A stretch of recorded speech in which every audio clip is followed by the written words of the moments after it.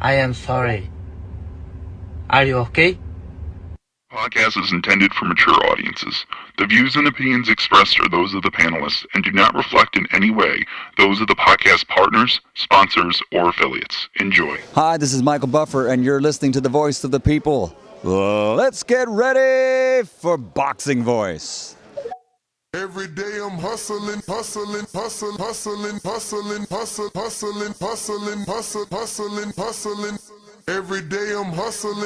Every day I'm hustling. Every day I'm hustling. Every day I'm hustling. Every day I'm hustling. He is the fighting pride of Omaha, Nebraska. He's good at what he do.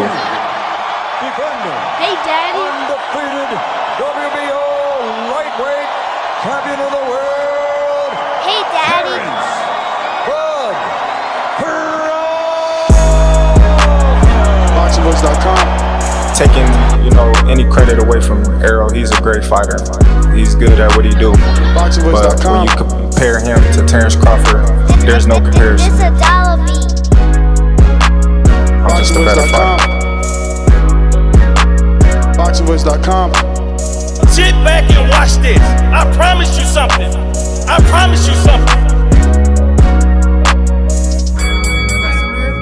All that shit you talking don't mean nothing. I can bump my guns at you and you can bump your guns at me, but at the end of the day, them two brothers got to get in the ring. Hey, Daddy, it's a dollar beat. We've been here before. You try to get there. Alright? I can tell you how it is to be undisputed. You can't tell me shit. This a dollar. Hey, Daddy. Y'all support y'all fighter. Let's come together, make this event a success. BoxingVoice.com. Everything about Terence Crawford is better than Errol Spence Jr. BoxingVoice.com.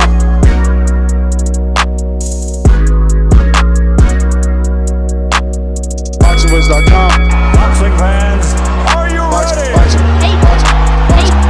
Hey, Daddy. BoxingVoice.com.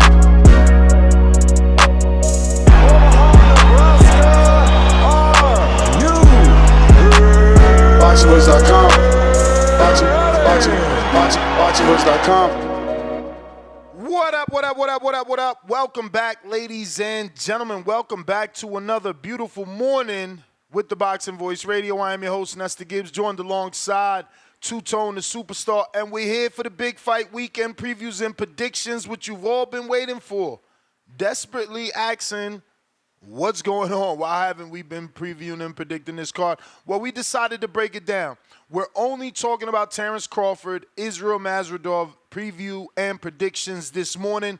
Yesterday, we did the entire undercard, and that was everybody from Andy Ruiz versus Gerald Big Baby Miller, Jared Anderson, the real Big Baby versus Martin Bacoli, David Morel taking on a hot rod, Andy Cruz, Antonio Moran, and Ziad versus Michael Bullock. We did that yesterday. You can find that on iTunes. Tune in right here on youtube.com/The Boxing Voice. Anywhere podcasts can be listened to get those previews and predictions and all our, obviously, predictions for this weekend. But Isaac Cruz will be doing tomorrow morning and Terence Crawford today. Just because all these fights are that great, we wanted to give them their individual, breakdown. But Tone, what is going on, brother? Good morning. Good morning. Top of the morning. Great grand arrivals yesterday. Salute Terence Bud Crawford and Madrimov at the pier. It looked kind of fire yesterday. It did, man. It did. I guess Turkey got them some old school cars with their names on the license plates. That was definitely cool. I know that Bud is into old school, so that might have went well with Bud Crawford. Yeah, man, look. Turkey's pulling out all the stops. Terence Crawford said himself, and I'm quoting, but I'm paraphrasing. He said that this fight feels bigger than the Earl fight. He said this is a bigger, it feels like a bigger stage to him. So that's crazy. because, that was something he's been waiting for, something that he said he couldn't walk down the street without people asking about. But somehow the promotion for this one feels bigger. Could be all the money. They gave him a parade. They're having live fights during the media workout. They are doing a lot of new things we haven't seen. Yeah, they are. But I don't know if it's bigger. Earl and Bud had more synergy. It felt more like a movie. Like this one is big. Bud did say that his last fight was more bigger to the urban people, basically saying black people, that this fight is more like more different races and stuff like that. I'm interested to see the numbers on there. I know the numbers don't matter, but I don't know. I think Earl and Bud seem a little bit more bigger. I don't know. It could have been, the hype, right? That fight had a lot of build-up, and this one's coming out of nowhere. No one asked for Madrimov. I'm fucking it up now. Madrimov. No one asked for him, so there's going to be a bit of a turnoff there, But I get what you're saying. This could certainly be touching different demos, different, nationalities and just different backgrounds, right? I mean, you got Madrimov, who is Uzbekistanian, or is he Kazakhstanian? Let's see. I don't know what he's this one man of those. is. He's one of those. You know what I'm saying? So he's bringing in a whole different demo, and Crawford's bringing in his demo. So I can see, because we say that all the time about Floyd, right? He never really fought African-American fighters because he feels like he's tapping into the same market. That's why he always had a Latino across from him. So for Bud, he could be feeling the same thing. He had an African-American across from him, so they both tapping into their markets. Gillian Wallow interviews them both.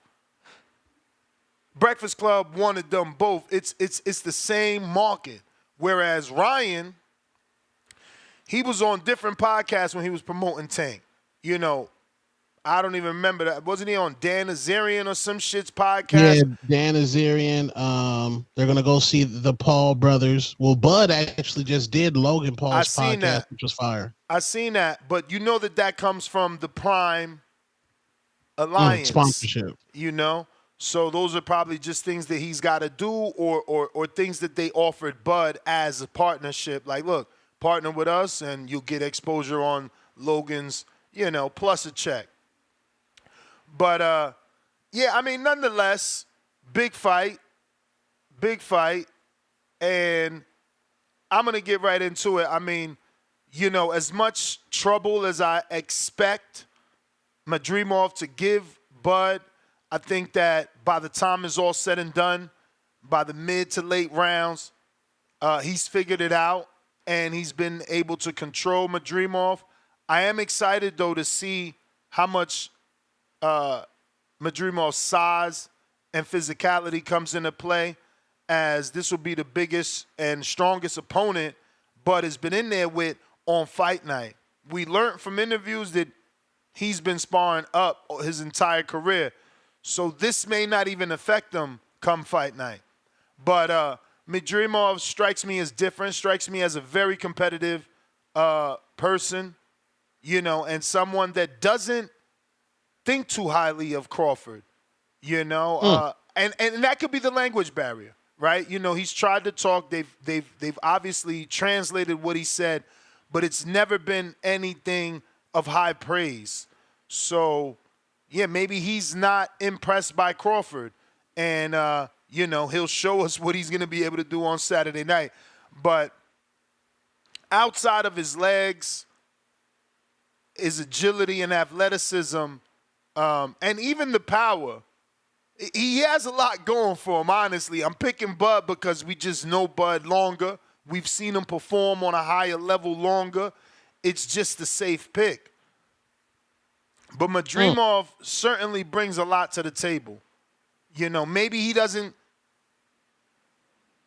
prove anything against Terence, but I'm sure that this won't be the last of him, and that, he'll be back.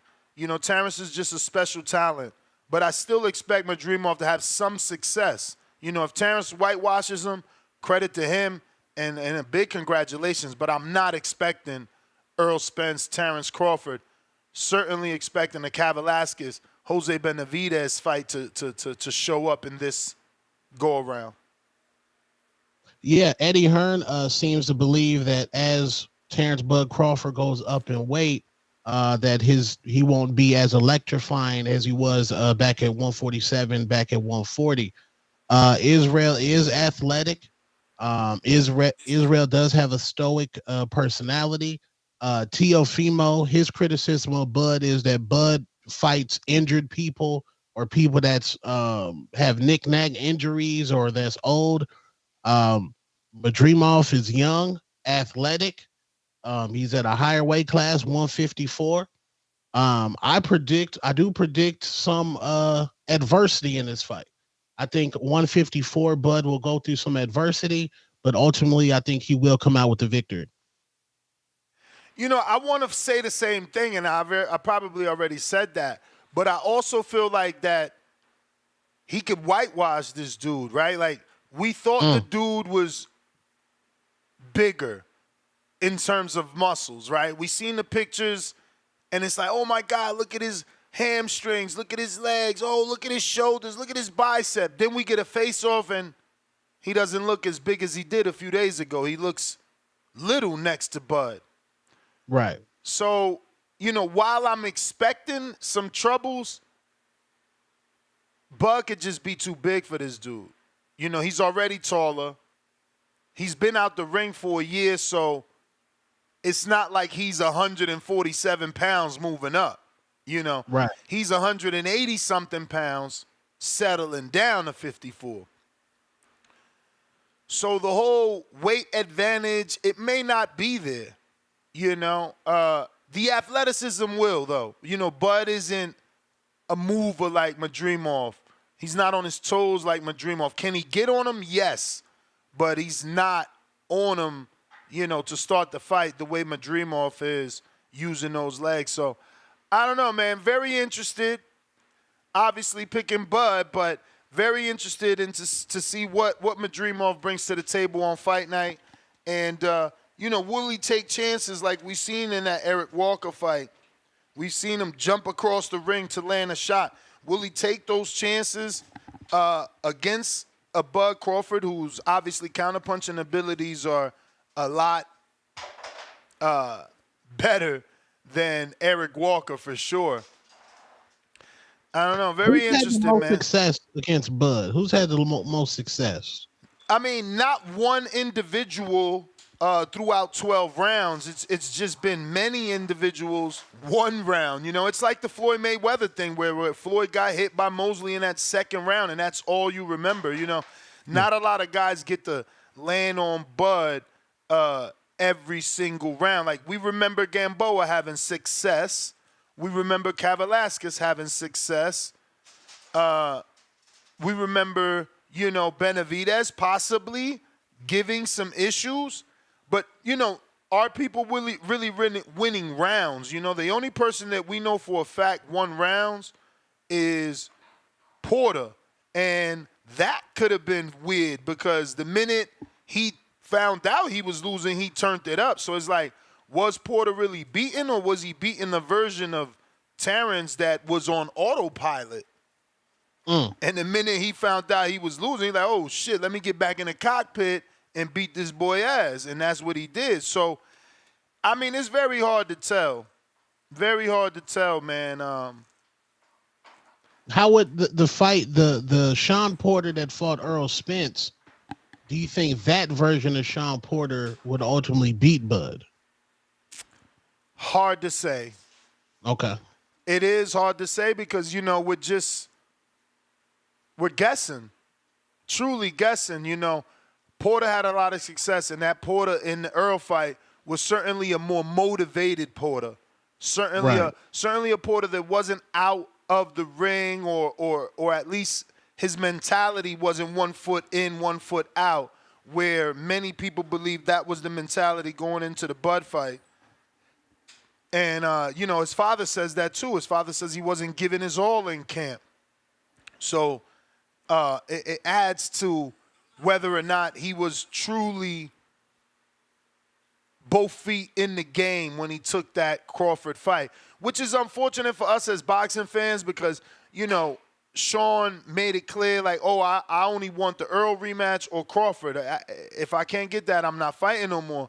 So you would figure the 2 fights he wanted, he would be 100% ready for. But again, the rumors is mentally he wasn't all in for that particular fight with Bud, and still did well for however long it lasted. It gives me the Keller Plant vibes where it's like you doing well because the A side is coasting.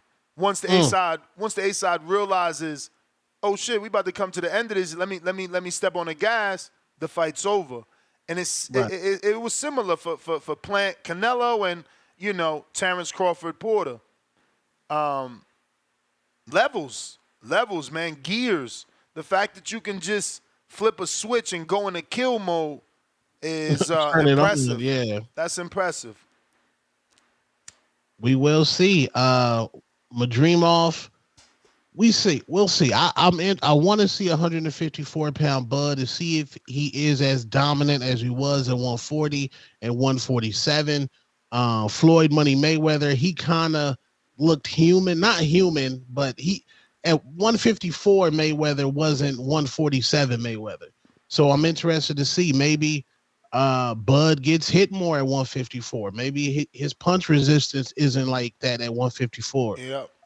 Let's see. Those are all possibilities for sure, man. And I do want to see him hit. I want to see can he take the punch from Madrimov, who seems to have a solid, some solid power or decent power. And, I want to see, I want to see how Bud reacts to that shot. I want to see, is it like Gamboa? Is it like Kavalaskis? I want to see. He hasn't been hit cleanly too often. Earl barely touched him. It's hard. You got to literally go through the highlights to see when Earl landed. So, I want to see him hit. I want to see a clean shot. We got that Kavalaskis where people don't give Kavalaskis the credit for the knockdown. I believe that was a knockdown. Many experts believe that was a knockdown. Stephen Edwards, the trainer, believes that was a knockdown. But it wasn't officially scored as one. So, I want to see Madrimov land a clean shot on the inside like that and see what happens. Welcome to Blog Talk Radio. See can Bud stand up to it? Is he going to get wobbly? What's really the deal, right? Because, again, there's always been those concerns since the Gamboa fight as to whether or not, Bud got a solid chin. Defense so good, we don't really see him hit. And the one time, it wasn't ruled as knockdown. So, Madrimov is bigger than Kavalaskis, stronger than Kavalaskis, and obviously won a title unlike Kavalaskis. So, he should be presenting more trouble to Bud than Kavalaskis did.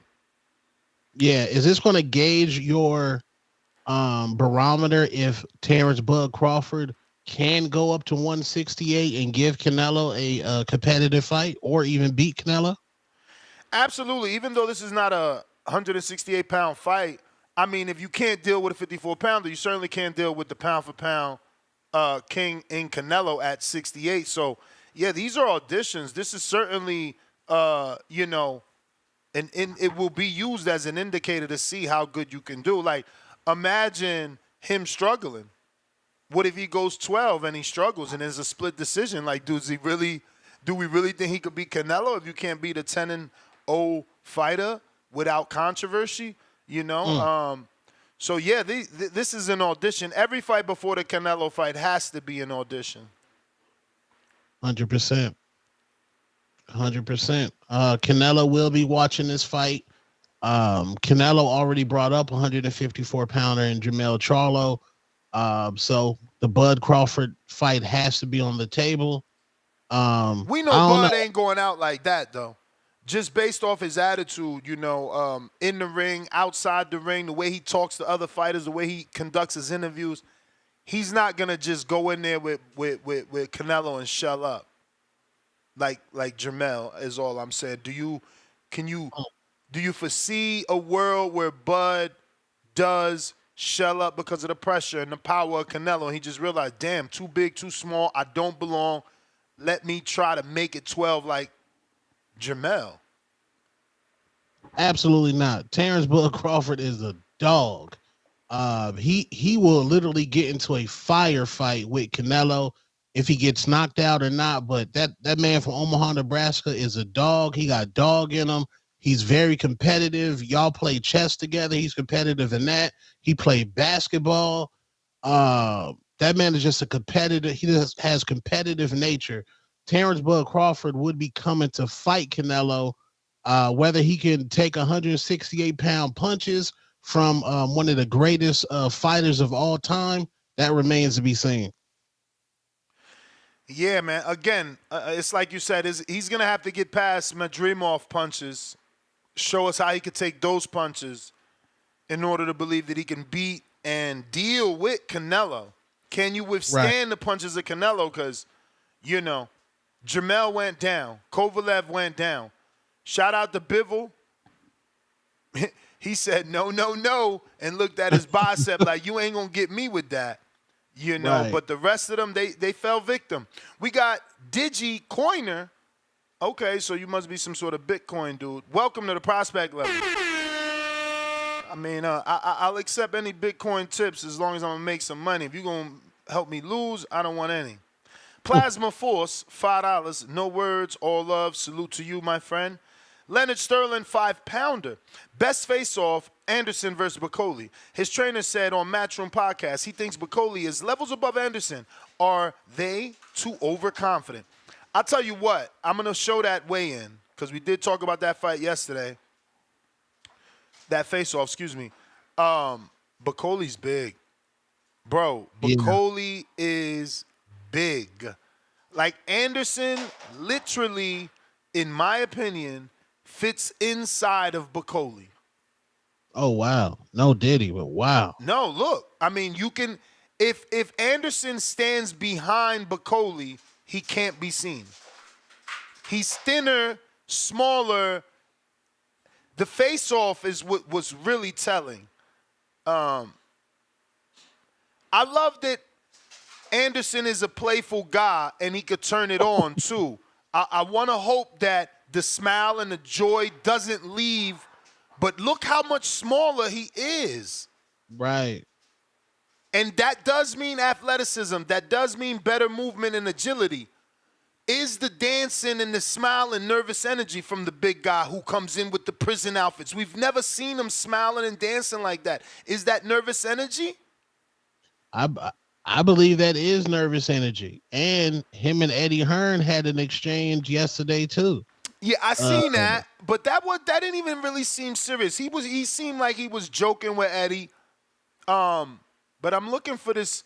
That's not the face-off that I wanted. Where's the real face-off? That video is going viral, by the way. That dancing video. Who? Jared's? Yeah. Is it? I didn't even know. Let me help like it then.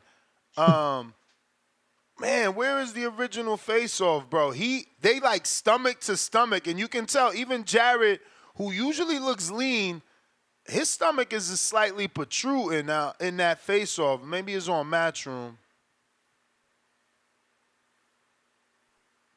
Bacoli do look serious. Here we Bacoli's on business. Look at this face-off. He looks small, bro. And then look, stomach to stomach. He has a stomach. Jared's always leaner and better shape, but did he gain weight for this fight knowing that Bacoli, look at how big Bacoli is. Look at his shoulders come up to the middle of Jared's neck.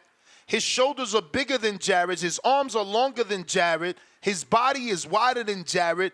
I'm looking at all that as an absorption. You're able to absorb Jared's shots more than Jared can absorb yours. Pushing for the cushion, as they say. So we leaning. What you about to throw the bag on Bacoli? No. I'm still with Jared. But I'm nervous. The dancing, the weight discrepancy, the smiling, the chewing of the gum. It's not even weighing. All that bothers me. All that. I like this face-off, though. Let me show it again. There is no jokes. There is no dancing. It's a straight-up face-off. He's in his face. He doesn't turn first. He stays there last. So that's what I'm saying. He can flip the switch, this guy. He can turn into a killer, and he can be playful. But we never seen him be playful during fighter exchanges. Only when he's being interviewed or he's in the gym, he shows you his playful side. Never in front of his opposition, so I wasn't sure, was that maybe nervous energy. But we got up next, we got Best Pit Bull Breeder. Shout out to you, champ. Hopefully you really are the best at what you do. I am Chico Lopez. Predict a huge win by my dear friend Crawford. Chico, do you work for the WBO? I feel like I know you. Especially now that I put the Pitbull Breeder together. Are you working with the WBO, my friend? JXV88, $2. Madrimov is a counterpuncher. Counterpuncher's dream, easy for Bud. We'll see. I mean, you're right about that because he takes those chances. But that's what I'm saying. Bud never seen that. Bud never seen nobody jump from one side of the ring, try to hook him with a left hook. He ain't never seen that. He never seen nobody take risks. Maybe Gamboa is the most unorthodox fighter Bud's face. Hands down, bravado, not doing things traditionally. Outside of that, everybody else has been technical, straight up and down, boxing style. Not Madrimov. Brambo, $5. I have Rayo beating Pitbull, but what really matters is Jarrell Miller will not only beat Andy, he will stop him late, then he'll punish little baby Jared. Matt Garces, Machine Gun out in Lubbock, $2. Did y'all see the Canelo hater at the arrivals? I did, and he had a poster saying, Crawford, don't fight Canelo, don't chase his money, something else. I can't remember the rest of the sign. That was the hater? That dude's getting famous. He's really showing up to every Canelo fight with signs and just getting more and more popular. I wish he would have kept the Benavidez sign though. The world needs to know that Canelo is avoiding that fight, bro. He's not giving us that fight. Best Pitbull Breeder back with another 10. Time to drop a bomb. That's 2 10s. You know what that adds up to.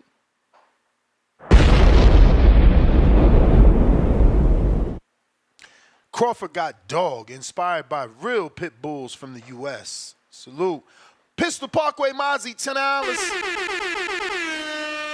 Lose situation if Canelo ever takes that fight. If he loses, his fans will discredit him and all his accomplishments. If Bud loses, it's okay.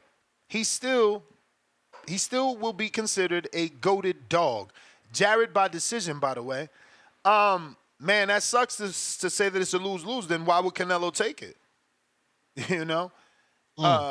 If he beats Crawford, he's got to get credit. But I get what you're saying. Moving up 2 divisions, are they really going to give him credit? Because this is where Jamel came from. And, now that Jamel has lost, people don't give Canelo credit for Jamel. Matt Borgerson, $10. What I like about Jared is his reasoning. What I like about Jared is his reasoning he fights. Okay. Is he going to cave when he gets into a situation of do or die? I've yet to see it. Worried he quits on his stool during the fight. Damn. All based off him saying the pressure and all that, the whole interview with Roy. People doubt him. This is the fight, though. This is the fight to let us know where he's at. Both, in terms of skill and mentally. Years of lurking, $2. Did you see Big Baby out here checking temperatures? You know we did, and we reviewed it yesterday on last night's show. Don't forget we do 2 shows a day. So if you're just finding us, go ahead and subscribe. Hit that notification bell so you get notified every time we go live, which is twice a day. Most times, I ain't gonna lie, I've been late with the 4 o'clock show. By minutes, though. 5, 10, 30, nothing more. Brambo, $2. Jarrell looks like a 5-star, what? Lineman?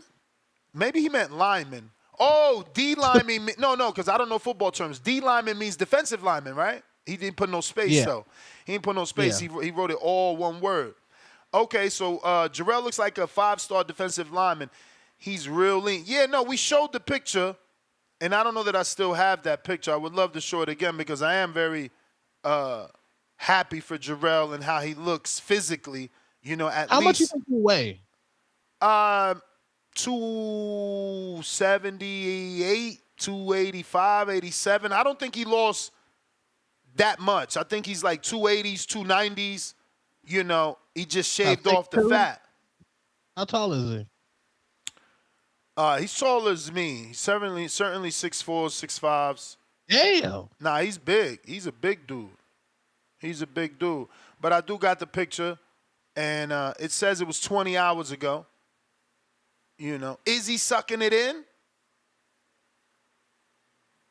I mean, the big fella looked like he got a 6-pack. Whether it's the 5 o'clock shadows in the gym, the shit looked good. Better than it did for the last weigh-in, for sure. He in shape, bro. We'll see at the weigh-in, though. That's not the weigh-in. We'll see at the actual weigh-in. Brambo, $2. We read that. Matt, right back with another 5. Meant to say what I don't like. I was wondering. Best pit bull breeder back with another 5. WBC with Mauricio. I'm taking a pit bull puppy to Eastside. I knew you from one of the sanctioning bodies. My bad. So it's not WBO. It is the WBC. Salute to you, my friend. Good to see you. And thank you for participating on the show. So Eastside gets one of your pit bulls, huh? Tag me on Instagram so we can show which one you're going to deliver to him. We got El Tanque. Previews and predictions. Bud versus Madrimov. What's up, fellas? Good morning. Buenos dias. Good morning. Oh, bro. Kind of sad that, Bud is the ambassador and you got him out here coming out like it's a fucking quinceañera parade in a car. That shit was weak. Talking about nervous energy. Rayo looked like he had nervous energy. Smiling. Thinking shit is sweet. He had the little small dude in front of him. Dogging the shit out. We're about to knock him the fuck out. Knock him out cold, bro. Jared Anderson. What the fuck was he wearing, bro? Them jeans were tighter than my motherfucking socks. And the bottom were looser than my t-shirts. Shit is weird. Then he started to dance. That's some Ohio shit, right? Boy's gonna get his ass beat. He got a super lazy jab. His combinations are dog shit. If that big old dude is any smart, you're gonna catch him with a fucking left hook off that lazy ass jab and knock him the fuck out. Martin Bacoli is a more athletic version of Zilli Zhang. Both dudes are as tall. The reach is the same. This guy's just more movable than a Zilli Zhang. That dude's in trouble. And it's kind of sad that we got that dude representing America in the heavyweight division. Fucked up. Andy Reese. He came out there wearing a fucking shower curtain, bro. What the hell was that? Taking Big Miller, too. You gonna mess him up. We going Big Miller. We're going Isaac Cruz. David Morel, bro. He has a common opponent right now with Arthur Betterbeef. He might take David Benavidez' spot once Betterbeef and Bivol, get their thing going on. Cause I got Morel destroying Hot Rod. Something David couldn't do with the last Betterbeef common opponent he had. I hope he does take his fucking fight. That way I can hear Brandon Letts cry for the next year. See what his boy really gonna do. That kid is just waiting for that fight, and they ain't fighting until next year, next summer. Madrimov, Bud, bro. I got Bud winning, right? But I got him going 12 rounds, man. I ain't seen a dude do that sidestep shot, a hook to the body or uppercut that size, bro, outside of Bam Rodriguez. Bam was fucking doing it to Gallo. It was so disgusting to be in front of him. Then he would take that sidestep and boom, immediate uppercut. If y'all ain't paying attention, Madrimov got happy feet like that. His footwork is very good, bro. He's Manny Pacquiao-esque.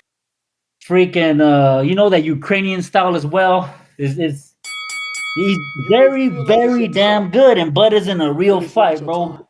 I got Bud decision though. I got Bud decision. I don't think he's gonna stop him. All right, champ. That is the bell. Punch.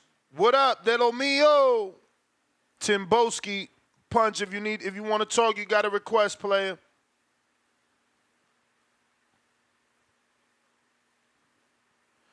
Tim Boski. If you're watching this on YouTube while we wait for Tim Boski to connect, get and smash that thumbs up. What's up, brother? Yo, what's good? Salute, Ness, salute, King Amin, Marco, Pluton, the whole TBV community. I hope everyone's having a great week and everyone's family is well and healthy. As you said, Nesla, you see Martin Makubu Bakoli is coming to shock the whole US again. You understand? You see how big them tree trunk shoulders are.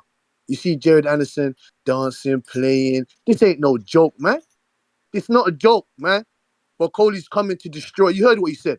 How are you going to win this fight? By knockouts. That's it. That's what we're coming for. We're going to tear his head off. Tear his whole head off. You hear me, Treese? It's over. This playing games and you think you can get drunk, want to do car drag racing, GTA, Anderson. It's all over. It's coming to an end on Saturday. Martin Bakoli. Like you said, man, you know Majin Buu. You know about Dragon Ball Z. When Majin Buu, the big Buu just turns everyone into chocolate. You understand? Everyone know. If you know about Dragon Ball Z, you know what the hell I'm talking about. He's turning Jared Anderson into chocolate and he's going to eat the man. Pause. And as for Terence Crawford and Madrimov, I love what I saw yesterday. Two hard-fought competitors. Madrimov looking like a Uzbekistan Terminator. Crawford, he came into that stage like he just ripped the engine out of that car and put it back in there with his bare hands. You understand? Terence Crawford looking serious as usual. He's looking fresh. He's looking in shape per usual. This is going to be a fantastic fight. This is going to be a great fight, in my opinion. Might be fight of the year. You understand? I want to see how Terence Crawford breaks down this opponent. Madrimov, he reminds me of he's got Lomachenko angles. He's got the Usyk footwork in certain aspects. It's like a lotion of both, you understand? But he's more athletic than those guys. He's more athletic than a Victor Postal. He's more intelligent than a Derevyanchenko, in my opinion. He's more explosive than a Usyk, you understand? And he's more powerful than a Lomachenko. So we're going to see what Madrimov has to offer. He's 29 years old, you understand? So this might be a learning curve for him, but I like what I saw yesterday. And shout out to Andrew Ruiz and Gerald Miller, you understand? I heard Andrew Ruiz talking yesterday. He sounds like he really, really proper wants to get back into the sport properly, you understand? But who knows what you get me? When you beat someone like Anthony Joshua, you know what I'm saying to you? Big Wembley Stadium, 100,000. When you beat someone like that, when you wasn't meant to, I know it can all come crashing down in a heartbeat, you understand? So I'm looking forward to that fight because that's a real toss-up, 50-50 fight, you understand?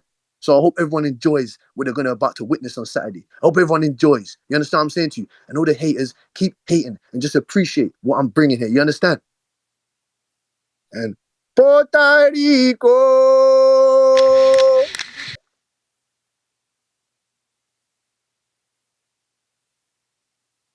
Boski. All right, Tim Boski. Appreciate you. You may feel like it's your time. Tone is on you. But it's not your time.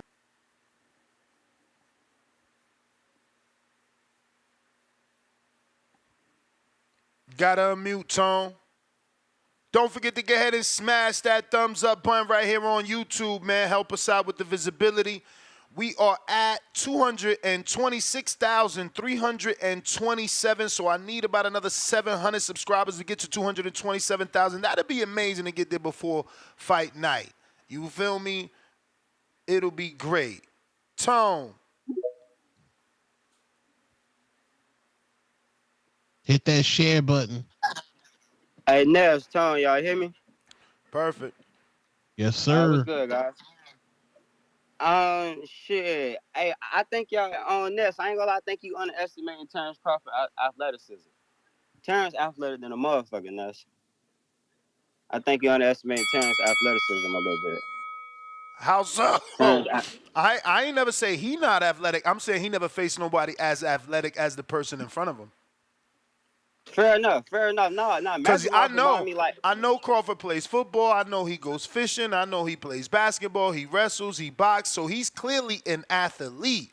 But has the athlete ever competed against someone on his level?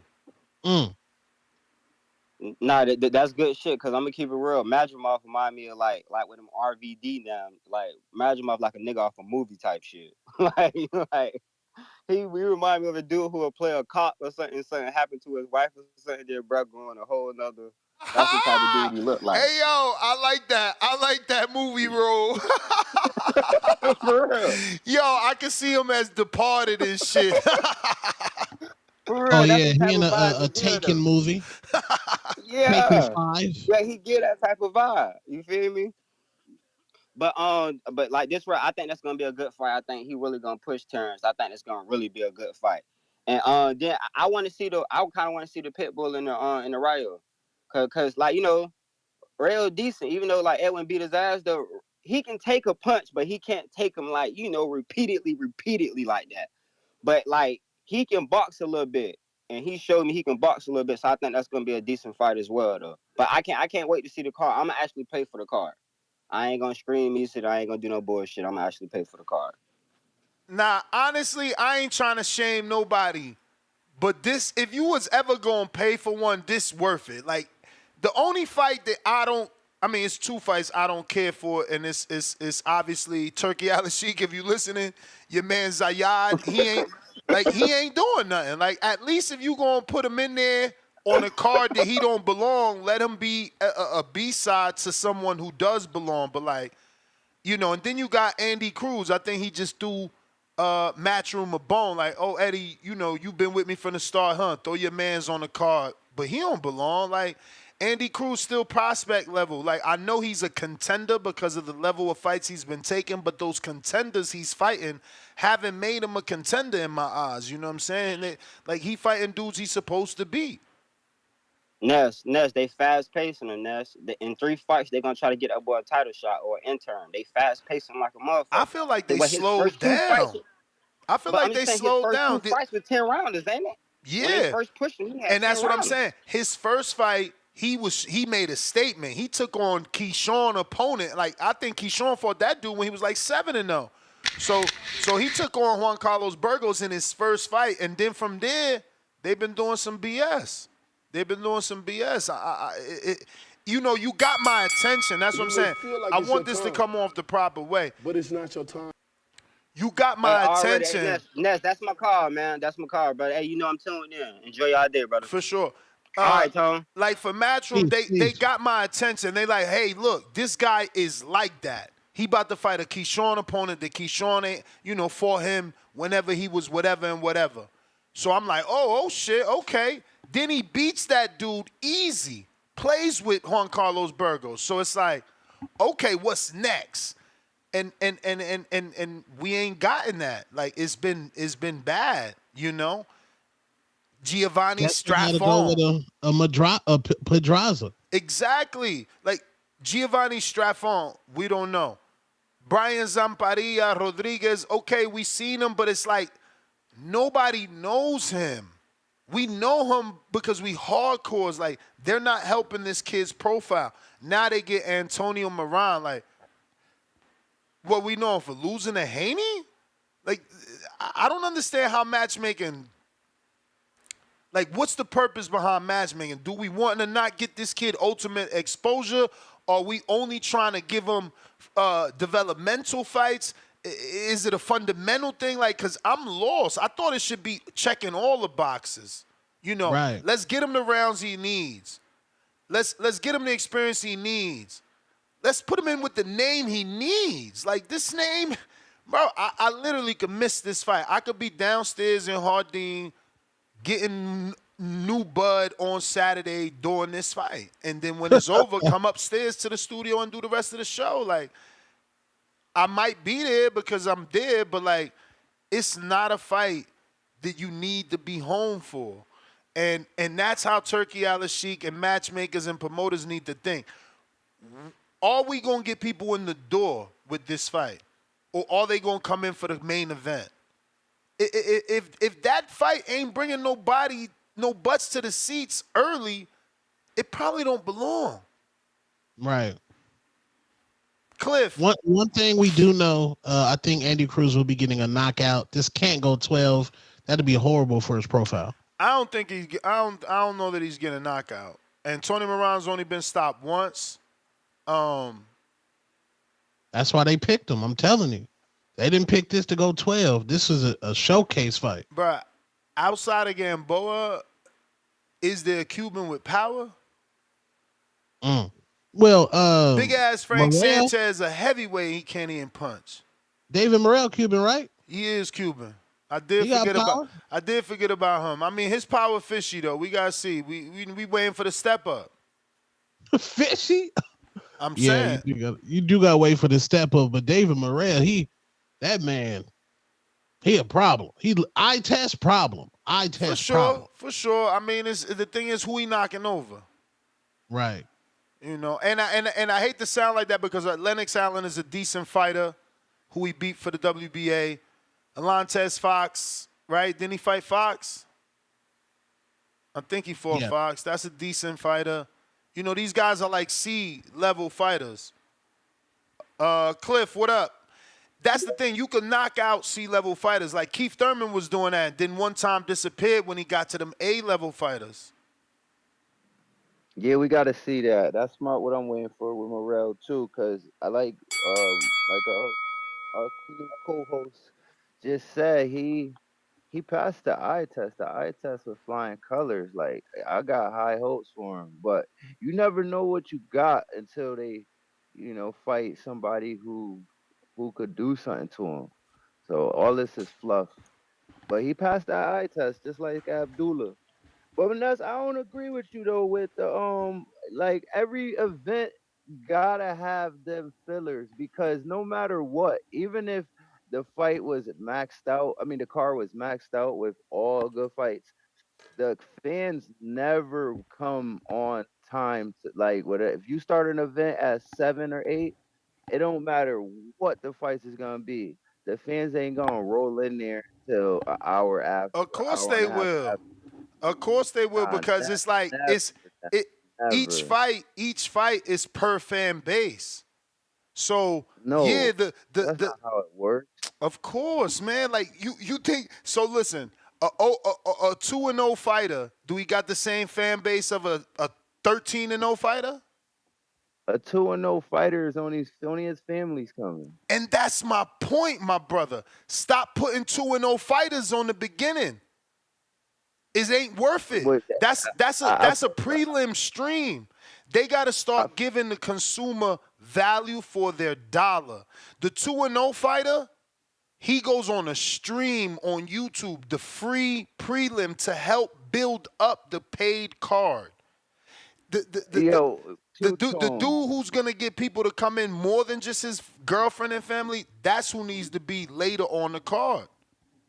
Two-Tone, when have you been to any event and the stands was packed, like at the beginning from round 1 or even the first quarter if it's a basketball? It just don't work like that. So why waste a good fighter on that beginning when you know no one's gonna be there? Half of the people, like what they call it, fashionably late. Like, that's how. I mean in LA.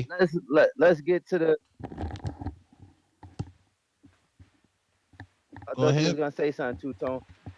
But yo, I don't think Bud is wrong, yo. This fight ain't bigger than the Errol Spence fight, because we was talking about that was Hagler Hearns. We was talking about for decades since a more anticipated fight than that fight with Spence and this dude. So I don't know why he's saying that. Maybe just Turk just do it real big, because the fight is definitely not bigger. And do you think that Madrimov is even better than Tim Tszyu? I mean, Watch it, what else? certainly, Zoo has been able to prove it. You may feel like it's You your know, time, Madrimov hasn't gotten the but it's not your opportunity time. to prove it with the level of names that Zoo has gotten. So, you would have to lean Zoo being more proven.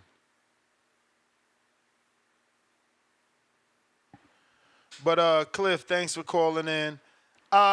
Listen, he said it just don't happen like that. Would the arena be packed if Isak Cruz was the third fight versus the co-main event? So it's all about how you structure the card, They again, they could have done better, man. Like, if you could put all the other fights on, you didn't have to put these two fights on. That's how I look at it. And Steve Nelson on the free prelim, right? Who? Steve Nelson. Is it Steve Nelson? Yeah. Steve Nelson's on the free prelim along with I forgot what was the other name. Two people on the prelim, which is crazy. Only two fights on the prelim. That's what I'm saying. Moran should have been on the prelim, bruh. Like, Cruz and Moran took the slot of Virgil. Like, that's what y'all not getting. Like, that shit did not belong. Even Zayad. How is Zayad on the paid card but not Nelson? Right. So we get a 5-0 dude on the pay-per-view because he tied to the sheet, but the dude who's in title contention and has gotten 2 title shots offers at 68 is on the prelim. Gavin Goins, $5. I think Morel and Benavidez is going to happen soon. He was praising David yesterday, not talking as spicy, laugh out loud. Also, shitted on Canelo Berlanga. All right. Best pit bull breeder, right back at us, $5. I tagged you and I DM pictures of Typhoon from the Flighty. Shout out. Let me see what we got. Oh, yeah, Chico Lopez. Damn, so you flying with him and everything. They don't let me fly. They don't let me fly with my dog. Zoo Ortiz, that really hurt this card to me. Yes. I believe that was the selling point. No, that right there, and I said it, bro. Once we lost that fight, I'm like, ooh, that shit just lost a lot of pay-per-view buying power. Yeah. It did, because, as much as I love Andy and Jarrell as a fight, bro, that's old news. Right. Like, you got to be a hardcore to have seen Jarrell fight in Saudi Arabia, and you got to be a hardcore to know Andy. He's been out the ring damn near 3 years. You know what I'm saying? He like forgotten like Keith Thurman. So, yeah, we needed that Virgil and Zoo fight. That was a really, really good fight, man. Really, really good fight. Then Wilder, he shit the bed against Zhang. He was going to be lined up for a big baby fight on this card. Oh yeah. I mean, Zhang though, he's supposed to have been on this card with Jared Anderson. So he turned that down. I don't know. These guys picking and choosing who they want to fight. We going to Harlem World. What up? Harlem. Yo, can you hear me? Yes, sir. Shoot, I ain't really got, shout out to Two Tone. I thought I wasn't gonna like you on the show, but you've been doing your thing. Shout out Unc too. Shout out the whole family, even though y'all not all together. But I ain't gonna lie, I'm picking the fight just not to go the distance. Betting money, I'm not gonna pick a winner. I like both fighters. Definitely think Israil is he could test. I think Crawford is not that good defensively. I think his offense is his defense. So if he can't split count, if he can't split count or catch shots and get you back, I'm not too much sure how much he got. But yeah, that's my pick. That's my call. Shout out to TBV. All right. Hey. Harlem, appreciate you. Yo, I was listening to Breakfast Club this morning during my walk, and Gillian Wallow at the Olympics? Oh, I haven't seen that. Are they? I thought that's what they said on the radio, bro. And Gillian Wallow, the Olympics? I thought that's what Charlie Maine and his team said. Like, shout out to Gilly, they doing X, Y, Z. I'm like, what? Yeah, they can Gillian Wallow, man, they doing good in the podcast space. Mm-hmm. Certainly doing good when they talking about your show on the Breakfast Club. We got Chad in Canada. Hey, good morning, guys. What's up? I'm kind of calling to ask you guys. I've only been listening on and off the last week, so you guys have probably been talking about Bacoli and Jared, but I'm wondering with Bacoli what you guys' thoughts are. Like, I see them as kind of similar as far as their position and where they are in their careers. And I know Bacoli, he's got that loss. What can you guys tell us about that Bacoli loss? Like, I noticed it was a TKO, and they went 10 Hunter. rounds. Yeah, to Hunter, I'm right? pretty sure that was in the what's World the Boxing details Super about that? Series. I think that was in the Okay, World was it Boxing a- Series, Super Series. I watched it. It's just so long ago, bro. It must have been a hell of a fight. Like 10th round TKO. I'm guessing it was a good fight. Well, I'm just wondering. Bacoli had an injury.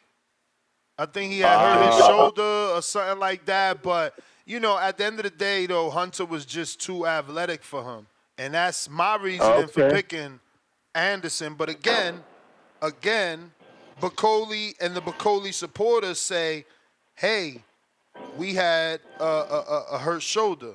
He hurt his right shoulder, and, you know, Hunter cut his eye in that fight. I mean, from my impression with Jared, I mean, he passes the eye test in a big way. Obviously, we've seen him in there enough now, but this is going to be, in my mind, the best challenge he's had yet. Legit challenge. And you guys are picking Jared. Like, what do you see happening in the fight? Ness, do you think he'll stop him? I don't think Jared will get a stoppage, no. Yeah. Sorry, I know you got your betting show and stuff. I'm just curious. Even with the betting show, I don't think he'll stop him. Yeah. You know what I'm saying? Yeah, Like, cool. That dude's big as hell, bro. Look at all that fucking weight he's got to absorb shots.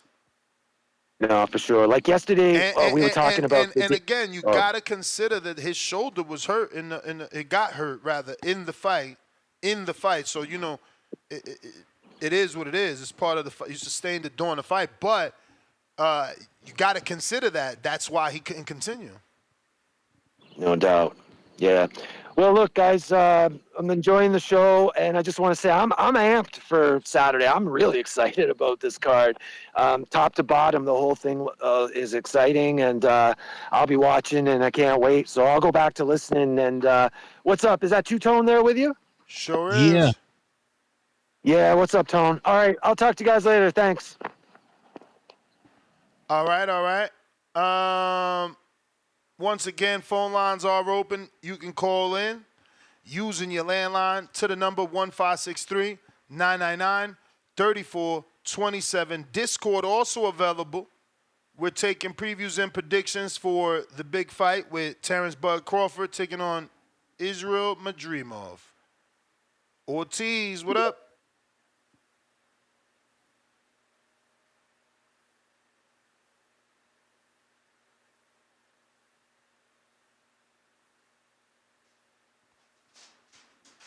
Gotta unmute, player.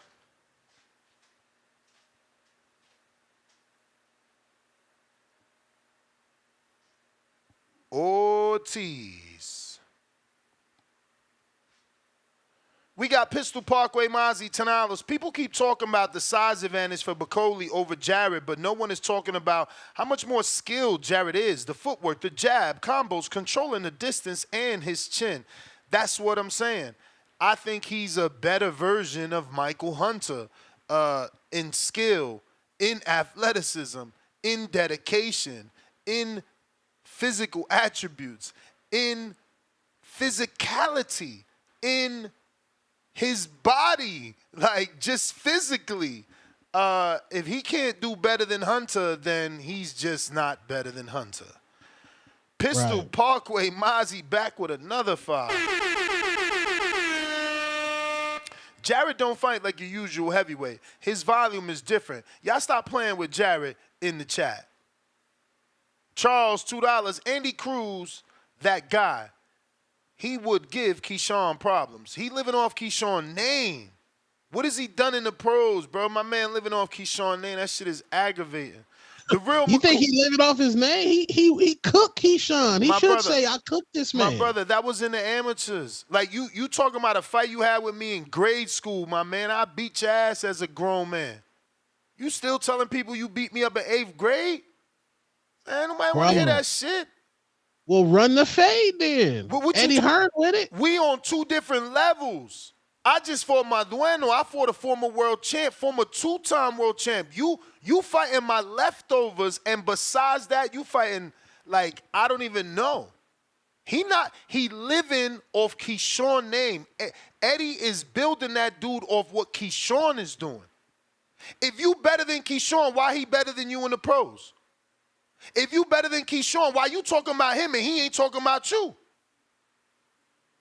That's the thing. Anytime Andy Cruz's name is brought up, Keyshawn's voice gets very low. His energy gets very low. Keyshawn ain't got nothing to worry about Andy Cruz. Andy Cruz the one got to prove to us that he's not an amateur.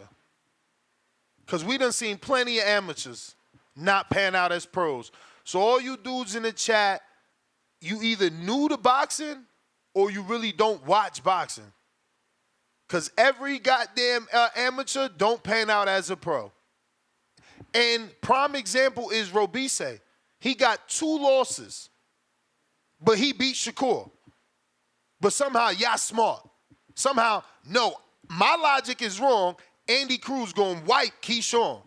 But the dude that beat Shakur already lost twice and once by knockout. Man, get the fuck out of here, bro. What you did in the amateurs is all good. It helps you get a nice contract. But after that, that's where it stops. That's over. That's over. And Andy's not panning out as no pro. I was just at his live fight. He not panning out as no. How you ain't stop that dude? You that much skilled. He not even hitting you. You only hitting him. Nah. I'm with you. Let's normalize not building fights off of amateur fights, and normalize let's not build fights off sparring. I'm with you. Sparring is different. Come on. See, we got to stop. If you a pro and I'm a pro, and you 15-0 and I'm 4-0, and you call me in and you trying to get off on me because I'm 4-0, and I show I got that work, and I do an interview like, nah, I was sparring 2-tone. I feel like I'm like that because, you know what I'm saying? I hung in there with him. That's important for a 4-0. That's important. But an amateur fight, that don't matter. Amateur fight, you can't even get knocked out. They step in. Like, if a dude hit a good shot, you could get knocked out, pardon me. But if a dude hit a good shot that don't drop you, the ref steps in and gives you a standing 8. That ain't happening in no pros, and that sure ain't happening in spawn. In spawn, I whack you. Ain't nobody jumping in. We got to normalize, stop using amateur and sparring as marketing tools. That's that Shakur Stevenson stuff. Yeah, we sparred. Nah, yeah, we sparred. Nah, that is good marketing, and Shakur's using it in the right way because he like, we sparred. You know what happened? You send a contract there. You laughing, but Tank sparred him. Tank said he cracked him. Why the fuck a contract ain't come through yet? Like, this what I'm saying. God ain't make me a fighter because he knew I would have been more cocky than Mayweather. How the fuck I cracked you? How the fuck I'm doing interviews saying it don't matter, all that running you do once I punch you is over, but I ain't sent a contract to prove it yet. I ain't signed a contract to do it yet. I ain't signed a contract to make that money yet. But I know I could do it. But I know I could do it because I did it in Spawn. Like, you got to be kidding me, right? If we raced and I beat you, why ain't I? If we raced and I beat you as friends, why ain't I trying to race you for money? If I beat you in chess and you talking greasy in front of people, why ain't I trying to play you for money? That's true. Like, none of this shit makes sense, but y'all let these fighters lie to y'all. Oh, I cracked him. Well, send a contract. You cracked him. He know. Send it. Do it for money. You did it for free. You did it for free. When you cracked him, it was for free. If you crack him now, it's going to be for millions. So you tell me how I'm wrong and you right. You did it for free. You swear you could beat him. You the A side. What's holding you back? So no, Shakur's right. Shakur's right. You told me when it's the cash cow, you gotta wait. You told me that. You gotta wait for cash cow. And you're right. You can wait. He is making them wait. But again, Canelo didn't crack Benavidez. Tank saying he cracked Devin. Tank saying he cracked Shakur. So wait a minute. You cracked Devin and you knew what we didn't know. We ain't know what we knew. We ain't know we was going to see what we saw. We ain't know that. Tank allegedly knew that. And he ain't want to make that money, but he did it for free. Y'all believe anything, man. Y'all believe anything. Man. Or either he don't lie and he's just extremely patient then. He want everybody else to eat. He like, I know I could beat Shakur because I cracked him. I know I could beat Devin because I cracked him, but I'm going to let everyone else eat, do it first. I know I could beat Loma, but go ahead and let T.O. and Devin do it. Well, that's Mayweather Protection Program energy. Tank no longer in the Mayweather Protection Program. He in Paris placing calls, but that's another show for another rabbit hole. He placing calls. I don't know, man. Tank placing calls in Paris, bro. I hope some calls game. All I'm saying is Shakur, he said, I sport him. I'll beat him. He ain't beating me. I want to fight. I'm not the A side. I'll take $6 million. What the fuck more do he got to say?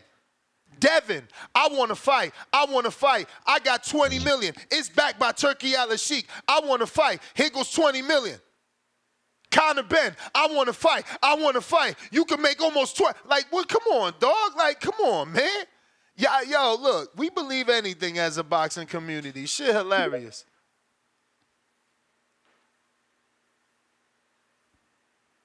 Jay Ortiz, what up, man? Slowing down the show with your trashy call. Yo, what's up, TVV? Finally. Hey, sorry, I have my phone off every time you switch on me to talk. But anyways, this weekend's card. Yeah, I'm definitely gonna watch it. But I'm not too excited about it. I would agree with you, Neth. It could be better. Could have been a lot better. I also agree with the Virgil Ortiz fallout with Tim Zoo. I definitely heard some pay-per-view buy. I felt like that could have been a big sell right there to promote. Yeah, it sucks, but hopefully we can still see that fight sooner than later. But yeah, man, Madrimov, to be honest with you, I had never seen this guy fight, so I'm not sure if he's good or not. Some people say he could Crawford problems, and I just hear other people, it's Crawford all the way. So I'm not sure what to expect from Madrimov. You guys tell me, is he got the goods? Does he have the potential to beat Crawford? You guys think? It's hard to say. Does he have the potential? I mean, off eye test, it looks like he can. He certainly looks like he packs power. He has athleticism. He has good footwork. He's strong. The guys he's fought, have they been? I know they're not have been world beaters, but have they been? At least legit. I certainly rank his last opponent, Karabanov. He beat Liam Smith. He was a good Russian fighter, a strong Russian fighter. that I've been following for a while. Interviewed a lot on this show from Russia. I He mean, beat those Middle Eastern Karabanov. fighters, they're real good. And They're real he good, so knocked you him can never out, count them too. out. He knocked him out, too. That was a durable fighter. Okay. Liam Smith isn't a slouch.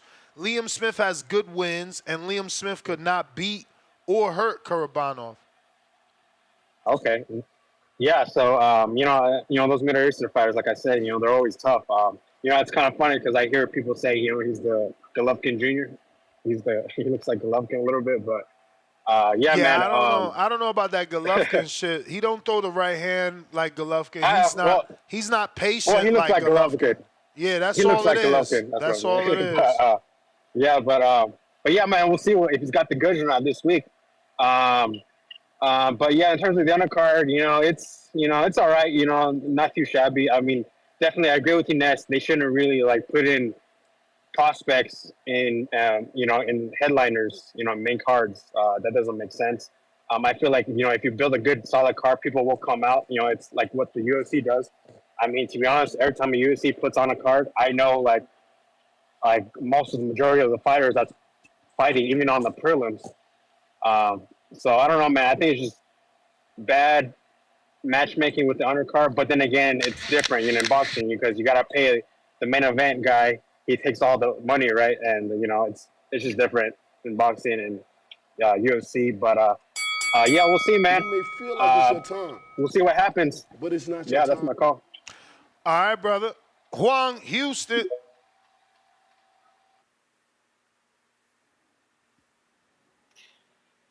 Yo. What up, Juan? Treese, my bad, bro. I was supposed to go to you. I got you next, player. You got me? Yeah, you on, Juan. Okay. Nah, man, I don't see why everybody's really not excited about this card. I mean, just the big baby Miller Andrew Ruiz, the Rayo and the Pitbull, and Bud and Madrimov. Those three fights right there is just it's working. You know what I'm saying? I don't understand what more we want. You know what I mean? It's like I believe Andrew Ruiz is gonna give us a good fight. I don't think he's gonna win. I think Big Baby got it. That's what I'm looking at. I actually think it'll probably be a knockout because I feel like maybe it's a mind game because them guys are friends and Big Baby he been friendly to the whole thing. I almost feel like he's just trying to soften Andy up, and then he's just gonna come in there and pop. But I wouldn't count out Andy either. You know what I mean? And Rayo, see, here's the thing why I think Rayo's gonna beat Pitbull. Pitbull's that classic Mexican style. I'm gonna come and I'm just gonna, volume punches and try to dig to your body and stuff like that. Almost like that UK stuff where they like to grind their head into you and stuff, get all in your face, smother you and grind that big ass Pitbull head he has. You know what I mean? But Rayo got skills, man. And he showed that against Colbert, in that last Colbert fight. So I don't know, man. And Bud, I feel like Bud gonna do way more. They weren't talking about is that power gonna transfer when he came up from 140 to 147. I didn't really hear that back then. This is a great card, man, and I'm excited for it. I'm gonna put my fire stick down this weekend. I'm gonna put her in the lockbox. I know she's gonna be sad. She's gonna be like, "You don't want to X with me this weekend?" Nah. Because I'm going to be a good boy and I'm going to buy this fight because I'm supporting Bud, baby. Omaha, Nebraska, stand up. I'm with y'all, TVV. Like and subscribe, and we'll get back to work. For sure. I feel the same way, man. This is a fight you got to pay for, When boxing treats you right, you should be able to, open up your wallet and pay for the card because it's worth it. We complain about what's not worth your money. Now something is worth your money. There's several fights on this card that could have been the main event. Andy and Jarrell could have been the main event easy. Obviously, Crawford and Madrimov is a main event. Isak and Rayo on somewhere on PBC, that's a main event. You know that. You know, Right. People would have been okay. Like, nah, this Rayo's first main event, Rayo's first hometown fight. He won a belt. And I would have been okay with that because when you win a belt, you should be able to go back home and get your headline on, you know. There's several fights on this card that, stand out on their own. And, it's unfortunate we lost the Zoo, Virgil, altogether, because now we get Virgil Bukacek, and that's a great fight, but it's still not as good because of the name value. Because as good as Bukacek fights, he's just not Tim Zoo. So, Facts. Treese, my bad, brother. Yeah, man. Fire Stick Boys, stand down. Buy this card. It's worth your Saturday to buy this card for sure. Y'all. We hear you. What up, dog? What up, dog? Two-Tone the Superstar said, Fire Stick Boys, stand down, huh? Stand down. No, I respect it. I respect it, man. This one of them ones, I don't care too much about no money. I spend on shit that I value. You feel me? That's all of, I think value is different than cost. So I pay for stuff I value, you feel me? But yeah. So yeah, I'm with it. This car has definitely got packing a hell of a value. Shout out the real big baby Jared Anderson, future heavyweight champion of the world out of Toledo, Ohio, man. Y'all know what the fuck going on. Midwest Mafia member about to knock Bacoli shit loose. You feel me? Send him to the gulag. Don't worry about it, though. You know. We gonna be tuned in for this, man. We definitely gonna be tuned in for this. But I just want to throw a couple shout outs out here real quick. Shout out to your boy Omari Jones. Ness, I seen that he had a real dominant performance today in them Olympics. I know you're not an amateur boxing guy, but he put on for the USA. He looked damn good out there. And I also want to say shout out Jamal Harvey for USA Boxing. Damn good performance. You feel me? We suffered a little cut, but ain't about shit. Yeah, Jamal Harvey. I like the way you was looking out there. You was swinging and banging. I like that. You got some dog in you. But Morel McCain tomorrow, you feel me? August 1st, out of Cleveland, Ohio, Midwest Mafia member. You feel me? Go check her out in these Olympics. You understand me? But yeah, man. With this Terence Crawford, I see him putting hands and feet on Mr. Madrimov. I do like the way he looked though. He got some movement on him. He look athletic. See that athletic shit. I don't know how much that's gonna do for him because he don't seem too much like a real deal, like all out type of puncher. You feel me? If you get what I'm saying. He got technique with his punches. He looked good though. Good footwork. I think it ain't nothing that Bud hasn't seen before though. And yeah, his athleticism should keep him in the fight, man.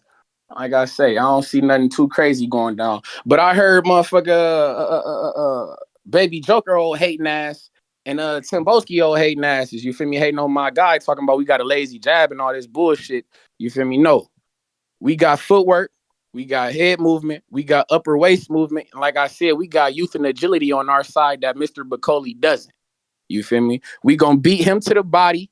You feel me? He gonna get caught reaching because I done seen that man trying to parry shit with his lead hand before. That looked like a whole lot of cow ass. We gonna take him up top. But hey man, I'm just excited, bro. I'm geeked up. I ain't gonna hold you. This is one of them cards, man. This one of them cards. August 3rd, the real big baby, Jared Anderson, future heavyweight champion of the world. After we knock Bacoli shit loose, man, listen, the sky is the limit from here. Hey, Ness, run me 3 opponents that you would like to see Jared get in there with after we knock Bacoli shit loose. But shout out to and shout out to the Midwest Mafia, man. You know who he got to fight, man. You acting crazy like he ain't get ran down on and his team ain't get shoved around. Like, you know what time it is, man. Somebody got to pay. Like, again, that's why God ain't make me no fighter. Because, like, Jared got to run down on Miller now. Like, yo, don't be fucking pushing my strength. I'm the boxer. Man, you address that shit to me. Don't be looking at my team, trying to start shit with my team. You soft as hell, picking on the fucking strength coach. I'm the heavyweight. You feel me? Like, where that's at? Where was that at? Both big babies might take an L on Saturday. Nah, man, don't say that. We need both of them to win. so we could get a big fight. A big fight, bro. What y'all talking about?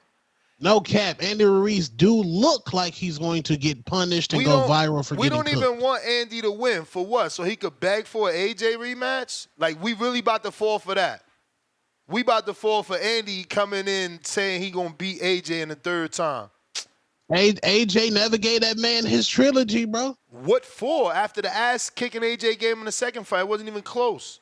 Andy Ruiz was 20 pounds overweight. That was the most focused AJ's ever been, and it still went 12. Whose fault was that?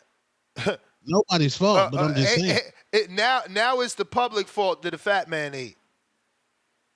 Hey, man, the glizzy gobbler. Andy Ruiz is the glizzy gobbler. Blame his team, but hey, we need that trilogy. Nah, what we need is both big babies to win. So Eminem, he's already on board. You know Turkey listens to the show. Soon as the real Big Baby and Big Baby win, the lights got to go dark in the arena. Then, bow, bow, bow, bow, bow, the real Big Baby stand up. You know it, baby. Yo, can the real Big Baby, not the imitatee, please stand up? Yo, we need that fight, Alice Sheik. That's what we want, man. Andy win. Who could Andy fight?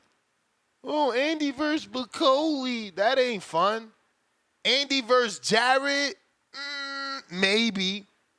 Maybe. That shit ain't getting you excited, but it's a good step up. Glizzy Cobbler. See? A good step up. It ain't like, oh, that's a, you know what I mean? That's a banger. No.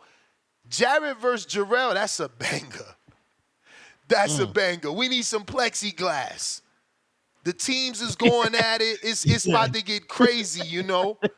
I'm with that plexiglass. Yeah, man. Like, we ain't getting with Andy. Andy gonna be shaking people's hands. Hi, my name is Andy. I'm here. I just want hot dogs. We good. We good, man. We want some animosity, bro. Pistol Parkway Mozzie, $2. We get a mini card today after the public workout. Yeah, I don't like that though, man. That's Alice Sheik and Gary Jonas not playing fair, man. I'm watching Pro Box, man. I'm watching Pro Box. I'll watch that shit later. You know, I don't even care about Mark Castro. He not even in a competitive fight. Let's be real. Pro Box got a way better fight, and that's my job, is to tell you the truth. Pro Box got Serracho versus Palmeta. That's a banger at 147. That's a banger. You know, Alice Sheik, he ain't do good on this card. You know, he threw Golden Boy some money. I mean, and Matchroom, right? Because that's Castro is with Matchroom. Castro, bro. Castro's on this card. Bro, fighting who, man? Won't you Google and tell me what year Olympian he is? That dude, he ain't got brakes on him. They ain't pumping the brakes. That dude got boots on the tires. He can't move, man. He been stuck in prospect phase forever. How many years pro is he? What year Olympian is he? Show me his class so I can show you where they at and where he at. I promise you I'm not making this up. I just don't know it off the top. Like, this dude is going so slow, I don't know what's going on. I mean, ain't he one of the first people Matchroom ever signed? Like, what the fuck is going on?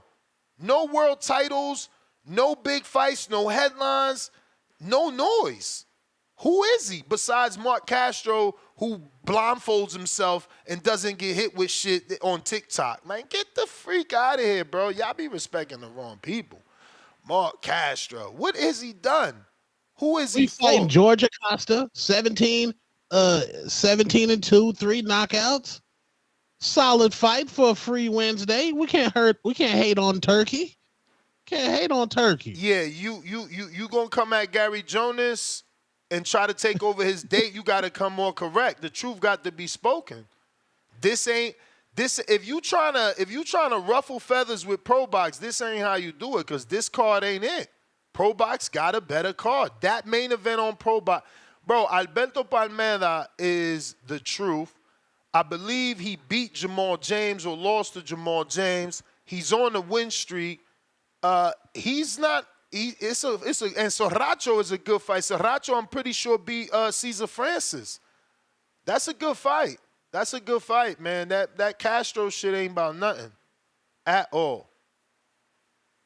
I'm telling you, I'm gonna Google it when I get to a caller because somebody gotta tell me what year he was in Olympia. I'm telling you, they've been pumping the brakes on him for like I don't know.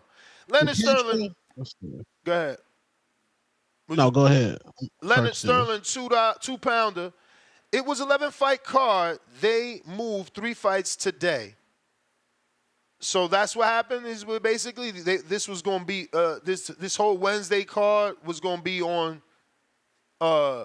Saturday as prelims, and they did it to a Wednesday just to fuck Gary. Spicy. Two more pounder from Leonard. All about matchups. Ortiz versus Bokachek ain't selling. Yeah, it ain't selling because don't nobody know Bokachek. Right back at us with another 5-pounder. If Andy Cruz stops him around, it's a very KO. What the hell does that mean? 2015 gold medalist Mark Castro. Lord. 2015? 2015. 9 years pro. And we talk about Tank and Frank. We had the nerve to call Frank a 29-year-old prospect.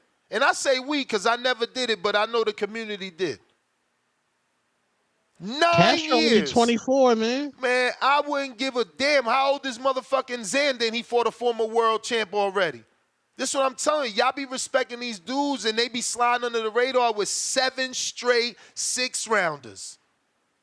You understand? Y'all got to open your eyes, man.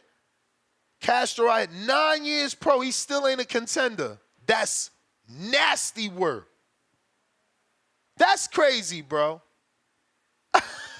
Shout out. We gotta stop hating on Mark Castro.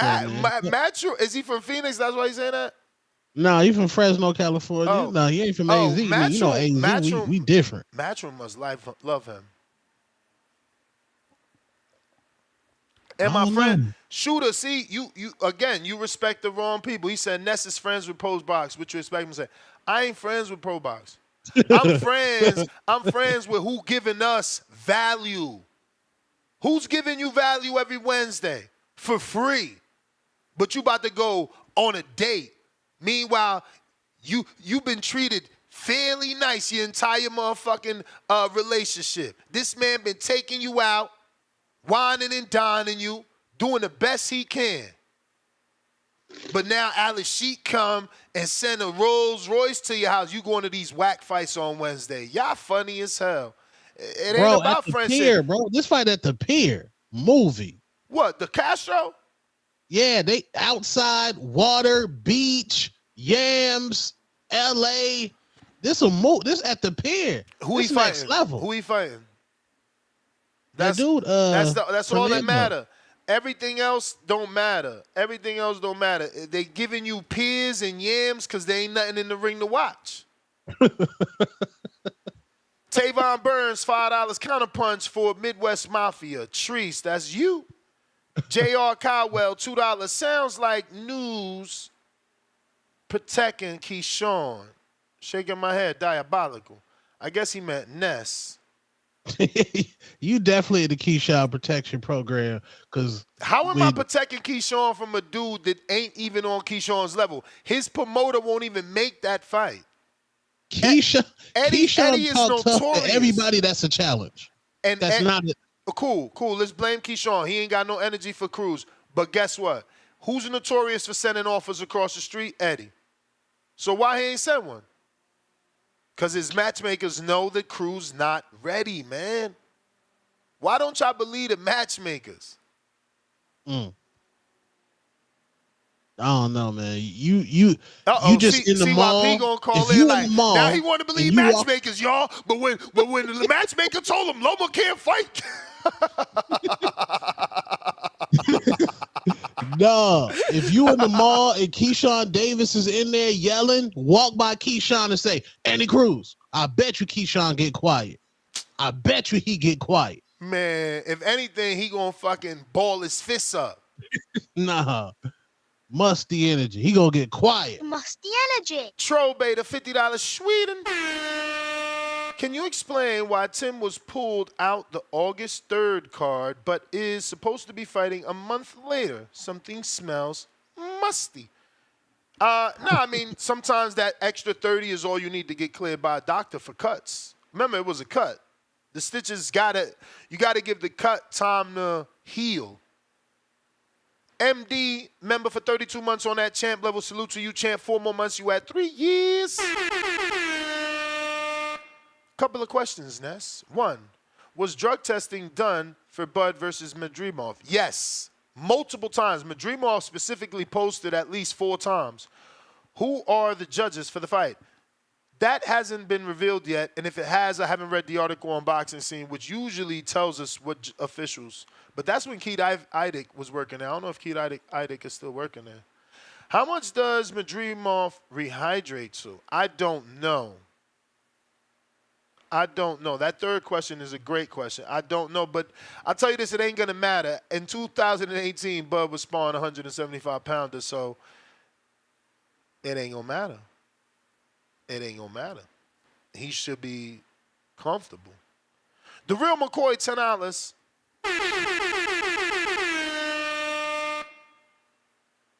Ness, you get thrown off too much, man. You missed my super chat. You read all these other $2 super chats. Tone, you threw him off with the bogus rhetoric of Andy and Key emoji. Sean dude living off his name. Oh shit, because he put Key emoji and then Sean. So Key Sean, dude, living off. I'm telling you that he is. At least we agree. Let me go find your other super chat, Real McCoy. Apologies. Where are you? The Real McCoy. Why you say you got? Let me try this way. I don't see it, but let's try it. Real.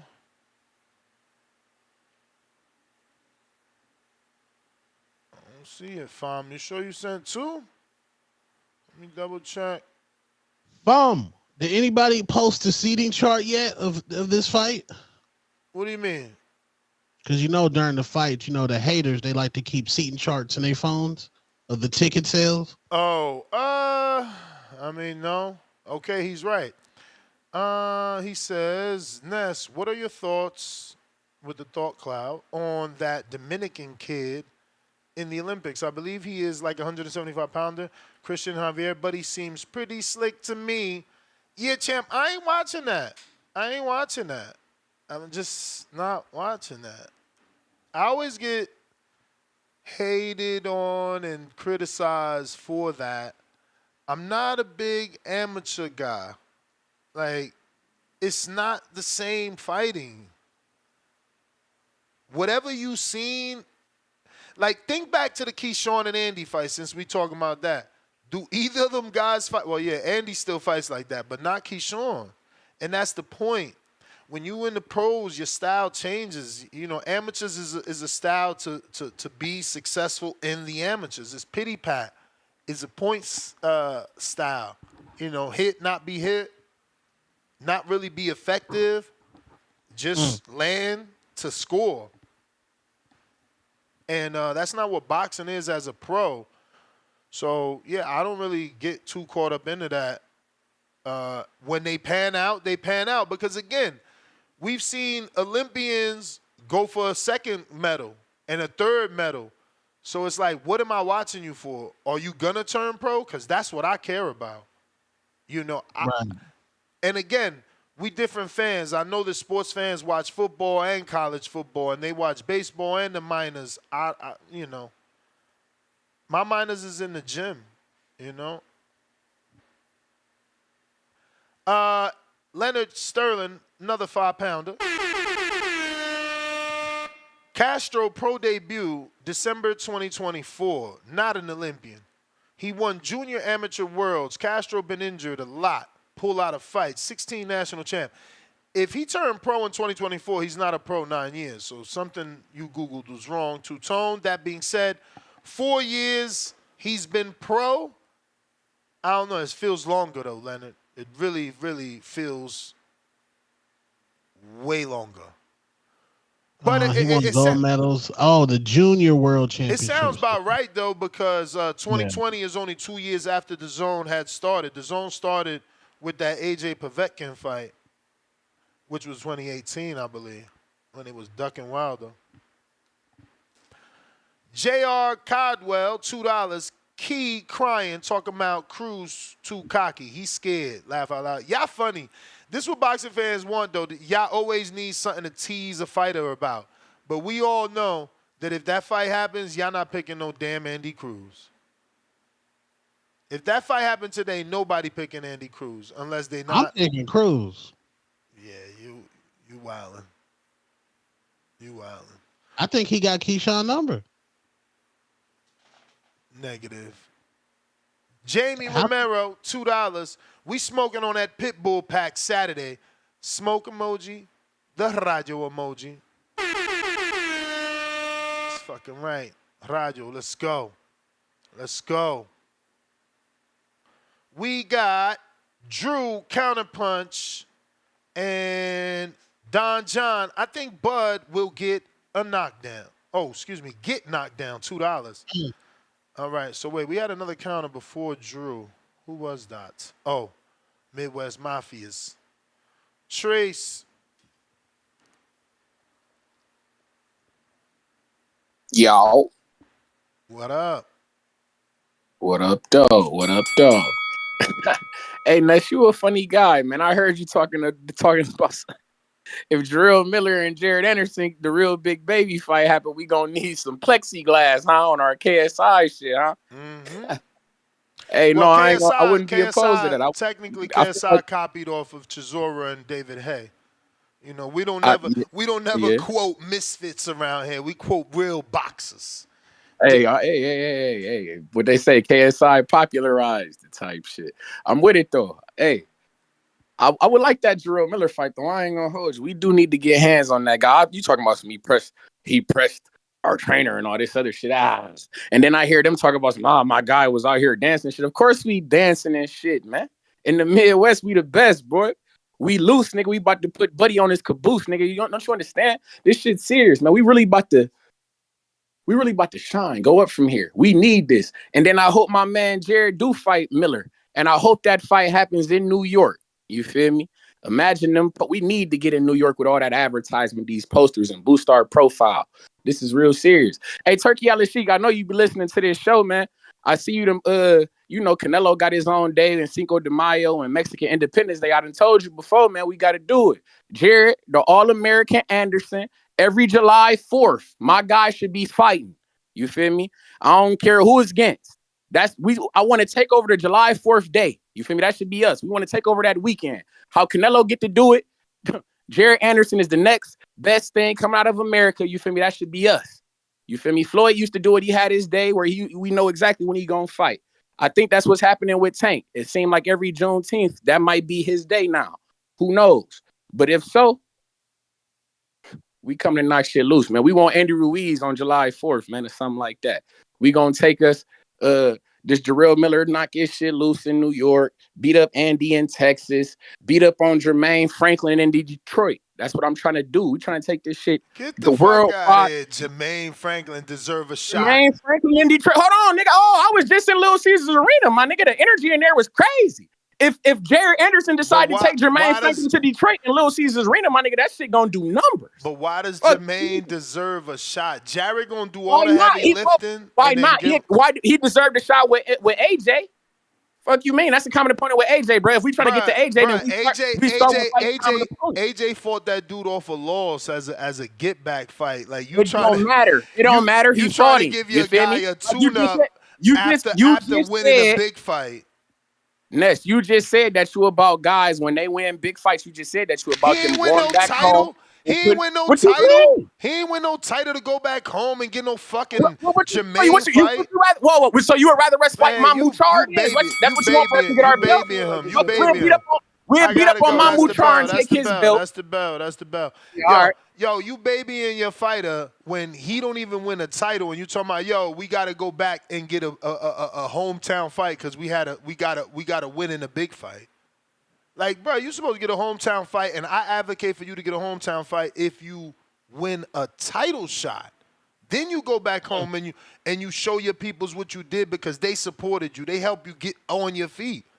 He talking about, he win the Coley. Let's go back to Detroit Hey, yo, we got St. Louis Red with the $2 cash app. He says, tell Tone Cruz Davis is Shields Marshall all over again. Shout out to him. That's another amateur got the win, and in the pros, it ain't pan out. First and foremost, Marshall wasn't even the pro Clarissa was. Clarissa had to vacate her title just to make her a champion. Marshall lived her entire pro career was off Clarissa's name and the win off the fucking amateurs. And then they finally fought, and it ain't show up. Just like Cruz, man. Y'all riding with the wrong dude because of a loss, like y'all did Robise. And y'all forgetting Keyshawn Camp. Granted, you know, oh, he in boots camp. Oh, he in boots. Yo, Bosi got boots. That's his son. That's his son. That's his son. All right? It's different. Bomac, that ain't his son. Them fighters that they train over there, them ain't they kids. And what they do, they turn them into world champs. So, you know, I'm just saying, Bosi got to show us he could do that without his son, not just for his son. You understand? Because Haven Brady got cut from Top Rank. So, you know, all that, oh, he with Bosi. I don't mean nothing. Difference is when Clarissa heard Savannah's name, she got real loud. When Keyshawn hear Andy Cruz's name, the man get quiet and mute. He don't get quiet. He don't get quiet. He gets annoyed. He gets annoyed.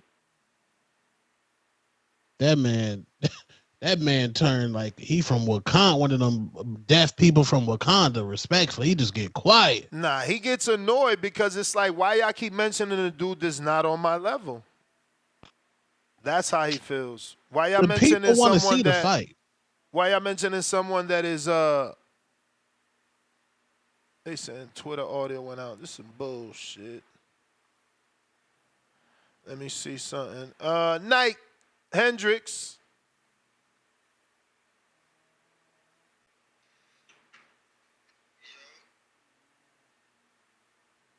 Yo. You there?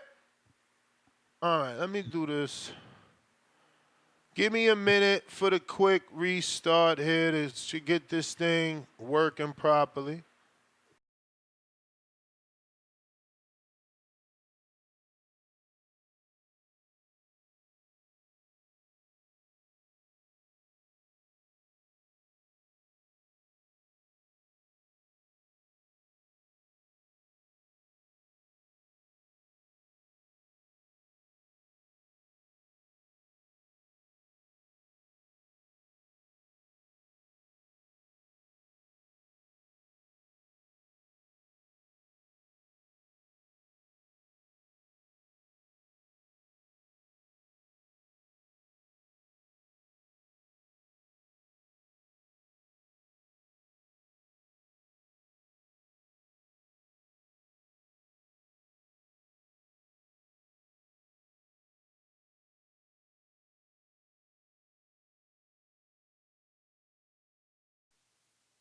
It will be a movie. Mark Castro must be your boy from high school. Y'all used to hang out. I rock with Castro though. I see. I see. Hopefully that got everything back situated. If that's not the case, we will try something else. Chef G Vaughn, what up?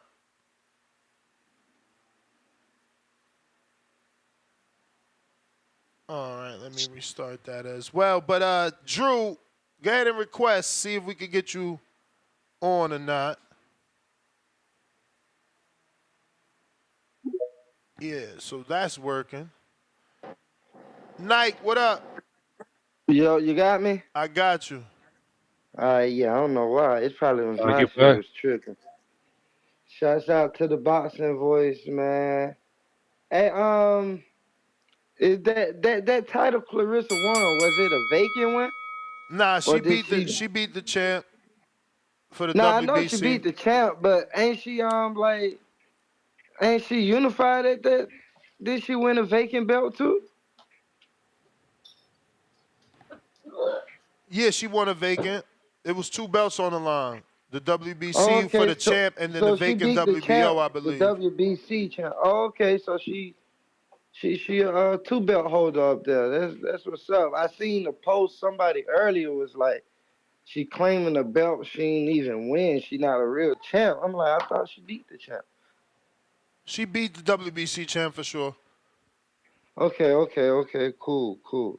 So yeah, with this Crawford and Madrimov, man, I like Crawford. I like Crawford in 12, even though he been on his knockout streak. I don't bet against the knockout, but I like him in 12 because he's moving up. And Madrimov is a strong dude. Even Crawford said it. He's a strong dude, but I think Madrimov just too wild with his punches. You know, like, cause see, with the Spence fight, Spence was more technical with his punches. Was Crawford, as you can see, was the faster and stronger guy. Madrimov, I think he's just too wild. I think he get caught with one of them short hooks or just a jab trying to throw that wild hook, and he gonna get caught with it, man. But if he can withstand taking them punches, he'll go 12. But too many punches, he not going 12. So I like Crawford in this fight. But this probably one of his biggest tests. And like y'all was saying earlier, with him saying this the bigger fight than the Earl, I can see why he say that because of the promotion and things. Because they really didn't promote him in that Earl fight like that. It was just a fight waiting to happen. Everybody was waiting on, and they thought the fight was going. It sold, but it should have sold more. They thought it was going to sell itself. But this fight, they promoted it way better, like the commercials and things and the lead up to it. They got way more promotion, so I see why they say that this a bigger fight. But yeah, man, y'all keep doing y'all thing. That's my call right there. All right, champ. I'm trying to find a good picture because someone sent the super chat and they said, first, let me welcome Charles to the prospect level. Charles, appreciate you. Troll Beta, $20 sweetie. He says, KSI John Fury plexiglass short has 150 million views. Yeah, I mean, you got weirdo Fury banging his head against the plexiglass and punching it till he bleeds. He's like, I mean, he's any guy wants a father like that to help him sell the fight and, be his biggest fan. We got El Compalito, $2. Vargas versus Mayorga, best plexiglass face-off. I don't know what emoji you use. That shit ain't coming up for me, but it says OBJ, whatever that is. So I Googled it to see. And, man, this ain't, I mean, I guess it hit harder live. These are very ugly pictures and poor representation of plexiglass. Like, this looks horrible. Look at this. Come on, little ass thin glass. Like, you could literally go around it. It don't look. That shit look cheeks. Then look you at this. Definitely could walk around that. Look at this one on pound for pound. It's like, look at that. Look at this. Look at this. This is crazy. That's nasty plexiglass right there. They literally and then he pushed it and it fell over. So I don't know. I can't say this the best. Look, he pushed it. Look, he pushed it back on him. This is hilarious, bro. Nah, they ain't. Nah, I'm going to find some Chisora plexiglass with David Hay. That shit way better. Drew, where you at, Drew? You got the counter. I see you.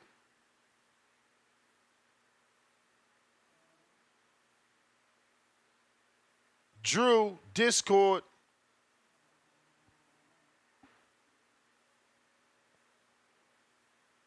Yo.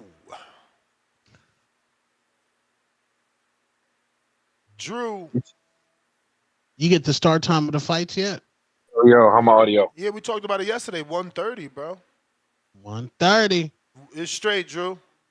All right. What's up, my man Nash Two-Tone? Nash, I'm with Two-Tone. What am I supposed to do on a beautiful Wednesday night, Santa Monica, the sun is shining, the yams are out? Am I supposed to stay in the house and watch Pro Box? Or am I supposed to go get a nice dinner on the water and then go watch some fights and see some yams? Right, Tone? Like, come on. Facts. Chiller killers.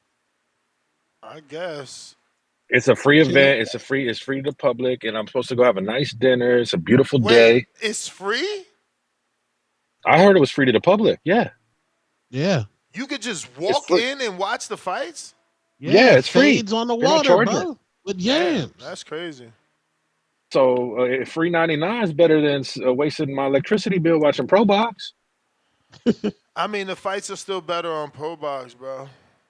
That But main event, it's the ambiance, like Tone said. He likes the lifestyle. It's the lifestyle. We on the water, watching the fights. It's gonna get the it's a high tourist area right there, so it's gonna get people pumped up for the fight Saturday.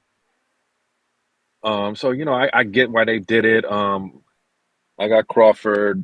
It's gonna be a close fight, I think. But I'm here to talk about that dude, that Midwest Mafia. That ain't no Cosa Nostra, man. Get impressed every angle.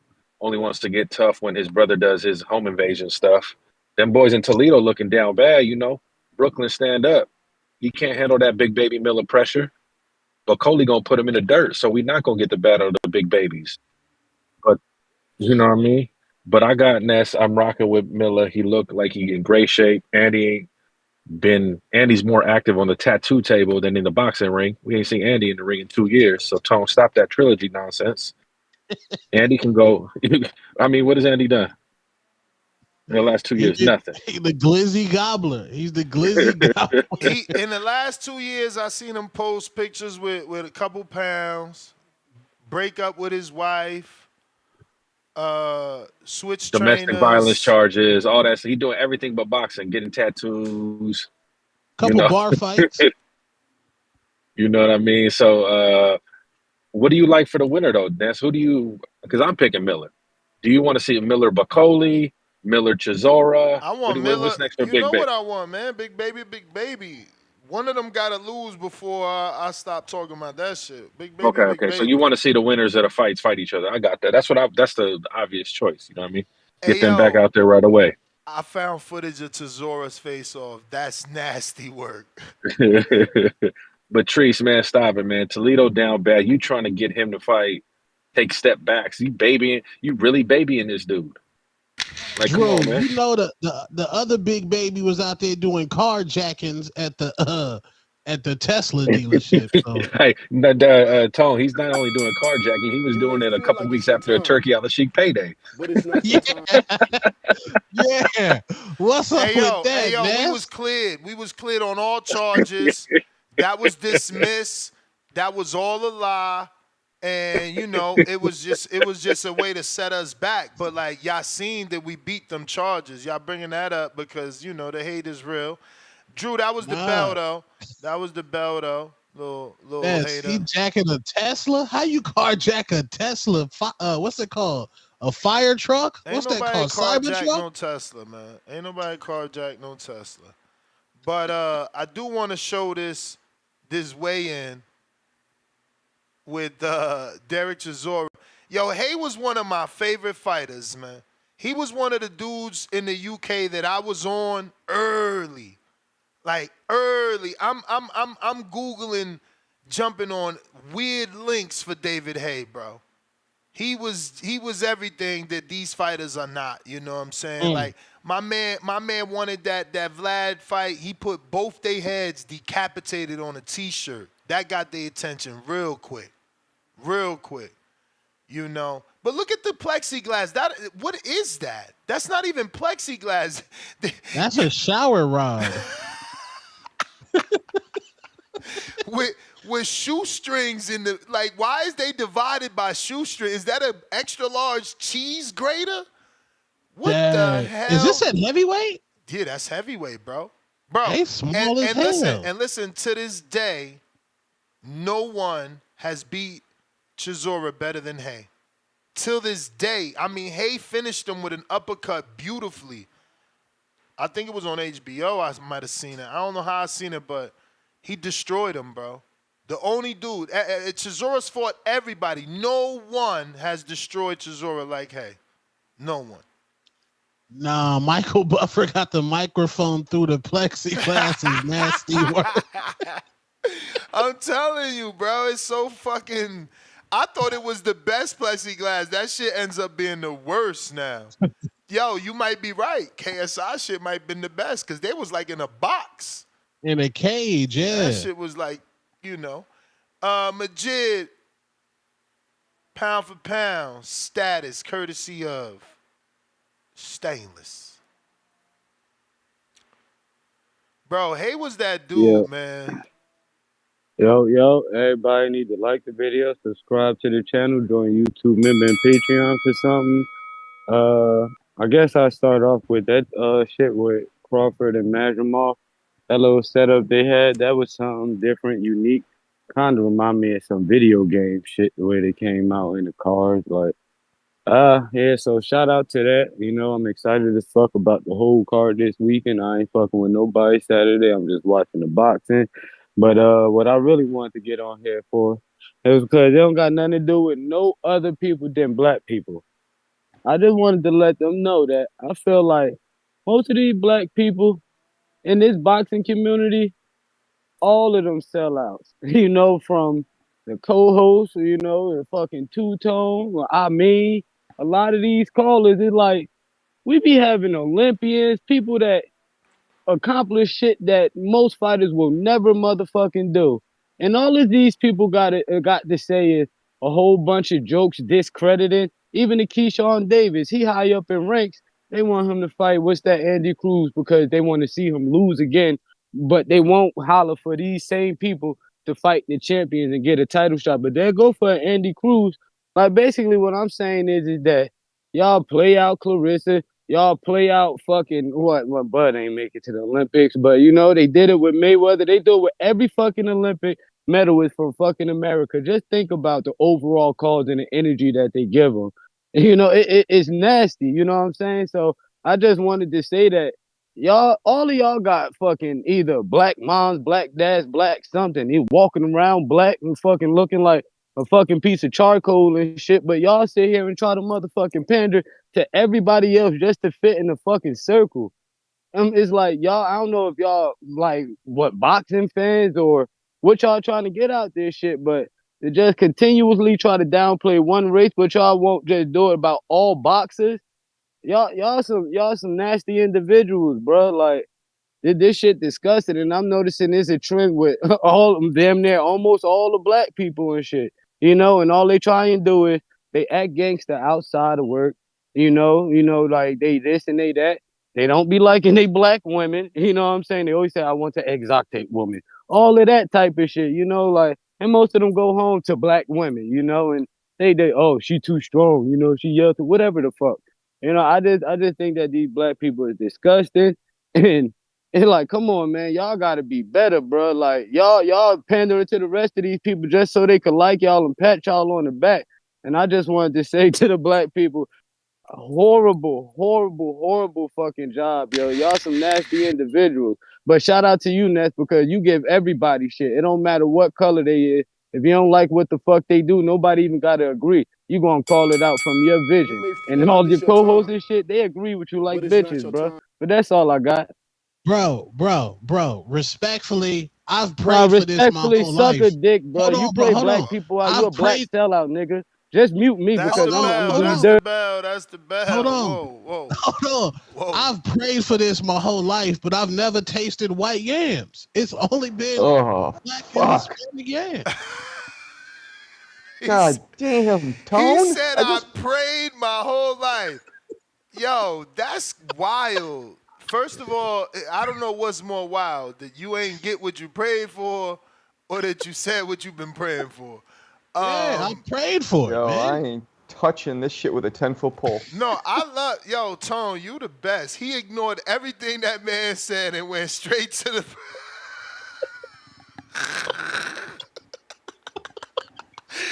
Master, he's a sensei at deflection. My man was like, pew, pew, Pew! Yo, I pray for the white yams. He ain't hear nothing but that. Wait a second, Tone. Yeah. You never been with a white woman? I mean, that's what he's implying. Yeah. I thought you said you have. No. They got a lot of them in Arizona. I'll tell you that. Oh yeah, it's the heaven over here. Like, so what's going on? I don't know. I stick with my sisters and my Latinos, man. Oh, so it's a choice? I don't know. He know. Heather about to call him like, oh, so you ain't been with no white girl?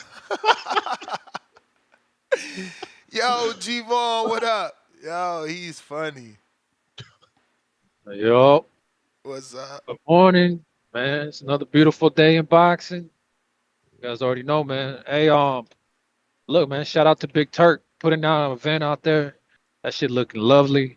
I wish they would have done that shit on at least on a Friday. You know what I mean? Because I'm gonna be out there Friday. I would have pulled up to the free event.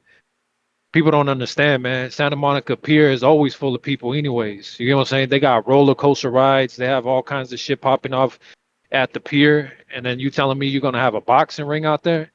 Ness, you always talk about how people need to do more when it comes to promotion. There ain't nothing bigger than this, man. Like, people don't understand. But Shout out to Bud because he's able to. As a community, we shouldn't be trying to, like, I don't think that we should be picking Turkey Atlas Sheik's side on a Wednesday. Gary Jonas and Pro Box established Wednesdays. I'm with you. I'm with you because, like I said, Friday would have been nice. More people out there, and at the same time, I would have been out there. And it's so some it is what hating it shit. is, man. At the end of the day, it's some hating shit. They started a day that nobody fucks with. Like, we had Tuesday night fights, but you Friday know how that night goes. fights.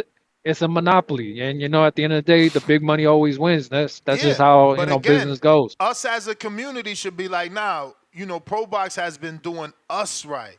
They giving us solid fights every Wednesday, and they consistent. Why we gonna cheat on them for a one-time thing? It's a one-time thing. I'm watching that shit on demand. Hold on. We don't know if it's a one-time thing. I'm watching it on this demand, might turn into a more regular thing. You know what I mean? We don't know. I'm watching it on demand. They ain't getting my What I live will view. tell you, what I will tell you is, shout out to Bud because he's able to see what the fucking truth is. You know what I mean? Bud, when the whole Arrow Spence Bud shit was going on, it was crazy because really all it was everybody wanted Bud at PBC. And this is crazy because basically Bud wasn't a real black man because he wasn't with PBC. But at the same time, the same dude saying that shit, once he signed the PBC, all of a sudden he was going to be black again. You know what I'm saying? It's crazy the way this shit operates, man. But shout out to him because he's able to fucking recognize that. He said this shit's bigger. He said the other shit was just for the quote unquote urban community. You get what I'm saying? And he said, so basically he's saying they ain't really supporting like that. It's these other people that are supporting this shit. And it is what it is. Because, you know what I mean? At the end of the day, we already know who be calling in talking about Fire Stick boys. You know what I mean? Even your co-host talking about Fire Stick. No, man, we paying for shit. You know what I mean? We supporting our fucking fighters. We supporting our events. And it is what the fuck it is, man. And shout out to the fact that it is LA. You know what I mean? Fucking Cruz, Pitbull Cruz, and fucking Ruiz, when they came out, they had the crowd yelling, hyped. And, shout out to Bud because he's a great fighter, but hopefully he knocks him out and picks up some fans and shit because he can pick up fans. But I'm going to tell you right now, Ness, I was listening to the whole shit, watching the whole event. They got real loud with Ruiz. They got loud with Cruz. And then when Bud came out, like, I don't know, everybody thought it was Kendrick Lamar. They thought it was Kendrick Lamar about to fight a Drake fan or something. They didn't understand what was happening. Everybody started yelling Kendrick and shit. Shit's crazy, man. But hey, Miller about to lose. Really? Knockout. Yeah, you know how that go. Hey, but Miller about to get knocked out, even on PEDs. You know what I mean? Yeah, Shout out to that. I doubt he get knocked out. I was waiting for you. I got the video queued up. I doubt he get knocked out. This is Andy Ruiz throwing the left hook, the one that he hurt AJ with, full power. And he doesn't even drop his trainer. I mean, full power. Look at all the torque. Look at all the torque. He doesn't even drop a regular, as CYP would say, a civilian. I think Ruiz stops Miller. But he's going to drop a 300-pound man? No, he could stop him without dropping him. Man, you need to stop before you lose your fucking New York card. Don't think you're safe because you moved to Connecticut. I will call the Wolves, and they will come looking for you. My man moves out of New York and now he picking against the New Yorkers? Bro, we don't do that shit around here, man. Tri-state till we die. Okay. All right. Okay. So we're gonna ignore somebody who does drugs, doesn't train, and loses all the time. All right, cool. Got it. Oh, you must ain't seen this picture. Let me show him, ladies and gentlemen. Yeah, he lost weight, right? Let me see. Let me show him this picture, ladies and gentlemen. The man hasn't seen the new Focus. Let's see. Big baby shit. Miller. Huh? Can the real big baby please stand up? Please stand up. You know what? I tell you, I was on. We about to make hot dogs out of Big Andy. I was on the big baby train. That sounded real filthy, but until the Joshua fight. And then I was like, all right, so if he's focused, you might have a point, man. We got half boxing, $2. What up, player Himalayas? Celebrating his 10 super chat on the live stream. Appreciate you, my friend. We are doing good. Tro Beta back with another $20. Sweden. Didn't Gary trash Turkey, though? Who the fuck is Gary? Oh, yes, he did. He did. Yeah, Gary did. So some could say that he brought this upon himself, but obviously there's something happening underneath it, and we don't got nothing to do with that. All we as boxing fans need to be thinking about is who's been supplying us with Wednesday night's fights consistently. Like, we literally about to get Jared Hurd and Jason Rosario on Pro Box. And now y'all about to go jump to some fucking bullshit-ass Castro tune-up? No. You fucking ride with Pro Box till the wheels fall off because they the little engine that could. They think they can, and every fucking show gets better. But you need someone like me to remind you. You don't go moonlighting with the first fat ass that comes across your path when you got a nice wife at home who been cooking and cleaning. Who been there giving you the shoulder to cry on. A big butt and a smile. Exactly. You let that big butt and a smile pass by. You watch the Turkey card tonight on demand. You watch Pro Box live. You give them your live view because you want boxing to live and grow. What time Pro Box start? Probably 5 o'clock our time. 5 o'clock our time. The when the Mark Castro fight is it 9? I don't know. I hope he did that. That'll be nice of Turkey. I'll take everything back if he did his shit at 9 Pacific. Because I did hear you right, ain't it? Don't it start like 8 o'clock? 11 o'clock Eastern? So maybe 8 o'clock Pacific. Yeah, hold on. Let me find it. See, I missed the fights in Saudi because we could watch them at a reasonable hour. If he did that, then he did that. Then that's nice. And that's how you play ball. But if he didn't do that, I don't care how much money you throw around. It don't matter. Pro Box is show box. Pro Box is HBO After Dark, and we need that. This is where Castro need to be fighting. Fuck is Castro doing over there on that expensive card? Get your Pro Box ass over here. That's where you belong, over here on Pro Box on Wednesday. Not your own Wednesday main eventing. And then that's what I'm saying. Pro Box ain't doing that. Oh, Castro main event in a fucking one-sided lopsided fight. No, you a main event, Alberto Palmera. You fighting Sriracha. You in a fight. We don't know who's gonna win. Castro throwing my man a headline that he don't deserve. No way, Jose. Troll Beta, we said that. New York Bullet, $2. Dr. Umar would be proud of you, Tone. Laugh out loud. El Compalito, $2. Two-Tone looking like Terry Crews of White Chicks. Yams. Epic Sleep, $5. I'm working production for this event, and it is massive as fuck. Shout out to you, Epic Sleep. CYP. 8 o'clock. 8 o'clock? Yeah, Castro. That's borderline. That's actually, I ain't gonna front. I gotta give Turkey his credit. That's great timing. Sometimes Pro Box is over at that time. Sometimes, because they start like their live card. Sorry, CRP. Their live card Eastern starts at 6 p.m. and it be over by 8. So that's good because 8 is 5 over here. Okay. Then Friday, you got a 9 p.m. weigh-in at LA Live. So that's going to be a movie. It's on you, Yo. CRP. Yo, what up, team? What up, team? Hey, shout out to Majid, man. Like, it take courage to call in and keep it real because you know me, that's what I do. And, you know, you're going to get that hate. But it's true, though. I don't understand, like, black people, we gotta realize that everybody's not our friend, dog.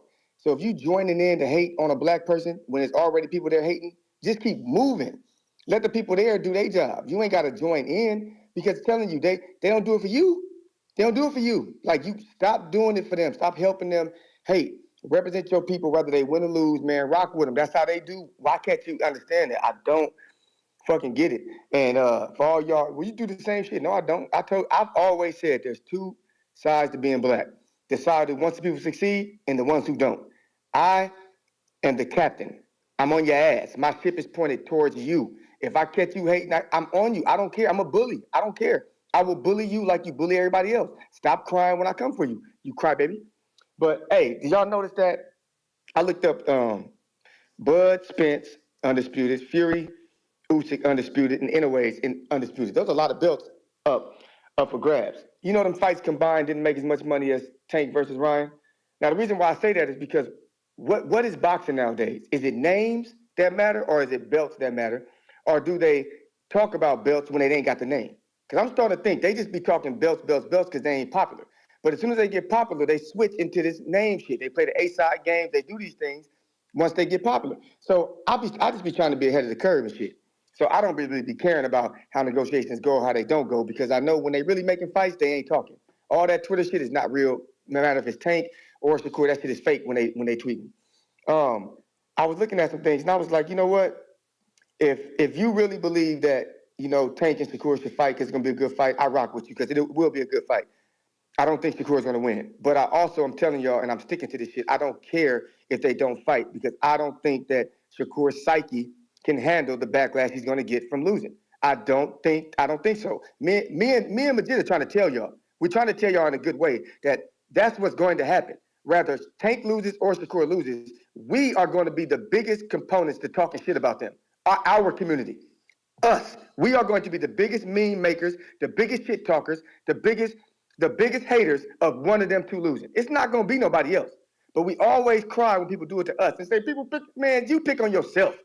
Like, I'm telling you, let's get mature enough so if this fight do happen, where we can say, damn, he did a good job, or Tank did a good job, or man, it was a good fight, and leave it there.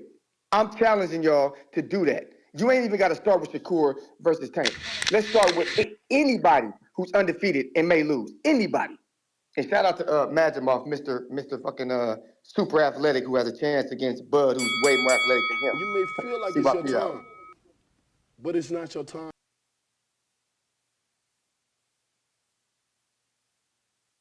All righty then. Excuse me. If you're watching this on YouTube, go ahead and hit that thumbs up. I can't say it enough. Right now, we're at 226,341. So we need about another 700 to get to the next goal. And we are taking callers. You can call in. The number to call, 1-563-999-3427. Remember to press 1 at least one time. We got St. Louis Red, $2 Cash App. Tell Cruz, go do something. That's what I said, champ. We are on the same page. We got Jay Swift, Dykeman counter.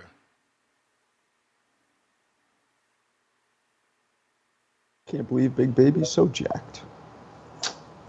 You still picking Andy, who been out the ring? How long you been Nah, out the ring? I don't know about now. How long you been Big out the Baby ring? has some What up, skills. what up? Don't talk over Jay's call. He don't like that shit. Yo, shut up, Ness.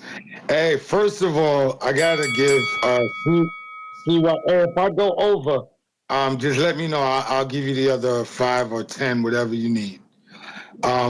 First of all, the brother that called before CYP and them, he was right about something. Black people have been the biggest haters. But when we look at boxing, there was a time when black people weren't even allowed to come to the fights. Then eventually, I should have started with, there was a time when black people weren't even allowed to fight in the ring with white people. So, building up to that, all the way up until Sugar Ray Leonard, black people were the greatest champions that supported black fighters. Up until this generation is just angry at everybody. They don't like nobody. Nobody's good enough, and they're just different from what I'm used to. Because a lot of things that they say, I wouldn't even say out loud, especially not on YouTube, on television. So I understand what both of them were saying. They are right about that. However, this nigga done lost his mind when he telling somebody else who they should fuck. I don't understand that at all. I was in the military. You know what black girls used to say when we were younger?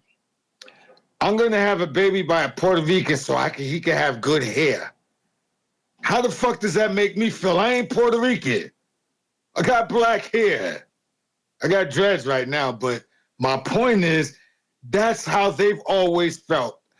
They've also learned from their grandmothers to like the light-skinned babies and the light-skinned kids as opposed to the brown-skinned, moreno, oscuro type guy.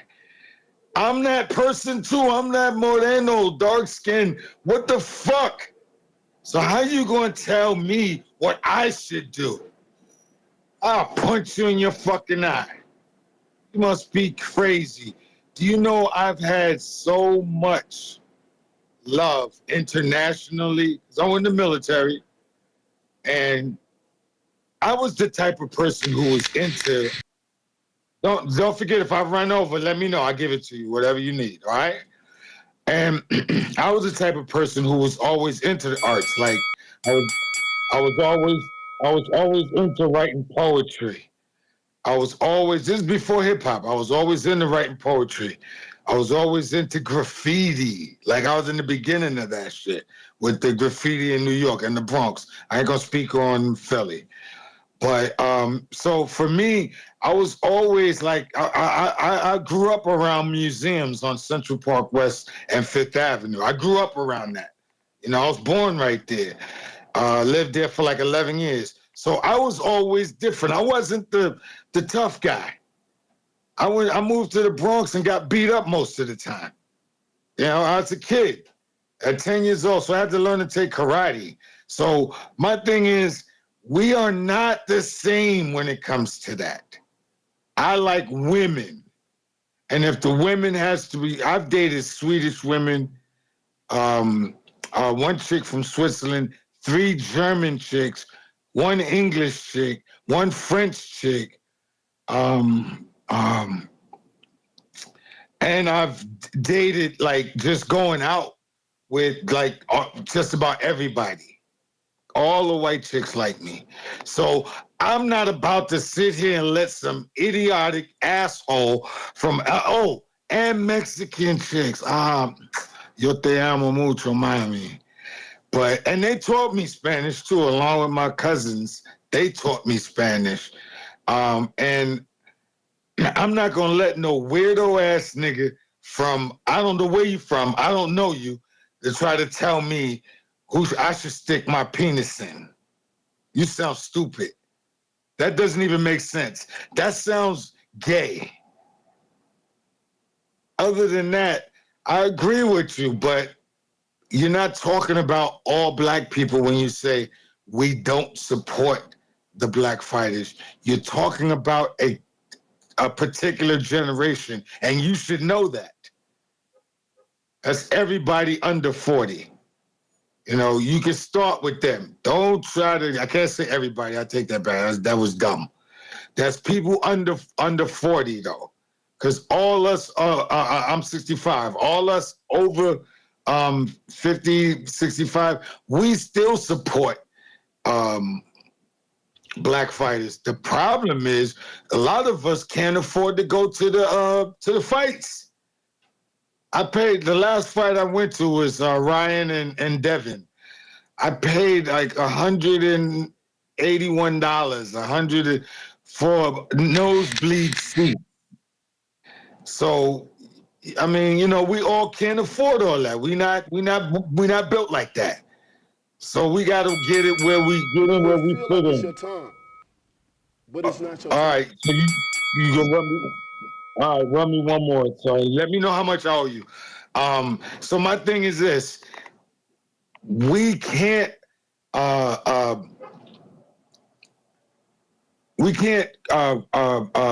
bash black people in general. That's an idiotic statement, because there are a lot of people that I seen at the fight that were black in Brooklyn. They were black. It was a lot of them. We got on the train together. There was no parking, and it was like 1 million people on the train coming uptown.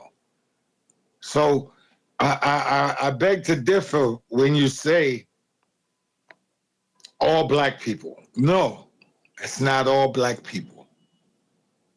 It's, you know, it's just a generation that's just angry at everything. And they're probably angry because their parents smoked crack, and then they got that gene in them that makes them angry. Because I've seen way too many killings while I'm living in the past 15, 20 years, as opposed to when I was growing up and we was actually rumbling, but we was fighting with our hands, knives, sticks, bats, whatever. I've seen, just in Chicago alone, 100 and something murders in one weekend. I've seen that numerous amount of times. And I don't want to get on that train of doing that. My point is, they're angry, and we don't know how to bring them around to being happy. But you're not going to get that from, you know, tarnishing their and insulting them. You're not going to get that. In fact, they might be looking at you and be like, who is that fool? And be looking for you one day. Calm the fuck down. You're making generalizations of 44 million black people in this country. Might even be 50 now. But you're making generalizations. That shit sounds crazy too. Anyway, Jay Swift, I'm out. How much I owe you, Ness? I give it to you right now. $10. How much? $10. All right, I'll see you 15. All right, I'm out. You Peace. the man, champ. You the man. That dude reminds me of dudes I grew up with, like older dudes from back in the day. That was dope.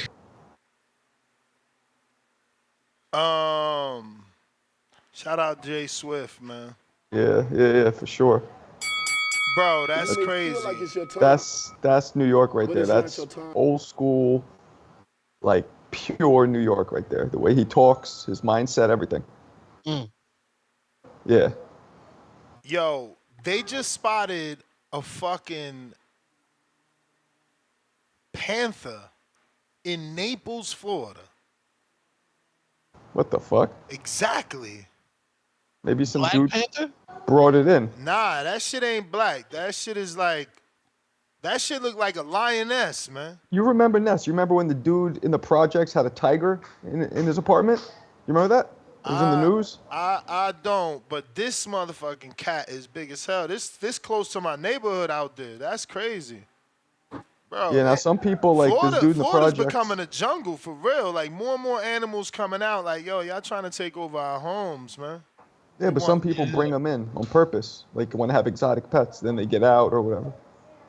You see those sharks? They find cocaine in the shark system now? Yeah. I seen that. Yo, I seen that. They keep eating them damn packages, man. Damn. I heard about the cocaine. Was it the bear? That movie, Cocaine Bear? Yeah. I seen that too. I didn't hear about a shark though. Yeah, now the shark was new. That had that the timeline pushed it to me like a week ago or some shit. Joe Pilot, de lo mío. Yo, you hear me? Yes, sir. Yeah, Marco. I remember that dude you talking about. They found a tiger in his apartment. Yeah, I remember that. Yeah. What up, Two Tone? What up? Yo, Marco, I see you. I see you hitting the heavy bag. I wonder who you're training for, man. I think you might have to shut a couple loudmouths up back here. Oh. They see your low tone demeanor, and they think you ain't about it. But I seen you hitting that bag, man. Let me see. He posted new heavy bag work after CYP Yeah, I called him got out. a new heavy bag in the new crib. It's Bro, it was instantly after he got off the show. He's like, oh, I guess I gotta have to loosen up. Went into his basement and my teed off. defense. I do that every day. Oh yeah, you just happen to record. Stay ready. Marco. I do Stay about, ready so you I can do get at least ready. 10 rounds every day. Marco, you blocked me? I didn't block you. I mean, I would block you too. You was hating on his content, talking about he's over here dead. He don't got no Oh enthusiasm. yeah, that's right. Maybe I did. Yes, who knows? No, I didn't block you. You did block me because I'm putting Marco and you not coming on. And I didn't put Nah, no I definitely S. didn't block you. I didn't put no S. Marco. Yo. Spock. But let me get to this call, bro, because I'm already, 2 minutes, like a minute and a half in. But yeah, man, like, bro, the real, like, people came out to that event was for Pitbull and for, like, Andy. Like, when Pitbull came out, you heard the cheers. It sounded like this man just became president. Yeah, man, Bud just out here, like, Bud just don't look like a star, bro. Even after that Spence win, like, this is the biggest he's ever been, and it's not like he just don't got it, bro. He's a really entertaining fighter, but like, you see Canelo star, you see AJ star, you see Tank, he look like a star. You see Bud, just look like a regular person. Like, he's good in the ring. But yeah, man, good call from Majid earlier. We gotta stop hating on our own fighters, man. I be bigging up my Dominican fighters, and I be getting hell for it in the back call. I get hell for it for no reason. Talking about, oh, they trash, they this and that. I'm like, yeah, they trash, but they on their way up. Don't worry about it. Look at Jason Rosario today. He's about to knock out Jarrett Hurd, knock him into retirement. Jason Rosario's hungry right now. He went broke. He spent all the money from the J-Rock and Jamel's fight. He spent all the money from the Lubin fight. You already know how it gets in DR, and that's when that money goes. And you ain't getting no more money out there. Money's hard to come by. Yeah, man, but I got Bud beating Madrimov by like decision. I don't think he's knocking him out. But yeah, I seen the face off, and Madrimov ain't even taller than Bud, and I think he got longer arm reach, so I think Bud's gonna do his thing against Madrimov.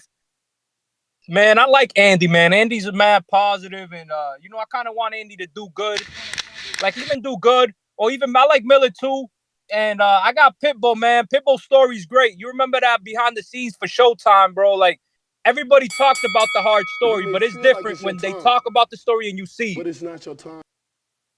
Visualize it. All right, champ. Yo, you got people in the comment section talking about save one or two of those for CYP. They think you traded for CYP. Nah, I train every day. Every day. Marcos, that's hilarious. Heavy Motion Turk.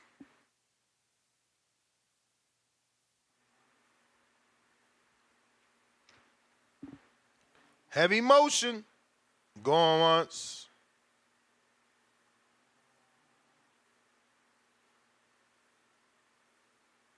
Yo. Heavy Motion. Jerry.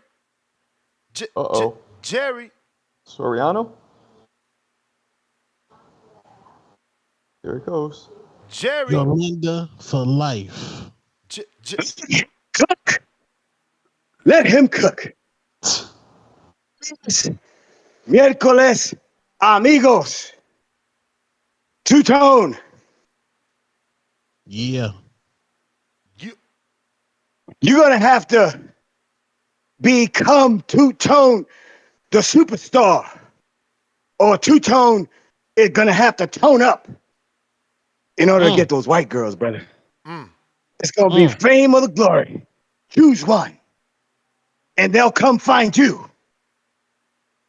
This is the New York Power Hour. To all my amigos that have called before me, a few things. My boy, Big Baby, you know, just like my Boricua amigo that just got his earn with Hearn paycheck, by the way. For all y'all that hate on Hearn, Hearn said, sign with me and I will get you that Canelo payday. So, you know, come on, man. Give it up for Eddie Hearn. But my man Big Baby is going to have to win a big fight. And I don't know if he's going to do it because Andy Ruiz, one thing Andy Ruiz does is he does let his hands fly. And if by the third or fourth round Big Baby's gassing out, he's going to lose again. And it's over. And it's over. Andy Cruz, I got to disagree with you, Ness. You know, as much as I love our boy, businessman, I think he will still have a problem with Andy Cruz based on footwork, based on angles. He's smart. He doesn't stop throwing punches. However, Hearn, just like he's not choosing to put boots in tomorrow, as much as he says it, he will not put boots in tomorrow with Crawford because it is a business decision. And with Cruz only having 3-4 fights so far, you gotta choose your matches wisely. I missed your other show. You know, it's been a minute since I talked about our people at. He got a call. Boxing committee is back at it again. Shakur was with Top Rank, and you know he was on the wrong side of the street. And now he's a free agent. He still can't make a PBC fight with Tank. You know, does this sound familiar? How we talked about Crawford for 5 years. He was on the wrong side of the street, and he became a free agent. You still couldn't make the Spence fight. My friends, you may think I'm a hater, but check the goddamn receipts. I don't like anything that isn't good for the sport of boxing. And anytime you hear the PBC and trainers talking about splits, butts, and seats, he ain't a draw, we can't do what we do, it's because you're scared. And so the day that fight is made, because it will be made, I'm going to bet on Shakur. I'm going to bet on the DNA. I've heard this before. He's too big. He's too strong. What's he going to do when a punch lands? We've all heard it before. So just like Mayweather, just like Crawford, just like every other great fighter out there that sees the truth in Shakur, his day will come when he meets Tank in the ring. He will prove to you that he is who he says he is. And he will beat Shakur and become the next superstar, the next Mayweather in the business. You heard it here first. Say good night to the bad guy. This is Jerry Soriano. You're in it for life. Let him cook. All right, Jerry. And that's what I would sound like if I always used my IG voice. That's what we want you to sound like, rather than sleepy time, Marcos, that you give us. I'm gonna give you sleepy time. You better give it to CYP. Oh, no, Diddy. You better give it to CYP. He the one say you can't fight. Wait, why would that be no Diddy? I don't know. I was like, what? Yo. Give you sleepy time is kind of wild, though. That is an ayo. Ayo. I don't see it. Okay. That's an ayo for sure. Daniel Yes, Vega, sir. $5. Did you hear about Shakur Zepeda on the undercard of Bivol Better Beef in October? No, but I heard Lance Pugmire say that's where it should go. Pistol Parkway Mozzie, $2. Oncoming fist emoji. You and a effing you and your effing Jay Swift. So the fist, the oncoming fist is punch you in your effing eye. And that's end quote, open quote, end quote for Jay Swift. QB Stepper, $2. If it ain't snowing, it ain't going. Huh? Damn. He said he ain't going nowhere if it ain't no Jennifer Aniston there. That's some Snow Bunny shit. Like if ain't no white girls, he not going to the party. Damn. JQ Ordinen, Bud doesn't need to be a star with the Saudi money. Stop hating on Bud for having the bag. One lump sum, $5. Debating, should I go or watch at home with the homies? I don't want to miss any fights. The pay-per-view usually only shows 3 fights. I don't want to miss any. Well, this is showing more than just 3. You're only getting 2 on the live stream, and that's just Steven Nelson. I'm going to have to get in the studio early because I actually want to see that. Oh, Marcos would piece me up. Yeah, until size kicked in like Fury Wilder. Then what? Boy. Then what happens? He might lean on you, Marco. Then what happens when I lean on him? That's dropping right these there. 5th, 4th D's on him. Your big ogre Dominican ass off and don't lean on me.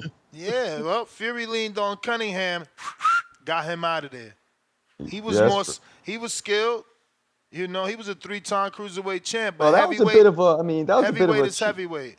That was a bit illegal, wasn't it? The forearm and then the. I mean, you get away with what the ref allows you to get away with. True. And if he leans on Usyk in the rematch, we might have a different fight. We got Therese Kauna, I believe. Unless this is old. No, this is new. This is new. What up? What up, though? Is that Marco out here? That is Marcos. What up, Midwest Mafia? That is Marcos. Hey, my guy, Hey, I seen a Bulgarian lady get a win in the Olympics for your people, by the way, the other day, just for you, man. But I seen her get the dub. She was on some real flashy shit. She was cracking shorty and hitting her with the but word? It made it made me think of you, Marco. She put in work. No, she was pretty good. I ain't gonna bullshit with you. She was good. But and speaking of this is what brought me in with this Olympic boxing, because Ness and Two-Tone, I heard y'all talking earlier about I'm with Two-Tone, I ain't gonna hold you. We need to kill that marketing off good sparring or marketing off we seen you do. Nah, if it wasn't a fight, I don't want to hear about that shit. Cause I ain't gonna Ness, you talk about you don't watch amateur boxing, but you give motherfuckers credit when they put in get work and sparring. But I'm like, hold up. Motherfuckers in amateur boxing, this is a real fight. They don't wear headgear in this amateur boxing. Well, in the Olympics at least, they not wearing headgear for the men. So I'm like, damn, what you mean? You giving more credit to the sparring when none of us see that shit. It's not a real thing. It doesn't go down in their stats. That's where it counts. It's just extra punishment that they're taking. That's where it counts. When the camera is not on. What you do when there ain't no crowd? What? That don't make no sense. Nah, it matters. Everybody want to shine when people watching, champ. People cut but corners. They don't. That's my point. Everybody can't. You want to, but you can't. People cut corners when they don't think you watching. Brother, that's my point, brother. I'm sure you don't watch a whole lot of gym champions. You feel me? Motherfuckers be fans. Like, ain't that what Floyd say? Oh, your best performances come out in the gym. You a gym world champion. You feel me? Shit like that. But then when it come down to under them lights, you not like that. That's my point. We can't be putting all this stock into the sparring and all. Man, no, listen. You put your stock into your Olympian, O'Shea Jones, and you know what the fuck going on. Midwest Mafia member. I'm gonna put my stock into my sparring, Kermel Moulton, and we see each other at the top. How about that? Hey, Say less, man. Hey, we gonna see who gonna get. Well, I ain't even gonna say who gonna get strapped up first because Shorty in women's boxing, so we ain't gonna hold that against Carmel. We ain't gonna do that. But we can even have that. We can even have that race because you know Carmel gonna win one first. Fuck out of here. Over O'Shea Jones and the man. Get the you don't get out of here. You about to call her a champ off that OTX belt? No, we not about to do that, but you know, like you be the first one to talk about when I bring up Clarissa, you be the first one to bring up how it ain't a whole lot of women's competition in women's boxing. It ain't a whole lot of so don't do that. So if O'Shea Jones happen to get 2 more fights and we get to a championship, OTX champ, don't do that, bro. What weight she in? See, middleweight right now, 154. You may feel like it's your time. I got another call. I'm burning. We burning. Fuck that. We burning. Yeah, talking crazy. I don't know that she want to see Michaela and Jonas and girls like that. You know what I'm saying? It. Come on, man. Tell them to come to Atlanta. We would love to bring them to Atlanta. OTX shit. You know, I'm sure they got it. Hey, I know you gonna act like, but they got they do other things. They do other things. They have a media. They have the venue. You feel me? I watched them do that in England. All they need is the venue, and they gonna bring they got a venue in Atlanta for them to come to. So don't do that. And they got you be the first one to talk about the visibility that they bring with their social media and all this shit. So Ness, you can't have it both ways, bro. You can't do this shit. Carmel Moten, he looked good, but like I told you, man, I heard you trying to disrespect my man Haven Brady. Tell Carmel Moten to come to Atlanta. Speaking of Atlanta, for Haven Brady, let's do it. How am I disrespecting by telling the truth? Did he not get cut from Top Rank? I mean, but Albert Bill got because I heard y'all speaking of that. I heard y'all talking about matchmakers. I heard y'all talking about. And by the way, Shakur, you keep talking about you looking for a fight. Your man, what's my man? Brad Goodman came on the show and he confirmed it. Nigga, you ducked my man, Albert Bill, Midwest Mafia member from Toledo, Ohio. You feel me? Shakur don't fight at 130. Nigga, we can go up to 135 for Shakur. Fuck you mean? If we don't get a shot at that WBC belt, he should have been. We don't watch. He should have been when ain't no action at 30 for him. He been waiting at 30. And it should be nigga, we number one in the man. You about to upset me, Ness. We number one in the WBO. It should be action for us. They playing crazy, they ducking. Don't do that. Your man Navarrete, your man Oscar Valdez know that we should be in the ring with them and they playing crazy. Don't do that. Midwest Mafia member, Albert Bell out of Toledo, Ohio, the greatest 130-pounder in the world, finna put hands and feet on whoever. You understand me? But that's not what I'm here. See, that's you getting me on my body. That's not what I'm here for. What I came to say was these Olympians not wearing headgear, and if you claiming that we shouldn't put stock into them fights, nigga, we shouldn't put stock into that sparring bullshit that you claim so much of about guys like Carmel and other guys. It's like you say, it's sparring. People in there working on shit. In an Olympic fight, they in there actually trying to win for their country. You feel me? For their family. You feel me? For that goal. It's different. But shout out TBV, shout out Toledo, Ohio. Jared Anderson, August 3rd. Bacoli, you going down in flames, man. Midwest Mafia, you know what the fuck going on. Y'all be cool, man. I think Bacoli got more of a shot than people are giving him. Hell yeah, he do. What you mean? Yeah, it's gonna be a tough fight, man. You just scared to pick a side. Who you got? Well, Bacoli follows me, so I got Bacoli. So if I wouldn't have said nothing, he was always riding with Bacoli, but was trying to keep it on the low. Nah. I think that's a tough one because Anderson has had issues with focus, or so they say. So we don't. That's a 50-50 for me. We shall see. I got Jared. What about you, Tone? Oh, I'm going with both big babies lose. I got Bacoli. Okay, Tone. Well, I think. See, now with Miller, I'm not sure, and that's fucked my head up with that, because, damn, I didn't realize. I mean, he must have lost what, 75 pounds, 100 pounds. The chat saying that Miller on them. We gonna find out. We gonna find out today at the weigh-in, and the chat could go, bite a big one, because until we get a positive test, y'all just hating. Y'all just hating, trying to bring him down. That's all. Yeah, nah. I mean, he did his time, and people hating. Yeah, steroids don't usually make you lose weight. That's hard work. Well, obviously there's fat burning steroids out there. Oscarine. Maybe I wouldn't know. Oscarine. Clenbuterol, Ostarine. There's a lot of diuretics that are. But you're right. They're not steroids. You're right. They're not Right. steroids. And to burn the fat, you got to do the work. I'm pretty sure the You steroids do. might You do. like make it go quicker, right? Yes. But you still got to do the cardio. You have to do it at a high level too. But it does help. It accelerates. It raises the body temperature. Some of these drugs are no joke. Look at the shit Billy Joe was taking.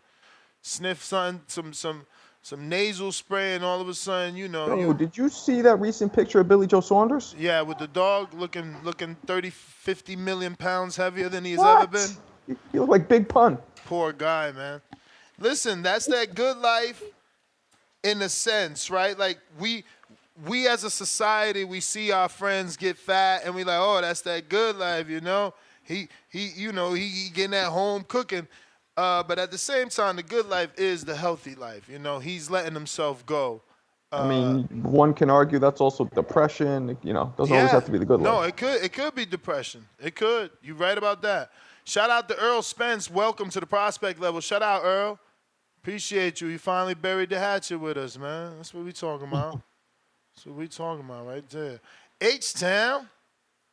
Oh, my man, H-Town. Well, Marco, hold up, Nas. 2 Tone. H-Town, baby. And I'm glad to see CYP preaching peace and love today, man. He ain't whooping nobody's ass today, man. His humble had a good meal. Nah, man. Bud's a star, man. I don't know why everybody says Bud's not a star. Yet every podcast, every sports show that's on the internet been talking about Bud for a month. I don't know how much that translates to sales, but it's been proven, just a lot of Black American fighters are not supported by the Black American community as a whole. It's more of like if you're from my town, and when you're from my town, of course your numbers are going to be smaller unless you're one of those guys that's been backed by Floyd, man. I mean, Floyd's got the magic touch. He put his hand on Devin, and Devin got fans from different places. He put his hand on Tank, and Tank got fans from different places. They're both are not the most vocal guys. You can't say that Devin and Tank are out here giving speeches and being charismatic, and you love them. And Tank's a weird kid.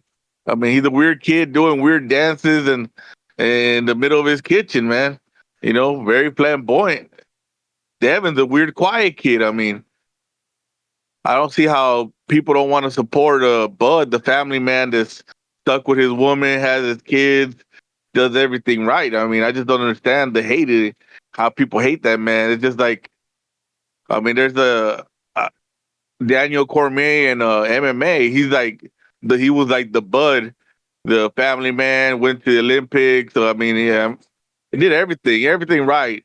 Don't mess up one woman.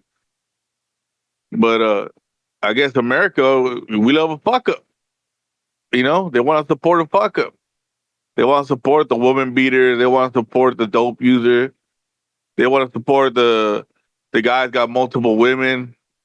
I guess they're vicariously living their dreams through them. It's just I don't understand in this. I mean, to me, in my eyes, Bud should be the biggest star in boxing, period, in America. I mean, he's got all the talent. He puts people away. You can't say he ain't knocking people out.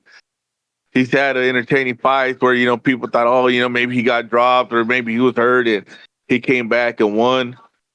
Hell, that Porter fight, if that ain't exciting, I don't know what is, man. It's just I don't know what y'all want. I mean, how can everybody get behind Bud? Especially I'll talk to the Black community. How will get all the Black community behind Bud, all the American Black community behind Bud? I mean, don't y'all want to see a man that's a family man be on top? Don't you want to see an example for males to be a father to be on top? That's all I got, Ness. I'm out. H-Town, appreciate you. Tip Bellis.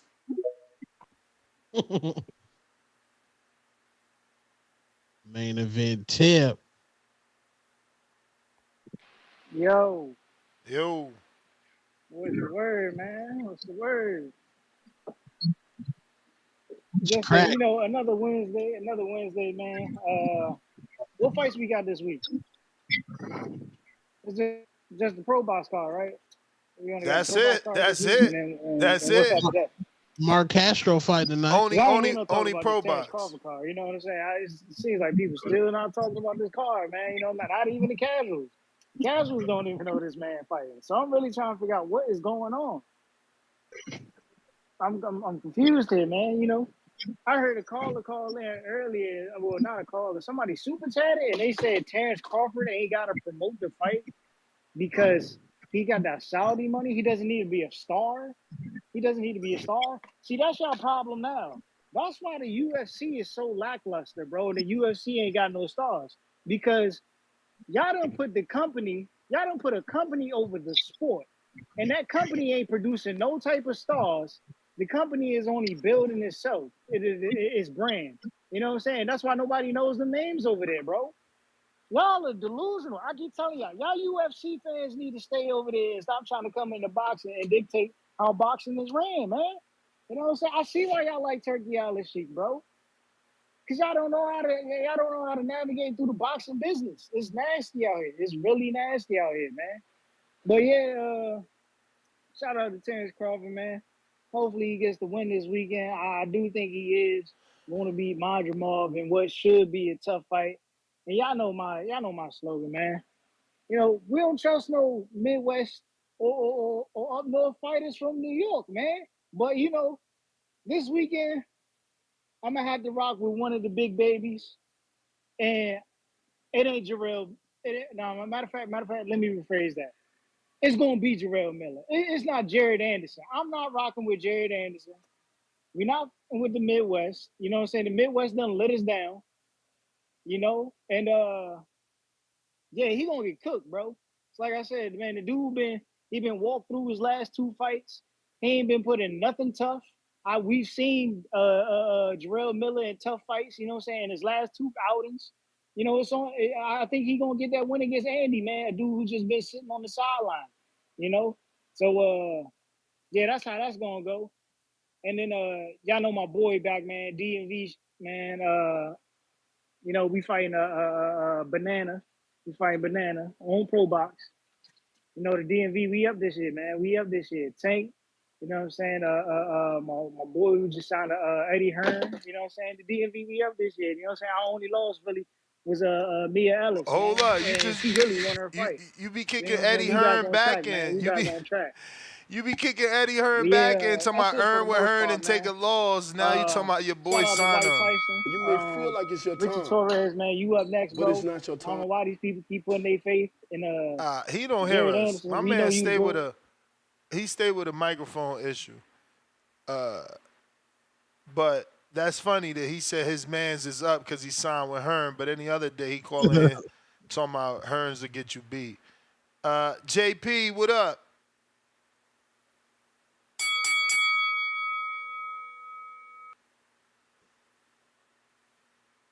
JP. You. You hear me? Yes, sir. Yeah, man. Good morning, y'all. Marco, Two Tone. Pleasure to make your acquaintance. That's what's up with you. What up with But you? Word up. yeah, man. I'm here to dispel a few of the narratives, man. Got a lot of idiot ass callers, to be honest with you. You know, Ness, I've been to a lot of fights, and you and me was at the Triple G Martirosian fight down at the Health Dignity Field, probably more known as the StubHub, whatever, the StubHub. Dude, I was at the Andy Ruiz Luis Ortiz fight. I'm not sure if Pitbull was on that undercard. There were like 3,000 people there. I was at the fight. I'm an Andy Ruiz fan. So that said, where they're fighting now at the soccer stadium, people aren't there to see fucking Andy Ruiz and Pitbull. They're there to see a generational talent, possibly one of the greatest of all time. They're there to see Terence Crawford. See, who you cheer for and who you there to see is two different things. Because if Andy Ruiz was headlining that fight, it'd be down at the Hulu Theater or at the YouTube Theater somewhere at LA Live with about 4,000, 5,000 people up in there. So let's just keep it a buck about that. And as far as the black fighters, dude, if you move them to cities to fight where there are actually black people, you would get the seating capacity. We know the numbers Bud does in Nebraska. We know what Devin did in his hometown. So let's stop these narratives. Now I'll give you this. Who's at the fights? Yes, it's the Mexican fans for sure. Been to a lot of fights. I could vouch for that. But who's demanding these pay-per-view purses? Who's demanding these purses that say this fight has to be on TV so we can pay this guy? And I say that's more the black fighters outside of Canelo. You find me the other guy. So yeah, man. But I am excited for the card. We got to get off that ignorant bullshit. I don't know what it does for a person to be spreading that type of ignorance, but we don't have to pick one guy and just back every dude. Some of us pick dudes by character and how they display. I was once a Wilder fan, but once he showed me character that I didn't agree with, I got up off that train. I don't go for him just because he's black. I'm going for him because it's character. That's my call. All right, all right. James, Atlanta.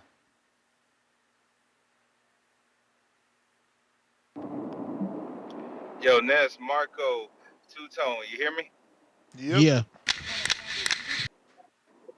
Yo, hey, JP made a good point, man. We need to start having more fights where the blacks are actually located at, man. Like, shout out to Alicia for coming to Atlanta and You may feel like it's your shout turn, out to Clarissa Shields but it's not your for turn. having her event in Detroit, you know. Like Tank, he had one of his best events down here in Atlanta, Georgia. Shout out to Earl Spence for all them events in Dallas. You know, like the black people actually came out. And, H-Town. Um, Look, man, Terence Crawford, he's not, it's not that he's boring, but everybody prefers like a story, like a redemption story, like a comeback story. That's why like Ryan Garcia, when he makes his return, is gonna be a bigger deal than this Bud Crawford fight week. When Earl Spence makes his return, it's gonna be a bigger deal. When Tank just steps out anywhere, it's gonna be a bigger deal. And like, look, man, Tank's living a good life, man. He's out here doing interviews with Miss Ecuador. Like, man, she's fucking gorgeous, man. Like he's out here living a great life, you know. So shout out to Tank for cleaning up his image and everything and being part of the Team USA. Other than that, it's gonna be a short fight. It's gonna be a short fight. I think it's gonna be 7 or 8 because the lunging hooks and all the other shit that Madrimov does, man, that shit ain't gonna land on Bud. So it's gonna be easy work. And Ness, man, I appreciate you for letting Jay Swift get his shit off and everything, because story time with Jay Swift was interesting today. You know, I'm waiting for the next episode of that. Shout out to you and shout out to the community as always. I'll catch you on the next one. Peace. James, appreciate you. Spider Rico. Oh, who did that? Was that Flex? I don't know. Remember the Puerto Rico? Might have been Cypher Sounds? Might have been Cypher Sounds. Cypher's my man. Might have been Spider Rico. Well, you got that tone in Phoenix. You would hear that. Well, a lot of people that came to Arizona, they was from like East Coast when I was growing up, so they put me up on DJ Clue and all that. So might have been Clue, because I think he was Boricua too. Counterpunch tip.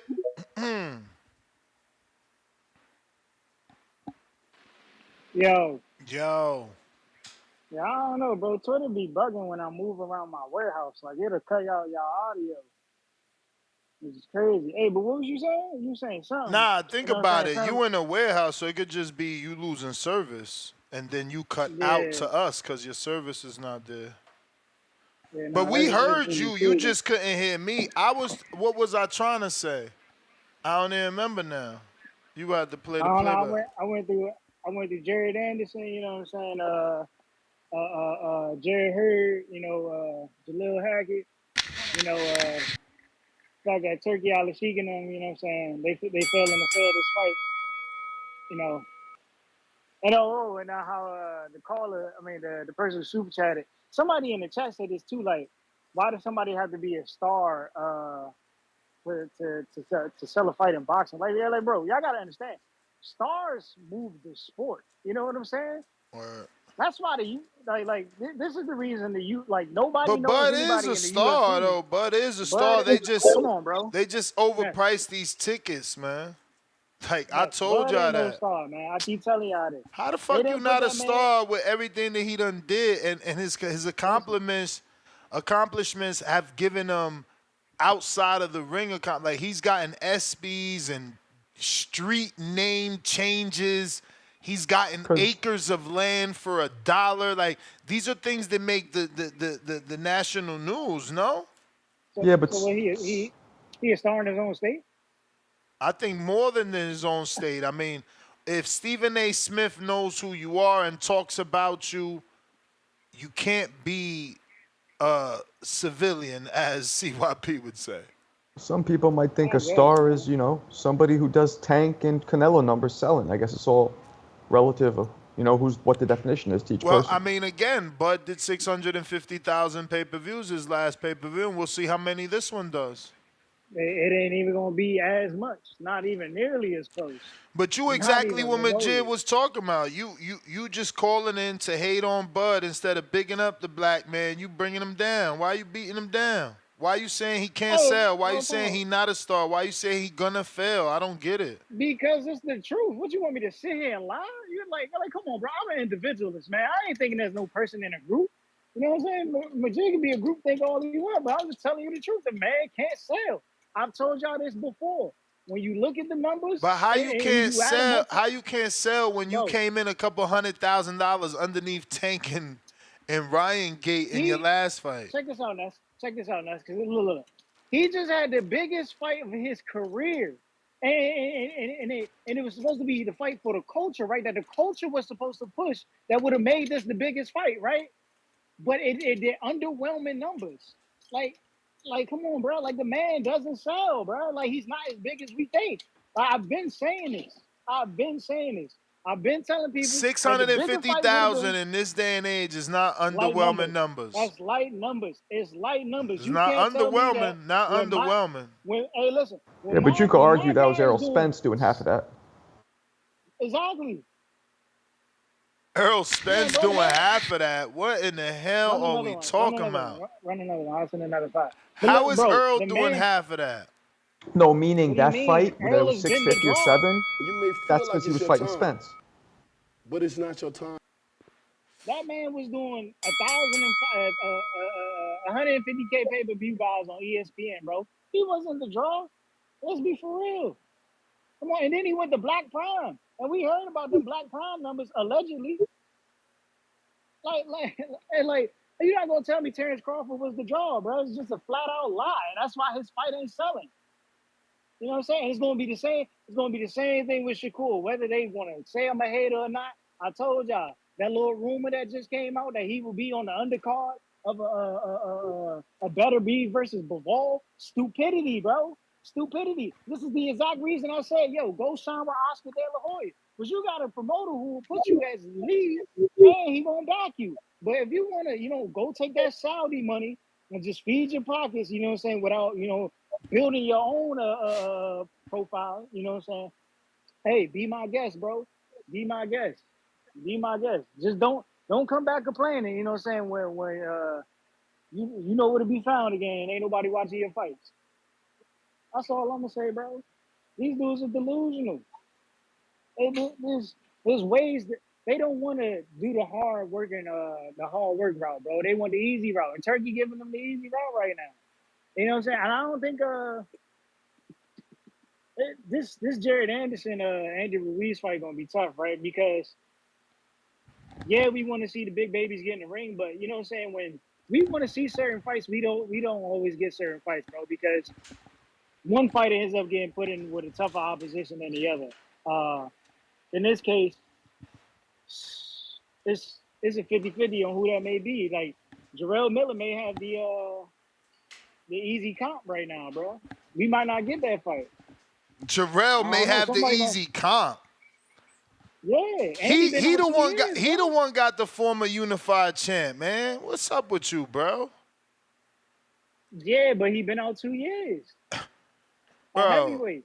Been bro, out 2 years, he man. always been on a higher level. Always. I don't know, man. I don't know. We just gonna have to see come Saturday I mean, night. it ain't no I don't know. Either you don't know because you don't know, lack the boxing knowledge, or you don't know because you being a hater. Because Andy fought I got Joseph sucker. Parker I got for his sucker for first him. world title shot. It was Joseph Parker. Andy beat AJ. Like, he beat Chris Arreola. Like, He bro. beat All right, Luis so Ortiz. I His can say this. resume I can is say this better. then. His resume is better Andy than done nearly Bacoli. everybody. Andy done nearly beat. You know what I'm saying? That was a high level fighter. Was at the back half of their career. So I mean, if you want to say But Andy he will beat beat him. Jarrell Miller, But he beat him, and Bacoli okay. hasn't, though. But I don't think this would be the case with Big Baby. I don't. We'll You may see, feel like man. it's your We'll time, see. I but got it's not your time. Stainless with the counterpunch.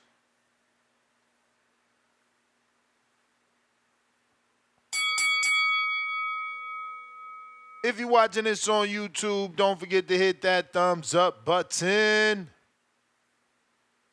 Thank you for using Blog Talk Radio. Goodbye. Stainless, you might need to Yo, you jump. can hear me now? Yes, sir. Yes, sir. Yes, sir. Cool. You know, I be getting off my Bluetooth, man. Man, I don't even know where the topic went, man. I was just calling in because it's Bud Fight Week. You know what I'm saying? That's what But we talking. got Tip being all disrespectful and shit. Look. I got a little bit of time today, Tip. So the reason that Bud ain't as popular as he should be, because we're not talking as he could be, as he should be, because he got fans like you that would rather talk shit about why he only selling 150,000 instead of you being 150,001 buyer for the fight. You know what I'm saying?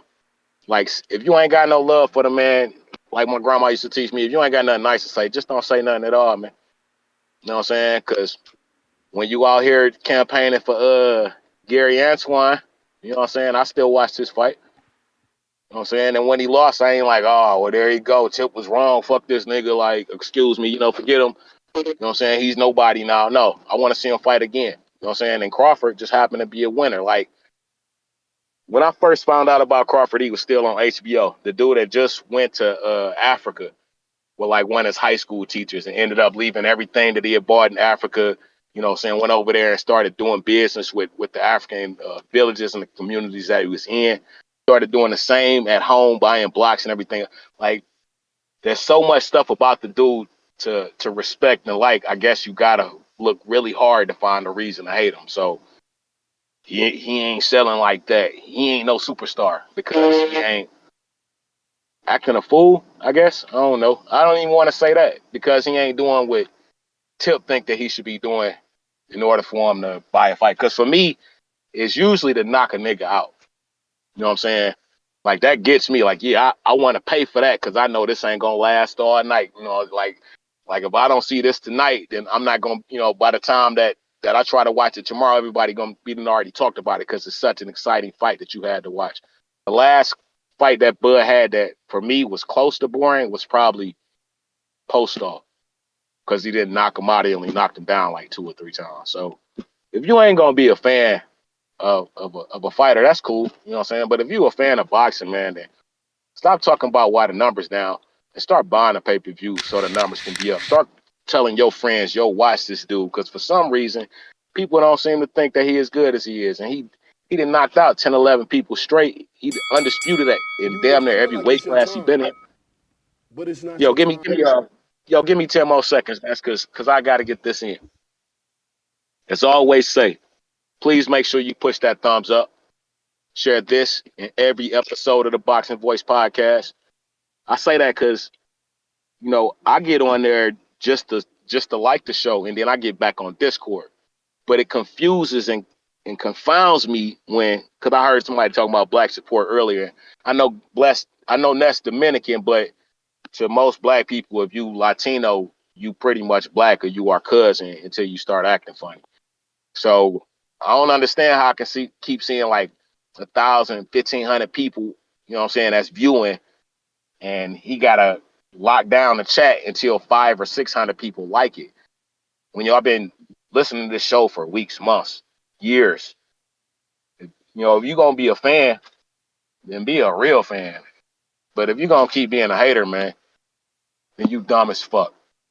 And shout out to El Camino. Peace. Salute. So Appreciate you. I went through a IG check. I checked Gervonta Tank Davis, Earl Spence, Ryan Garcia, Canelo, Anthony Joshua. I compared the views that they get on their reels to Terence Bud Crawford. Terence Bud Crawford got some thousands in there, like 100,000s in there. Spence got 100,000s in there. When you go to Ryan, Tank, Anthony Joshua, and Canelo, all those reels touch millions of views. So yeah, different then, level of star, but no one's saying that Bud is a AJ or Canelo. That's why he wants the Canelo fight. He's not AJ or Canelo. You need those fights to get, like, look, Floyd didn't get there till he fought Oscar and built off that Oscar win. You need those fights to get to that level. That's how I look at it. Yeah, facts. And I just think Terence Crawford is being himself. He got one video on his page where he's in the back of the Maybach with the stars on it, getting like a new watch from a jeweler. And the comments on that is like crazy. But Bud is just being himself, and it's okay. But Bud fans, y'all can't be mad when people say that he's not a star, because they telling the truth. He's a star. Like, he's an anomaly. He's an anomaly. I've never seen nobody knock every single person out at 147 pounds, but not the biggest boxer in the sport. It's weird. It's weird. It's an anomaly. He should be the biggest boxer in the sport. He should be the highest paid. He knocked every single person out at 147 pounds. When the same way with Tank. When you watch Tank, you get a knockout. You watch Bud, you get a knockout. But somehow Tank star is higher than Terence Bud Crawford star. Bud Crawford's truly an anomaly. We got Stone Bone. What up?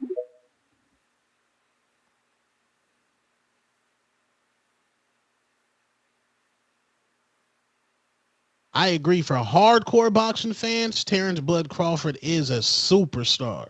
Like, he might be like, for hardcore boxing fans. Yes, indeed. Yep, absolutely. That's why Spence and Crawford didn't do the numbers, Tank Ryan or other fights have done, even though it was the hardcore boxing fans' dream fight. Mega fight. Gotta unmute Stone Bone. What up? What up? Can y'all hear me? Oh, yeah, man. Shout out to y'all, man. I hope y'all can hear me. I'm kind of outside at my factory, man. Got a lot going on. Hey, man, it's funny that, like Ness said, there's levels of superstardom, right, Ness?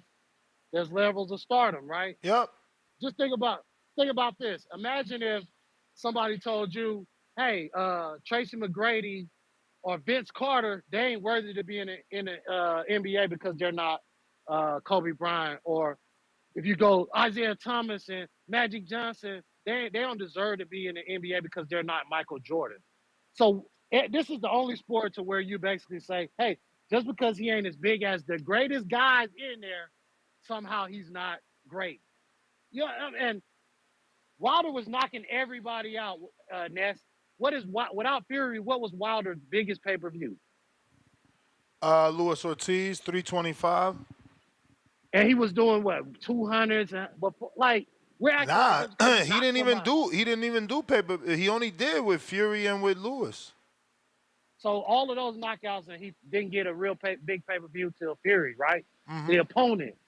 And now that Tank, before Ryan, Tank's biggest pay-per-views were 200 and some thousand, maybe 300, right? Mm-hmm. Before Ryan.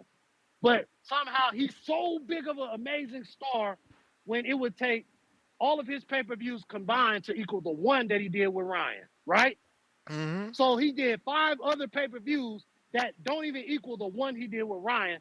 But Tank is he's so special.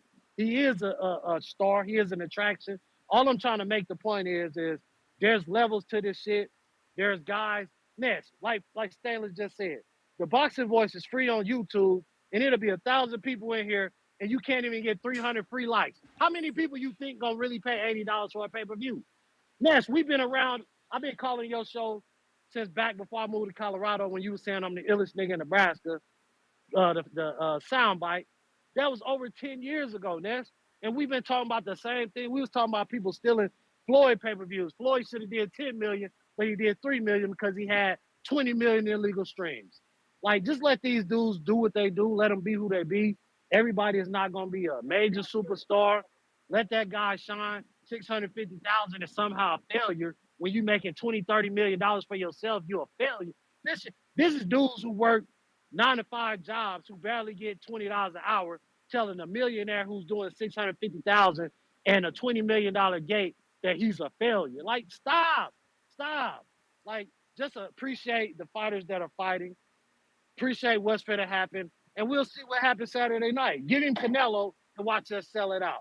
Give us one of them guys. They gave us Earl after ducking us for years. Look what we did to him. So it is what it is. I don't care how many he sell. I just want to see a great fighter do great things. And yes, look at how many of we get fights every weekend. We get pay-per-views every month and a half, every 2 months. So does that mean every other fighter who fighting ain't shit? Because most of them dudes ain't on pay-per-view. I would say 99.9% of fighters is not on pay-per-view, and I'm happy because I would be mad if I had to pay pay-per-view for every motherfucking fight. So stop the cap acting like all we want to do is buy pay-per-view. Let's go whoop this guy ass. It's fight week. Let's watch him be dominant. Watch him put a dominant performance and keep talking. All you're doing is making him bigger. That's it.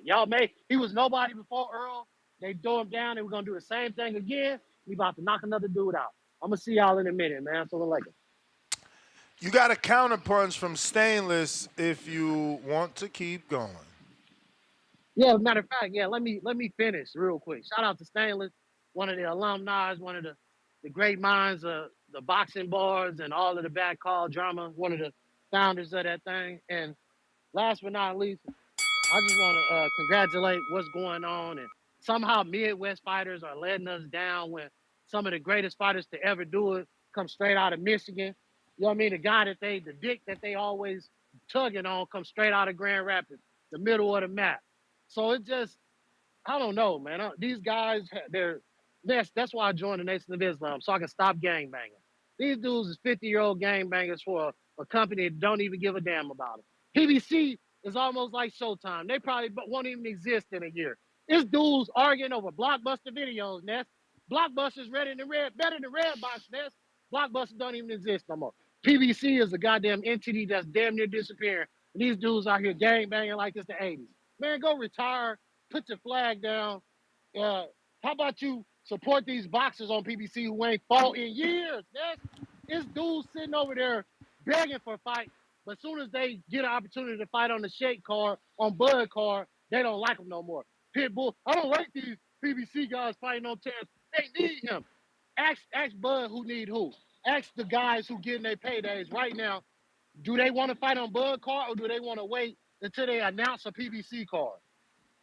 What would you want to do, Ness? You want to get paid today? I hope you get paid tomorrow. That's all I got to say, man. Y'all have a blessed day. The greatest fighter on the earth is coming back. He don't got to be the pay-per-view superstar. He is a star. Like I said, a real man that take care of everything around him. All right, man. Assalamu alaikum. Y'all have a blessed day. Peace. All right. We got counterpunch G-Von.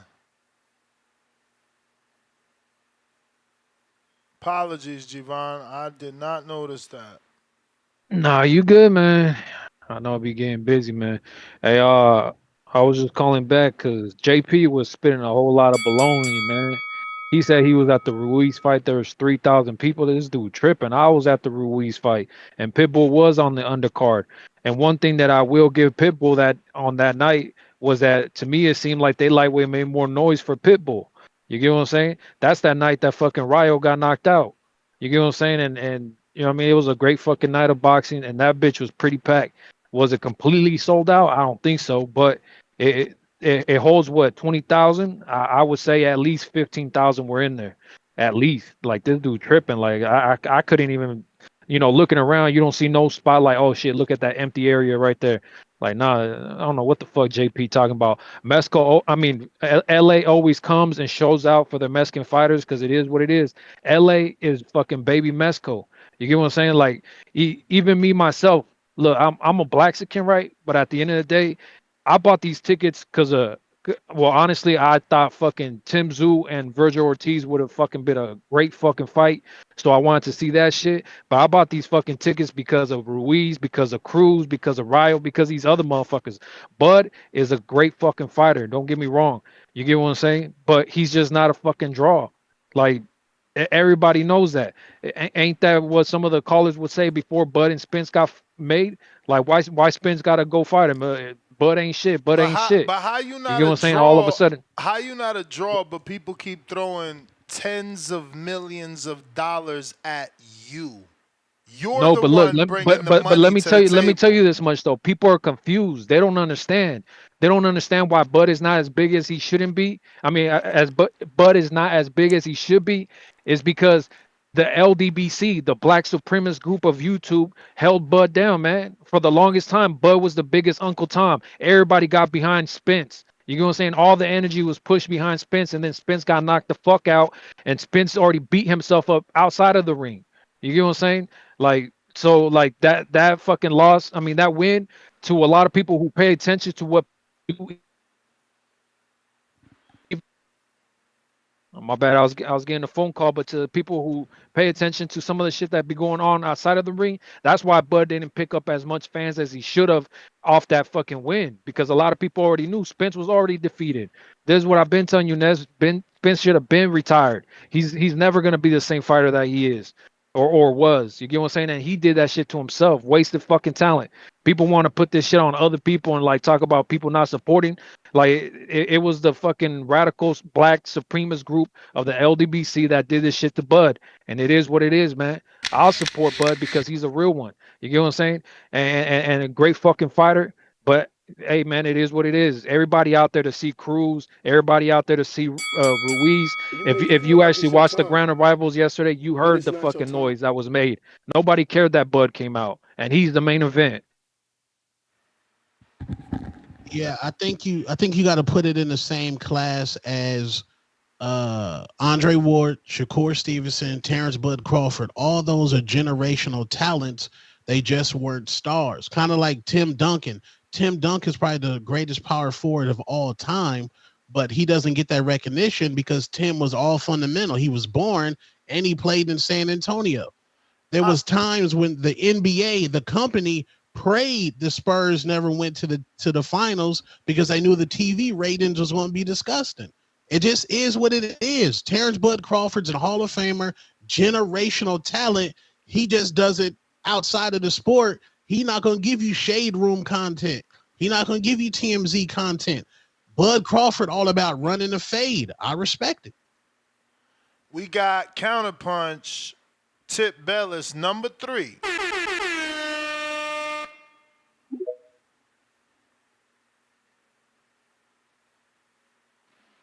Yo, Yo, yeah, man. Y'all, see these people, man. Yo, Terence Crawford is now.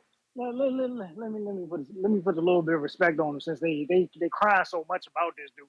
Terence Crawford is now coming into his stardom. You know what I'm saying?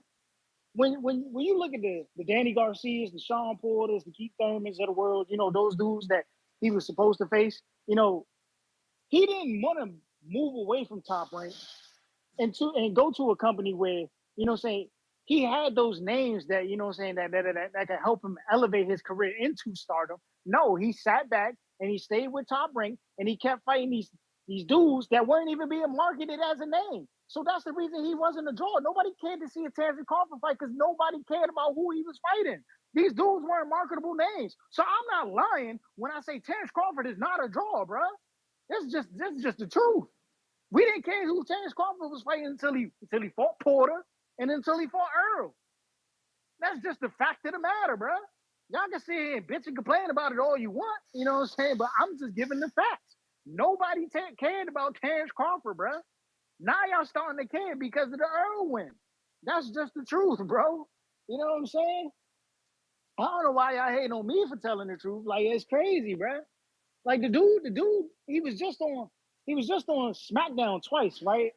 And it wasn't even as big as a thing. Like I'm not Batone, I'm not even trying to be funny. Like he was legit on SmackDown twice, and it wasn't even as big as a thing as when Floyd was on it. And this goes Fact. into back into another statement I made that when you look at a company like the WWE now, you don't know anybody because they've elevated the company so high that they can't even make superstars anymore. Like we knew, like the Big Show was known. Universally, the Big Show was known. We know who the Big Show was. We knew who Floyd Mayweather was. And we knew why it was such a big thing, you know what I'm saying? And why it was able to be on 2 pay-per-views. You get what I'm saying? Like these dudes don't know what stardom is. They ain't sure Bud Crawford's a star in the sport of boxing. He may be on a Winky Wright level, you know what I'm saying, of stardom, but he's not a superstar. You know, that may be where the confusion is. Now I'm comparing James Crawford to being a superstar in the sport. And you know what I'm saying, when he may be a star in the sport of boxing, but not a star to that, you know what I'm saying, at that level of where Errol Spence was, you know what I'm saying, when he got into that fight. No. Earl was definitely a bigger star than him. You know what I'm saying? In today's era, Earl would have been considered a superstar over Terence Crawford. Terence Crawford is now moving into the superstar caliber. That's why the Canelo fight may seem big now. You know what I'm saying? But you people talk about that fight years ago. Nobody would care about that fight. Just like how they didn't care about just how I kept telling y'all, they would have did the shit numbers if they had a 4 years ago. Come on, bro. Like, I can't keep You arguing may like this feel like it's logic your with y'all. time, but it's not your time. That's why I agree with Ness that if Terrence Bud Crawford gets the Canelo fight, that takes his star up to another level. Like Terrence and Earl wanted the Manny Pacquiao ticket. That was their ticket to stardom. Yep. Yep. Absolutely. I got Treese counter.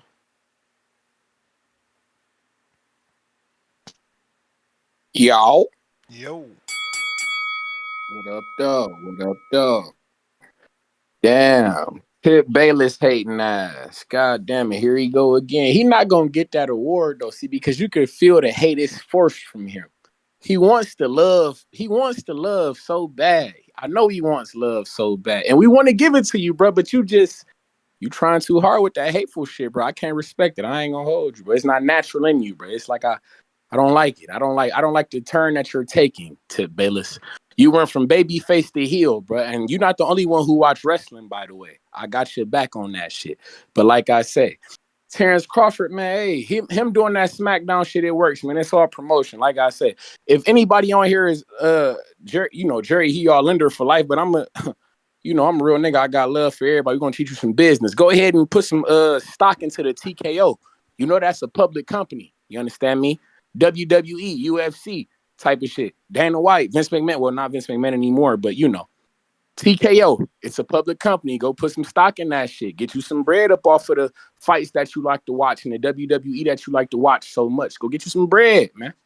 Go place a couple dollars in the stock market. But that's neither here nor there. What I called to talk about is, hey, I like Tip Bayless. I like what he was saying about my man Winky Wright and Terence Crawford. They are the same type of guy. They knock shit loose. They got a funky style about them, but they always in the fight. You feel me? You always got to be worried about my guy. But when I got hip to Winky Wright, Pops got me hip to him off some Young Buck shit. I was watching, Winky Wright was in that state property shit. I don't know if y'all remember that, them state property movies. Yep. Remember that? Yep. Yeah. Bingo. We got that. You feel me? I feel like Terence Crawford, you feel me? If we trying to really cross over and do this type of thing, we need to find a state property type of production for my man Terence Crawford to get into. I don't know. Like, they don't make hood movies. Do they make hood movies anymore? Two-Tone, Marco, Ness? Is that it? Do they make hood movies anymore? Like, I don't think so. I miss movies like Paid in Full and Boys in the Hood and State Yeah, that was like a Property 90s thing. Yeah, they don't make I don't even know where they at. No, I mean Power. See, but look, they had Mary J. Blige in there. She blew up, but she ain't like no, like they ain't bring in. They should What have was the brought a other fighter one? in What was there. the other one Or that they had. Taraji was on? That was another like kind of hood like series like What was that show called? with Taraji and my man Terrence Oh, Howard. The Empire Hustle shit. and The flow. Empire. Hustle and flow. Nah, Empire. he I said, remember Empire. "Hey yo, how And he that was say hustle and flow? You ain't coming to the barbecue, man."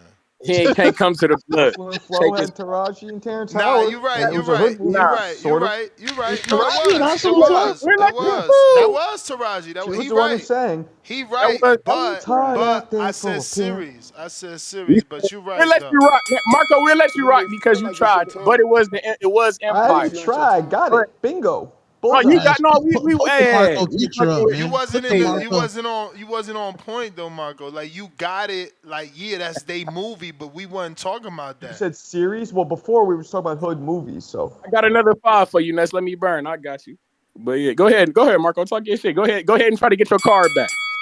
no, I'm good. I'm good. I'm good. Oh, all right. Oh, all right. We still fuck with you though, Marco. We fuck with you. Just don't bring that potato salad with the raisins and shit. We don't eat that over That's here. race. That's racist. That's racist. Hey, I don't even I'm eat just that shit. I know you from Bulgaria and shit. We don't know what y'all No, I'm do from over Hell's Kitchen, man. I grew up around. I was one of the only white boys in my neighborhood. Come on.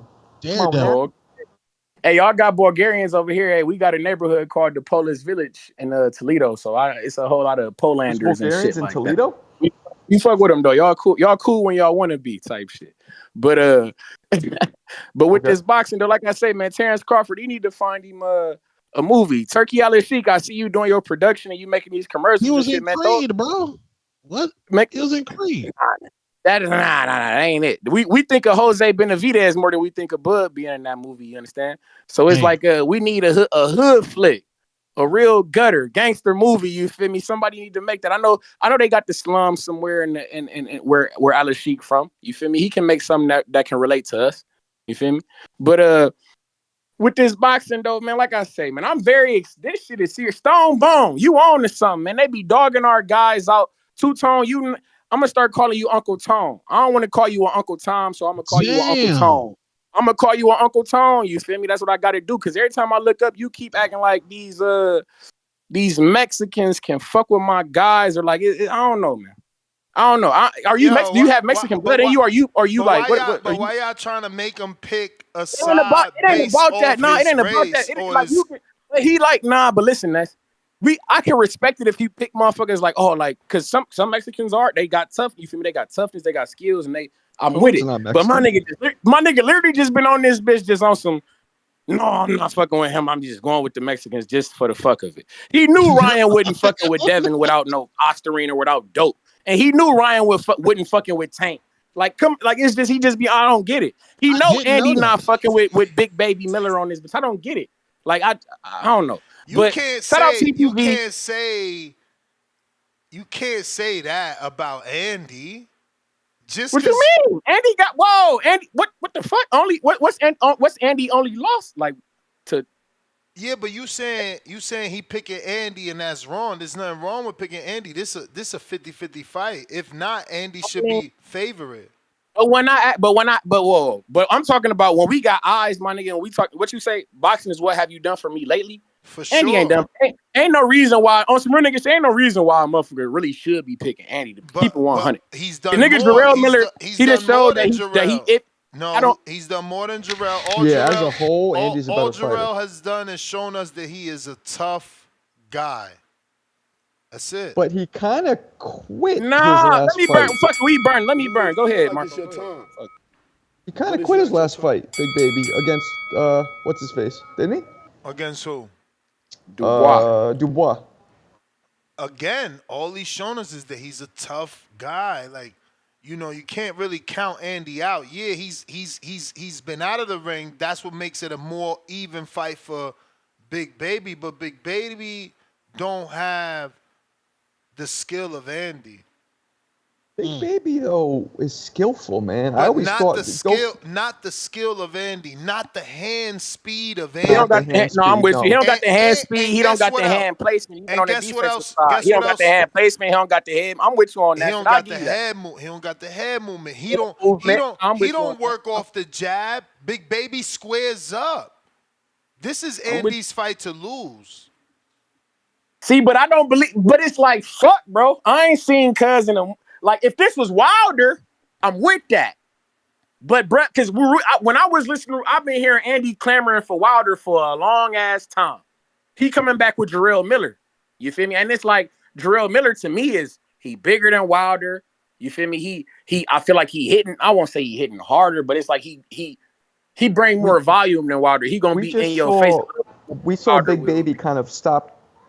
His output just dropped. He almost kind of stopped fighting. Now, granted, he was out of shape. Maybe there's a different dude, Out of but shape. Yeah, anybody with eyes can see he was out of shape, but that shit, come on, bro. That was on some, come on, bro. I don't know.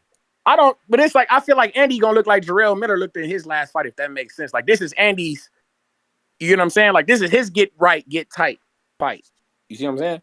So that's I some don't really big got, dudes, though, man. There's gonna be some leather flying. I hope so, man.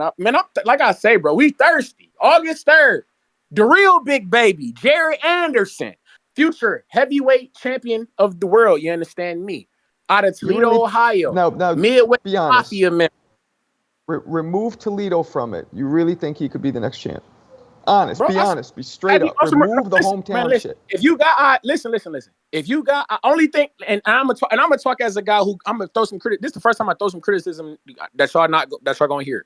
Jerry Anderson. The one thing I don't like about us, because we got to work on our hand placement. We do got to work on our defense. We do go straight back a little bit. We got to work on our angles when we turn it out. We got to turn our opponent a little bit more. When we turn them, you feel me? Let our backhand go a little bit more. I'm seeing that we like that jab. We like to look finesseful. I like the finesse in the moving around. Fuck all that. Bring the violence.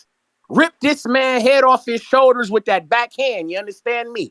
Instead of going back, when we go back, we gonna turn. We gonna put our hands in the right place. Great hand placement on the defense. I don't want to see our hands down. I see that backhand dropping sometimes, big brother. Well, little bro, but you know, I like what you do. Shout out to the Hive. You may Free feel my like it's nigga your Dub. time, Midwest but it's Mafia not shit. your Shout out time. TBV. Shout out Toledo, Ohio, man. Y'all know what the fuck going on. Y'all be cool, man. Yo, Shout Tone out to and Turkey, Ness. man. Right on time, he signed the agreement with all the promoters and has every promoter promoting the top rank. I mean, the Crawford fight. So Why did on Oscar just top release a rank, video saying it's false? what about Oscar just Shakur? released a video saying About Turkey never Shakur? reached out to him. It's not happening. What? That ain't what he Oh, you released. What are behind you in the talking about? algorithm, Marco. I guess so. That was like last week. Yeah, they Marcos, signed. man, yo, man, you gotta play catch up. You can't be doing this, man. It's only a week. Shit. You can't be doing this, man. So who signed? Who was all Everybody the except Frank Warren and PBC. So 3. He got 3 on board. He got DAZN, ESPN, and Top Rank.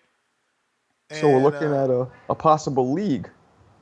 not yet, but all that matters is before the Crawford fight, you got Top Rank, who allegedly was in a lawsuit with Crawford, promoting Crawford and Masvidal on their social medias. You got Golden Boy doing the same. You got DAZN doing the same. You got Matchroom doing the same. You know, I'm going to check Queensberry, which I'm sure is doing the same, even though nothing officially came out with a signing. Let me see. Technically, they don't have anything on Queensberry. They're haters. Why? I take that back. They posted 6 hours ago, Crawford Madrimov. This one is huge. So he's got everybody promoting this one event equally. I love it. I love it.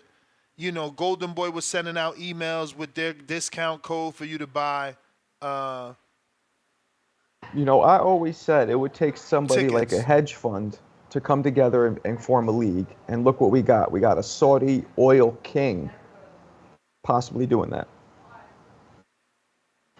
That should be dope if it's done properly. Let me see here. We got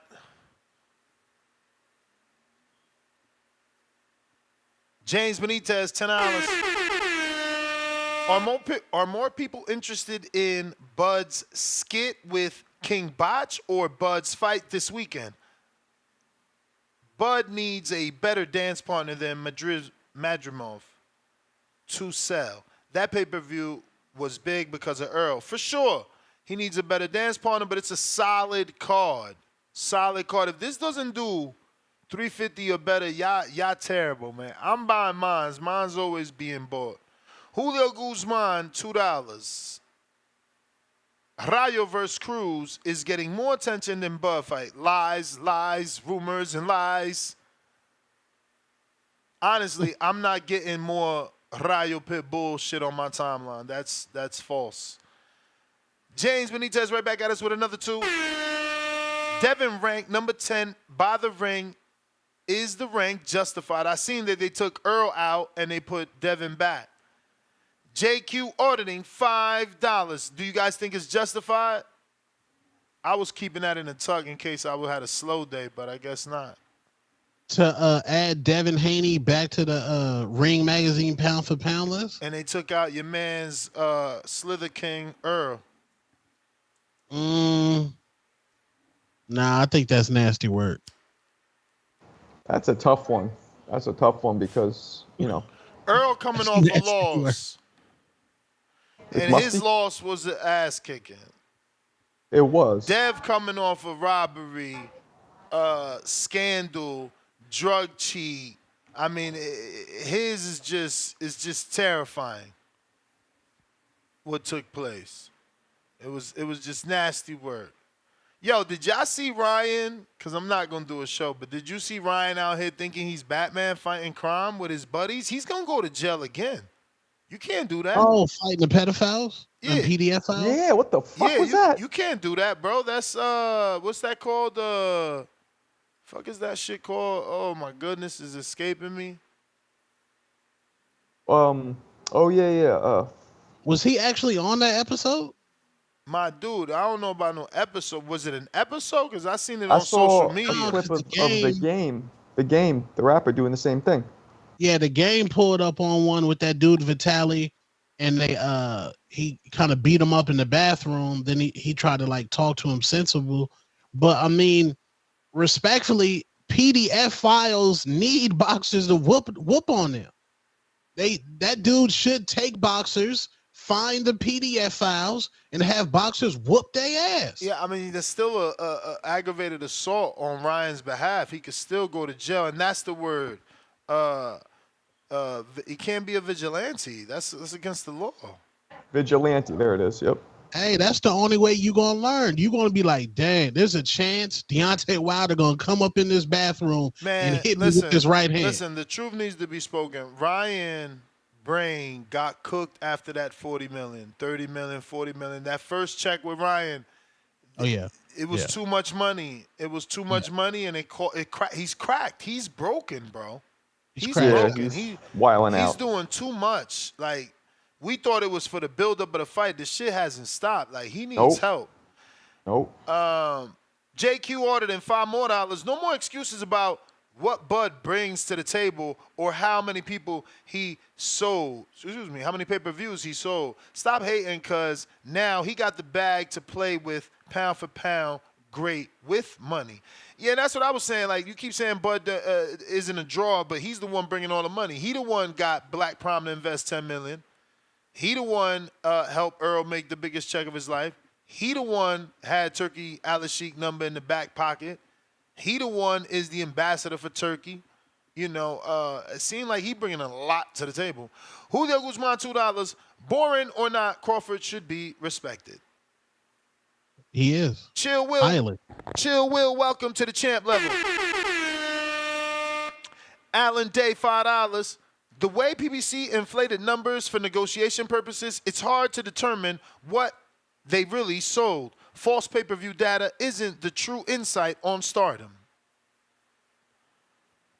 I don't think that they lied about any pay-per-view numbers, especially not if we're still talking Earl and Bud.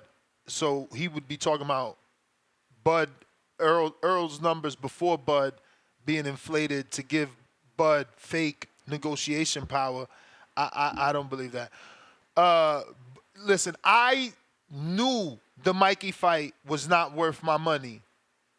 I knew it was not pay-per-view for the community. I still went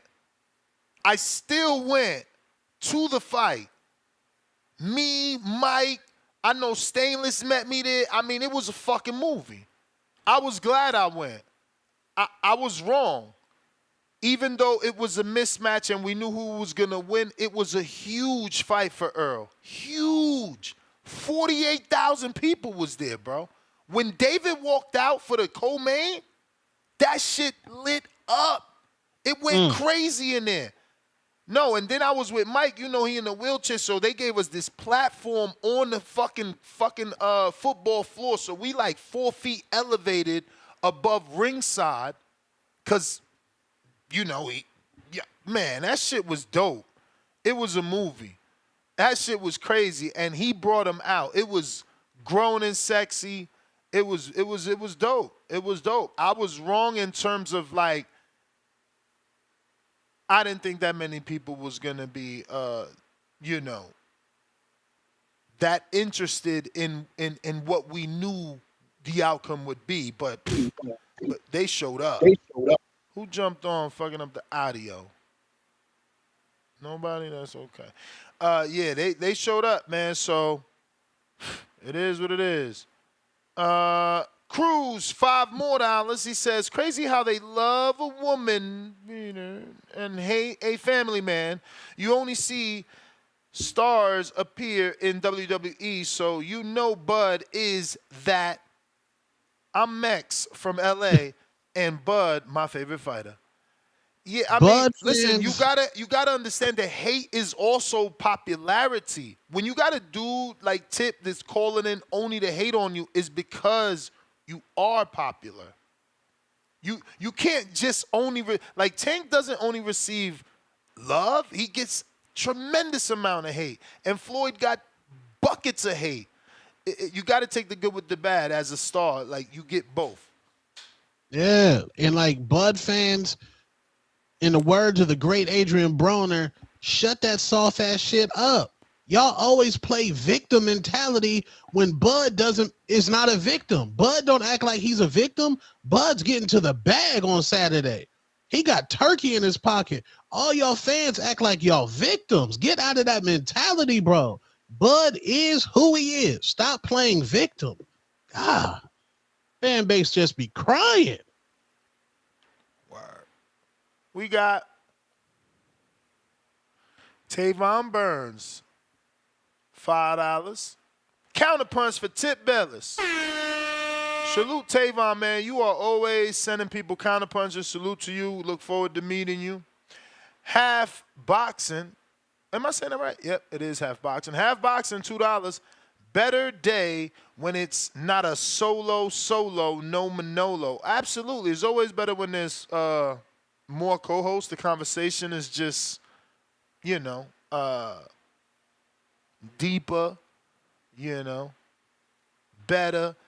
We always need because, for some reason, Marcos thinks this is a show for, mimes. So he just stays there and doesn't talk. My man he just says nothing. Damn you, Marcos. We got Troll Beta with another $50 Sweden. And he says, was you about to say something, Marcos? Nah, I was miming. Oh. Eddie said that Matchroom Queensberry and Gold Star, Fury's manager company, plan and match make these Riyadh cards. Do they need an American in the mix? I don't know, but I think that's what Turkey wants because he's obviously invested in American televised fighters heavily, right? He likes Crawford for sure. He made him the ambassador. He gave a lot of money to Ngannou, a lot of money to Wilder. He's given a lot of money to Zhang, Joyce, Joe. I mean, yeah. You read in the comments, right, Marco? That's why you're shaking your head because he's like, "Oh, they really don't think I talk enough." Yeah, you don't. I don't talk like that. First of all, why do you always imitate me like a doofus? Yo, why do you always put yourself down? Why? And anytime I imitate you, you got to think I'm imitating you. Because you just went, yo, that really dumb, blah, blah, blah. I don't talk like that. All right. Yeah, man.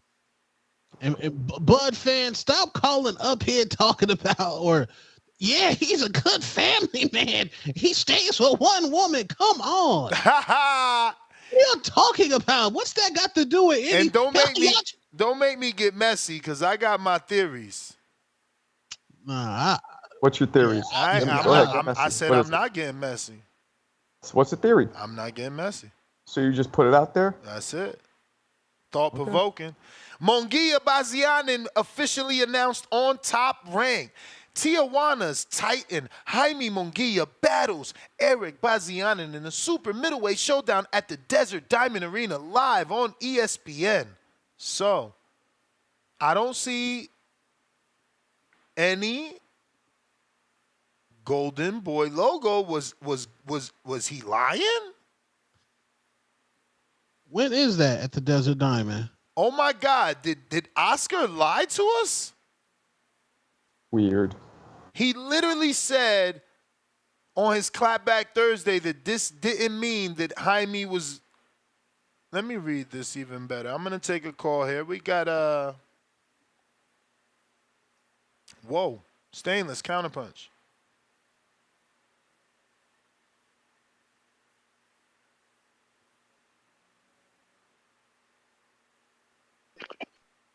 Oh no, he's still promoted by Golden Boy. But he is promoted by Top Rank, bro. It says promoted by Top Rank in association with Ida Tigers, Zanford Promotions, and Golden Boy Promotions. Munguia Bazian, and in addition to a fight action broadcast we televised live on ESPN. It doesn't have a DAZN logo, so he might have did go to exclusively ESPN there. But go ahead, champ. Yo, Tip, man, my bad. I forget you with CYP. What's that? TBX. You know what I'm saying? All respect, dude. But you remind me of Jay Benitez because you just be a hater. And maybe you not hating on Bud. Maybe you just as big a Bud fan as Benitez is a Wilder fan. Because even when we wasn't talking about Bud, you was bringing him up. So I respect that. Ain't nothing wrong with being a fan. We all got our ways of fandom, though. You know, like some people bought Mayweather pay-per-views because they wanted to see him get beat. You know what I'm saying? And some bought him because they wanted to see him win. So you just one of those who that type of fan. Ain't nothing wrong with that. You know what I'm saying? I respect that, man. I didn't even know he was on what's that, SmackDown or Raw or whatever, because I don't even watch that stuff no more. But you know, I don't know a lot of people that didn't make it to a major level that didn't show up on WWE. I mean, hell, even a former president was on WWE, and that got him out there too. So, but whatever, man. It's all good. Yo, I just gotta bring it up again. Yo, I don't always agree with the mayor of Toledo. You know what I'm saying? I usually counterpunch when he talking about Clarissa Shield because I don't think y'all put enough respect on her name either. But yo, that Uncle Tom shit, man, that was fucking hilarious. Excuse my language, man. But that was hilarious, man. I agree with you though, Tom. You know, we can't be sensitive about these boxers. You know what I'm saying? But we can respect them though. Yeah, I respect them. See, they call me Uncle Tone. They tearing down a black man. Contradictory, nasty work, musty energy. It don't change the fact that it's hilarious though, Tom. You gotta laugh at that, you know what I'm saying? that was hilarious though. But yeah, man, you know what I'm saying? I say that about all fighters. You know what I'm saying? Don't put the fighter down. You know what I'm saying? If you like your fighter, if you're a fan of your fighter, be a fan of your fighter. You know what I'm saying? But don't put the fighter down. You know what I'm saying? If anything, especially if they're good fighters who, you know, no disrespect to Shakur or any other guy that's usually going to decision, but if they're knocking people out like we want them to, aren't those the people that we should be promoting to casuals so that they can not only see a good fight but can see a knockout too, whether it's against a big name or not? Because what was his name? Hector Garcia. I didn't really know who he was. You know what I'm saying? Like Barrios, I knew who he was because he TBV official. You know what I'm saying? who was that? Jack Lemmon used to talk about him all the You time. And may feel Suleiman, like it's your time, but it's not your the time. boxing world didn't really know who he was like that. So Champ, that it's not was the always a perfect bell. partner. All right. We got Dom on Twitter with the counter. Shit, Dom, give me a second. This will be quick. I'm gonna keep it at 15. TVV, what up? Dom, give me a second. I just got an interview jump on. Give You're me one good. second, brother. Mr. Savage, what's going on? How are you? I'm good. I'm good. How you feeling? Ah, man, I'm good. Happy to have you as always. I wanted to get you on. Obviously, you know, this Saturday is a big fight card, and you were the lead sparring partner for Jarrell Miller, and also to give you an opportunity to clear things up because, you know, you got Andy Ruiz out here claiming that, you know, you didn't last more than 2 rounds in sparring, and that's why he sent you home, and that's how you ended up with That's Big Cap. Baby. That's Cap. That is. Andy fired me. That is how I ended up with Big Baby. But how can I be lasting 2 rounds when I was the main sparring partner for Andy when he was getting ready for Luis Ortiz? Like, and I was out there for like 2 months. So you know, it's bullshit, man. Like Andy, I don't know, man. He was complaining about money and stuff, and I was having to drive 45 minutes to get to his house to the gym, drive 45 minutes back. He wasn't paying for me for gas. He wasn't paying my for my food. You know, they supposed to pay for all of that. So I don't know, man. Maybe he found some cheaper sparring partners. You know, I don't know. I dealt with something like this before when I was with in camp with Frank Sanchez. You know, they didn't want to pay me. You know, all of my money. So you know, it's all good though. I had Big Baby on the phone less than 15 minutes when Andy fired me. So just to touch on the Frank Sanchez, when you went through the you know, stress of not being paid by Sanchez, was he already with Eddie Reynoso? Yeah, when I was in camp with Frank Sanchez, he was with Eddie Reynoso. Oh wow. And that's when I was talking to Lupe, you know, that's Ryan Garcia manager, and that's Frank Sanchez manager. They got the same manager. I was telling Lupe, you know, about a potential fight with me and Jeremiah. Mm. Then he just got a phone call. All right, he's back. Now somebody had called me.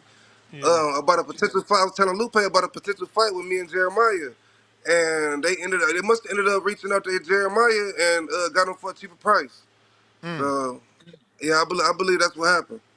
But Frank wanted me though, but they didn't want to pay me. Yeah, So they didn't want to pay me. so you made the call, you end up with Big Baby. How has that been? And did you have to go to Philadelphia? Because it seems like he was training down at Bosi's dungeon. Yeah, so when after my fight in Mexico, you know, I had hit Andy. I'm like, bro, am I coming back to the same hotel, or am I going back? I said, am I going back to the same hotel? Or what? He read my message. You know, he normally replied. He had his brother hit me. They said, oh, bro, we got new sparring partners, so you're gonna have to figure it out. So I hit Andy. I'm like, bro, I wouldn't have drove all the way out here from Michigan. You know what I'm saying?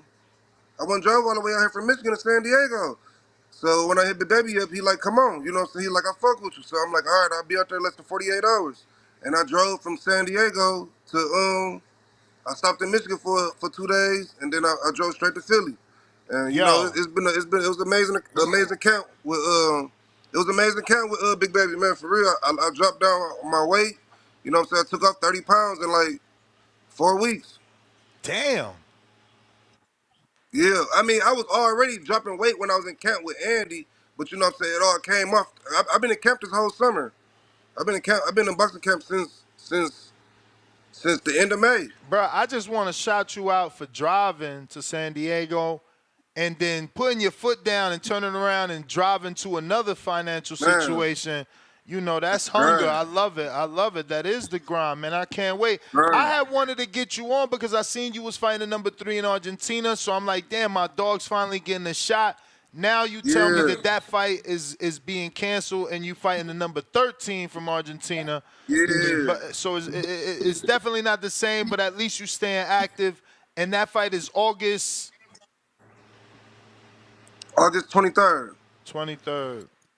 Yeah, August 23rd. But it's all good though because I'm still gonna get my ranking. You know, I got some strong connections with the WBA, man. So after this fight, you know what I'm saying, they're gonna rate me in the top 15 in WBA. And I only got, this only my sixth fight.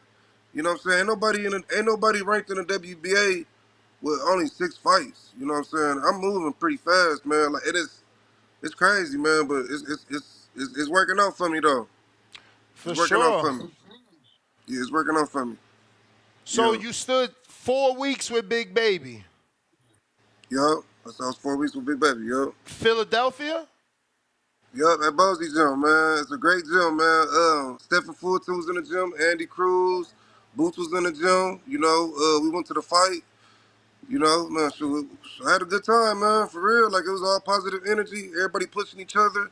Ain't no negativity or none of that, man. I love that gym out there. I really feel like I left something out there, man, for real. Did you do any pad work with Boots? We always see him doing pad work with tons of people. Nah, I didn't get no pad work in with Boots. I did pad work with Sosa. That's Okay, Big Baby's other coach. He's from Brooklyn. for sure. Yeah, I did Yeah, pad work with Arliano, with Sosa. Arliano? Ball head? Ball head, yup, Yeah, yup. yeah, that's my guy. He good peoples. Yup, he was there at the camp house with us. Nice. Yeah, he's finally full Hmm. time, man. He's had a job all these years. Now he's full time. So, what exactly were y'all doing from a cardio standpoint? Because Big Baby seems to have lost a tremendous amount of weight. Now you're saying you lost 30 pounds. What were you guys? Were you following Boots as a welterweight? Like what? How'd you guys take off that weight? Man, it was the food, man. Big Baby guy, his name Mike. You know, his strength and conditioning coach. He the cook. You know what I'm saying? He really the key player, man, for real. Like he's cooking for us, you know what I'm saying, making us light meals. You know, he got the knowledge to the food, you know, and everything. You know, what we should eat, what we shouldn't eat, you know, when we should eat, you know. And man, it was just coming off, man. Big Baby been with him for a minute. You know what I'm saying? I think Big Baby been locked in since he lost to Du Bois. Yeah, So that's what it yeah, seems like. he been locked in, man. And I got out there and got on their program, man. He said after this fight, you know, we right back in the gym. So I'll be right back with him right after this fight. I supposed to be out there right now. Uh, I might have to make it out there tomorrow. I couldn't make it today. So being in camp with both Andy and Gerald Miller, what would you say the differences is? Because for me on the outside looking in, obviously Andy looks like he's faster, and he looks like he uses his jab more than Jarrell. Yeah, I mean, nah, I don't know, man. Andy got short arms though, man. But man, it's hard to say, man. It's gonna be a good fight though, man. It's gonna be a real good fight, man. Cause Andy don't like movers. You know what I'm saying? Andy, when you move on Andy, it make him frustrated. You know what I'm saying? Give him a difficult time because Andy got to be set to hit you. You know what I'm saying? He's a set puncher.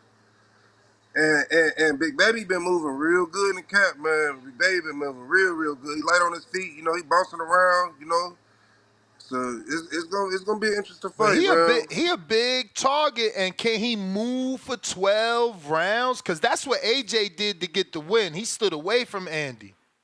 We gotta see, but man, I believe he can, man, because he dropped down 50 pounds. Oh, You it's know what I'm 50. saying? God damn. Yeah, he was 350. He was really more than that. That was before the Du Bois fight though. Big Baby had got up to about 370, he told me. Yeah. Shit. Yeah, so you know what I'm saying? If he can move around for 12 rounds, he should get it, man. I got Big Baby winning though, for real. I got Big Baby winning. But Andy got some power though. I was Andy just got some about to power, say, but Big Baby do can take Andy a got. punch though. Big Baby can take a punch, man, for sure. Big Baby Yeah, can take a punch. We know that. Yeah. He ain't never been dropped before. Andy been dropped before. nice. Yeah. Yeah, well, Andy did get dropped in the Areola fight. and Anthony Joshua. Yeah. You know what I'm saying? Andy been dropped before, a couple times. We ain't seen Big Baby touch the ground yet. We ain't seen He Big Baby touch the ground. and he just fought a big puncher. Dubois a big puncher. Yeah, yeah, yeah. So we're gonna see, man. It's gonna be a good fight, though. It's gonna be. I don't think it's. I don't think it's going. I don't think it's going 12. I don't think it's gonna go. I don't think it's going 12. And Andy had shoulder. What was it? Shoulder surgery. So we're gonna see, man. How long We're gonna ago? see. That was I don't know exactly. I don't know exactly. Was he I think that was the experiencing end of pain last while he year. was I in think it was camp with you? no, no. I ain't really see no. I ain't really see nothing wrong with his shoulder while we was in camp. I Okay. didn't see nothing wrong with his shoulder, but I know he had surgery. I know he had surgery on it. I think it was the end of last year. Yeah. So for your fight, you got to fly out to Argentina. Have you ever been? No, I never been. Never been. It's gonna be my first time out there. Yeah, And this when gonna do be you my first plan on time. getting out there? How My plane how ticket. soon? We Okay. leave on the 19th. I already got my plane ticket. All right. Yeah, we're All gonna leave right. on the 19th and get out there, go handle business, and come right back, man. It's a show in Flint. I think it's September 14th. So it's gonna be my first time fighting in Flint with Salida Promotions. They finally Oh, gonna let me in. Yeah, finally.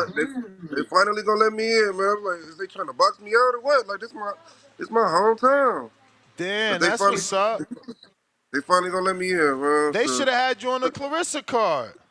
man, that's what I said, but I don't know, man. I guess they do stuff when they want to do it. But But you not I just signed gotta to say, Salida though. You not signed to Salida. no, I'm not with Salida. I'm close with one of Salida's guys. I'm real Okay. close with one of Salida's guys. Yeah, For yeah, sure, for sure. And that yeah, is gonna be because you're also scheduled for a fight in November. yeah. In Oklahoma. Yeah. Yeah, yeah. That's gonna be in Oklahoma. I fought there before. So yeah, they haven't got me an opponent yet. But yeah, I'm trying to finish the year up strong, man. I'm trying to finish up strong. Just look, everything going smooth with me though. Everything going smooth right now. Looks like you've been getting a lot of international work. Who have you had someone flew you out to Russia too, right? To spar? And you had an Uh, exhibition out there? yeah, I found an exhibition out there in Russia, and I went to Uzbekistan with Michael Hunter. I got Michael Hunter a fight out there in Uzbekistan, and yeah, I got a new I manager now, seen that man. Hunter So, fight. He lost. yeah, that was crazy. Hunter didn't look like himself. Yeah, Hunter didn't look Damn, like you himself. got him that fight. Small world. That is hilarious. Yeah, and Cassius Chaney up next. I'm about to get him a fight next over there. Really? Yeah, I just talked to him yesterday, and Hunter just beat him. Yeah. Shout Yeah, out to so I'm Cheney. just, I'm That's just, my I'm guy just, I'm too. just, I'm just using my connections, man. Using my resources, man, to the best of my ability. For sure. Yeah, make me some money too. So yeah, But that's what those that's are what not I'm doing. official fights. Those are not on their record, right? Nah, those was exhibition fights. That's I don't dope. know. They do They do it like AIBA. Like I got a connection with AIBA. So I can get fights over there. Dope, Yeah, I can get dope. fights over there. Yeah. And is the Argentina fight gonna be televised or streamed? Do you know? It's not gonna be televised. It's gonna be streamed for sure. All right. It's Well, some when you Spanish. get that It's some Spanish information, let me get it. network. Yeah, I'll send it to you. I'll send it to you for sure. Yeah, I'll send it to you for sure. I got you. Well, champ, let Yeah. them know where they can find you for anybody that isn't following you. You can find me on Instagram under DeAndre Savage. It'll come under Road to Richard Sav. Facebook, DeAndre Savage. So we're gonna stay on the grind, man. We're gonna keep rolling, man. We're gonna keep grinding. We're gonna keep shining. Flint For Town. sure. I got a few questions here from the people. Rue in the 504, New Orleans. He says, what is it like building your professional career outside of America? It's different, man. It's really different, man. It's like they treat you better overseas. You know what I'm saying? It's like I don't get I don't get the love I get over here. I get more love over there. You know what I'm saying? Everybody running up to me taking pictures. I'm signing cell phones. You know, like I walking in the arena, people at the stands, they coming down, they lining up, taking pictures. I'm signing phones, signing posters. You know, so they show a lot of love over there, man. And the money is the money is more over there. You get paid more over there. It's crazy, but you get paid more over there. Yeah, I love it. I got Treese in Toledo, Ohio that says, what's your thoughts on bare knuckle boxing? And do you think Detroit could be a place to have big fights? And would you like to join the Midwest Mafia? Nah, I wouldn't do the bare knuckle. My boy Mike Perry, he do it though. You know Mike Perry from Flint. I went to high school with Mike. And Detroit, man, it would be good. You know, Detroit, Michigan, overall, love fighting. You know, they gonna pay for it, and we need more entertainment here. So you know that'd be good for Detroit. For sure. A few more, champ. We got B-Lo from Phoenix, Arizona that says, what's good, champ? What are some things you do to work on your mental health? Like any chess, reading, meditation? Thanks for your time. I love chess, but that ain't what I use for mental health. You know, man, I like to go to Cali, man, and sit by the ocean, man, and get a peace of mind and just relax and meditate, you know, and listen to the sounds of the water, man, and just sit out there. Salute. Or I like to read, you know, I like to read, so you know, yeah, them two right there for sure. I love the ocean. Yeah, me We too, man. got It's peaceful out there. Don John. It says, Donald from Baton Rouge. Do you think you get ranked? Do you think you get a ranked opponent after this? But this opponent is getting you ranked. Man, by me, this opponent gonna give me a higher ranking for sure, and it's gonna put me ranked in the WBA. So I see Jared Anderson is ranked number 13 with the WBA. You know what I'm saying? And people saying, you know what I'm saying, he might lose this fight. So, you know what I'm saying, if he loses this fight, man, and I get my ranking like 15, 14, well, hopefully, you know what I'm saying, they give me a shot. Hopefully, They we never never called know, you to man. spar. They never called you to spar because he comes out here a lot Yeah. and he. They, Oh, he did. they caught they caught me to spar with Anderson before, maybe like 2 years ago, but the pay wasn't there. You know, the pay wasn't there, so I'm not. No, For sure. I'm about my money, man. I gotta get paid. Yep. Well, Yeah. champ, you already gave out that social media. Those are the last questions. I do appreciate you, man. Wish you the best of luck, and we're gonna get you on after you get the win for the victory lap. Okay. I appreciate y'all for having me on too, man. You Thank already y'all. know. We behind you, Yes, champ. sir. There you have it, DeAndre Savage from Flint, Michigan, heavyweight. If you are a member and you didn't take advantage, that's on you. But members in Patreon, you could have asked them a question as you heard some of your members and fellow Patreons ask theirs. Don't forget, you can ask anybody I'm going to interview a question. It's better for them to know that they got fans from different parts of the world. So it's better for you to say, like, yo, it's Marco from Connecticut. That sounds weird. I wanted to ask him if his last name was really Savage. It is. That's dope. Why you ain't jump in? I'd be taking y'all off screen because you first of all, you don't know who I'm interviewing until you. Of course I know who he is. We follow each other. I've talked to him before. I mean, again, you don't know who I'm interviewing until you Oh. either see him or hear him, because it's not like I'm texting you beforehand. Hey, I'm gonna have this interview, you know. So it's spontaneous for you. So I always let y'all listen, and if you want to jump in, jump in. Like, yo, Ness, I got a question. Then bloop. I mean, you did it before. I forgot with who, but Dom, it's on you. What up, TBV, Ness, Marco, Two-Tone? What up? What up? Crawford versus Madrimov is absolutely bigger than Crawford versus Spence. Bigger does not mean better matchup. It doesn't mean more anticipated. It doesn't mean more belts. and it doesn't necessarily mean it will sell more pay-per-views. Feeling bigger is determinant on the promotion, and it doesn't take glasses or LASIK to see how Turkey and Riyadh season is treating this fight card. It's Okay, a you're mega right. fight night from top to bottom, from start to finish. The movie trailer kickoff to the LA themed arrivals. They took over Santa Monica Pier. It's one of the biggest attractions. And the free fights out there tonight are promotional genius, if you ask me. It's essentially like a punching billboard while everybody strolls by. And I'm really envious of everybody out there who's getting to enjoy this fight week. But let's not forget how the PBC treated the promotion for the groundbreaking matchup between Bud and Spence. There was nothing groundbreaking about it. They treated it business as usual. I mean, Errol didn't even show up to that Breakfast Club promo. Crawford did most of the legwork on it. There was no cross promoting. There was some shoulder content and, the typical press conferences. And we shouldn't forget what Bud walked out to at that press conference. Hey, Mr. Carter, tell me, where have you been? They've been asking, they've been searching, they've been wondering why. And come this weekend, it'll be wop, wop, wop, wop, wop. Bud, fuck 'em up.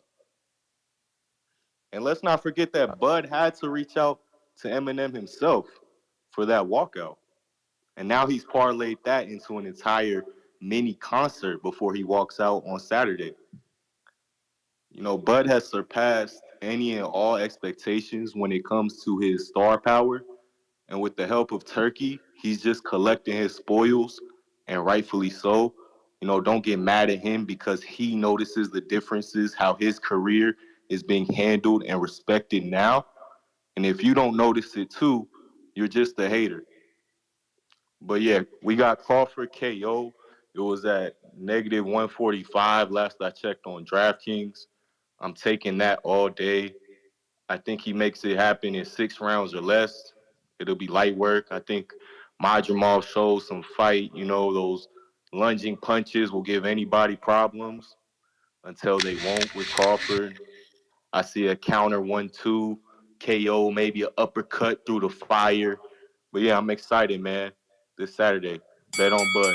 You Peace. may feel like it's your time, Yo, man, I'm but it's telling not you, your I'm time. not saying Bud's going to lose because I think he's going to win, but he's going to have problems. This kid is going to give him problems. I'm telling you. Be specific, my friend. What does problems mean?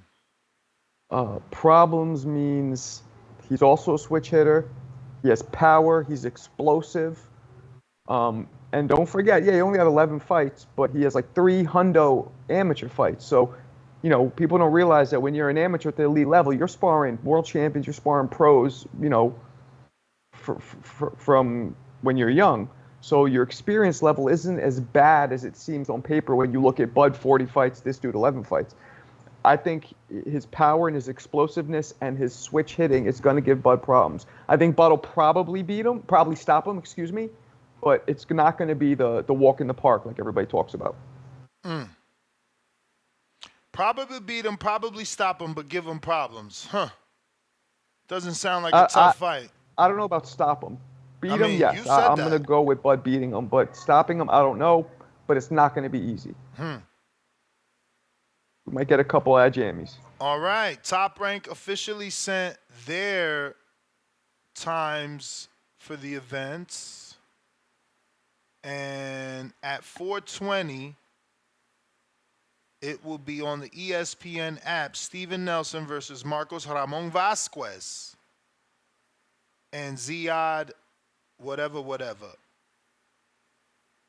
And then immediately, Andy Cruz, Moran, followed by David Morel.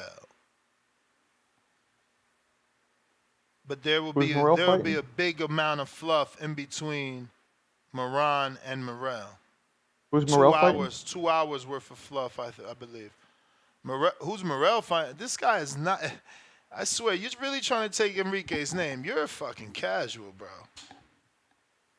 So who's he fighting? You can answer me or no? Hot Rod. Okay. You don't know who that is?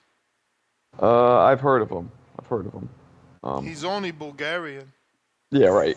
I think Morel is a little. I don't like saying overhyped because that's kind of negative. I think he's a good fighter. I think people are putting him. I think he needs to show me a lot more before he's at where people put him. People were talking he could beat Benavidez already. It's a lot of. I think they're catapulting him before the data has been collected. I hear you, man. I'm a data collector myself. Don't like to put the cart before the horse. You feel me? So I smell what you're cooking. El Spider, El Spider, Spider Rico? El Spider, yes. El Esteban, whatever his Spider, name is. El Spider. We can't hear you. El Spider. You got that love from Oregon's internet. General Camino. General Camino.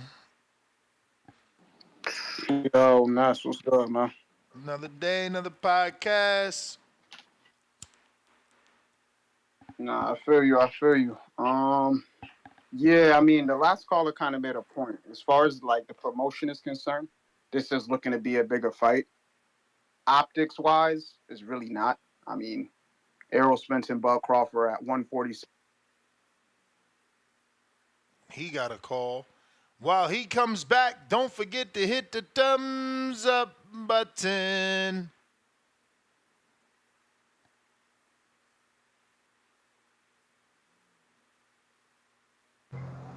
All right. Guess not. Copy cool. What it do?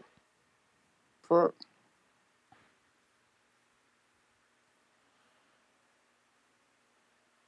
If you haven't already subscribed, go ahead and do so right now. We at 226,372, so we still need about another 700 people to subscribe to take us to the next level of 227,000 subscribers.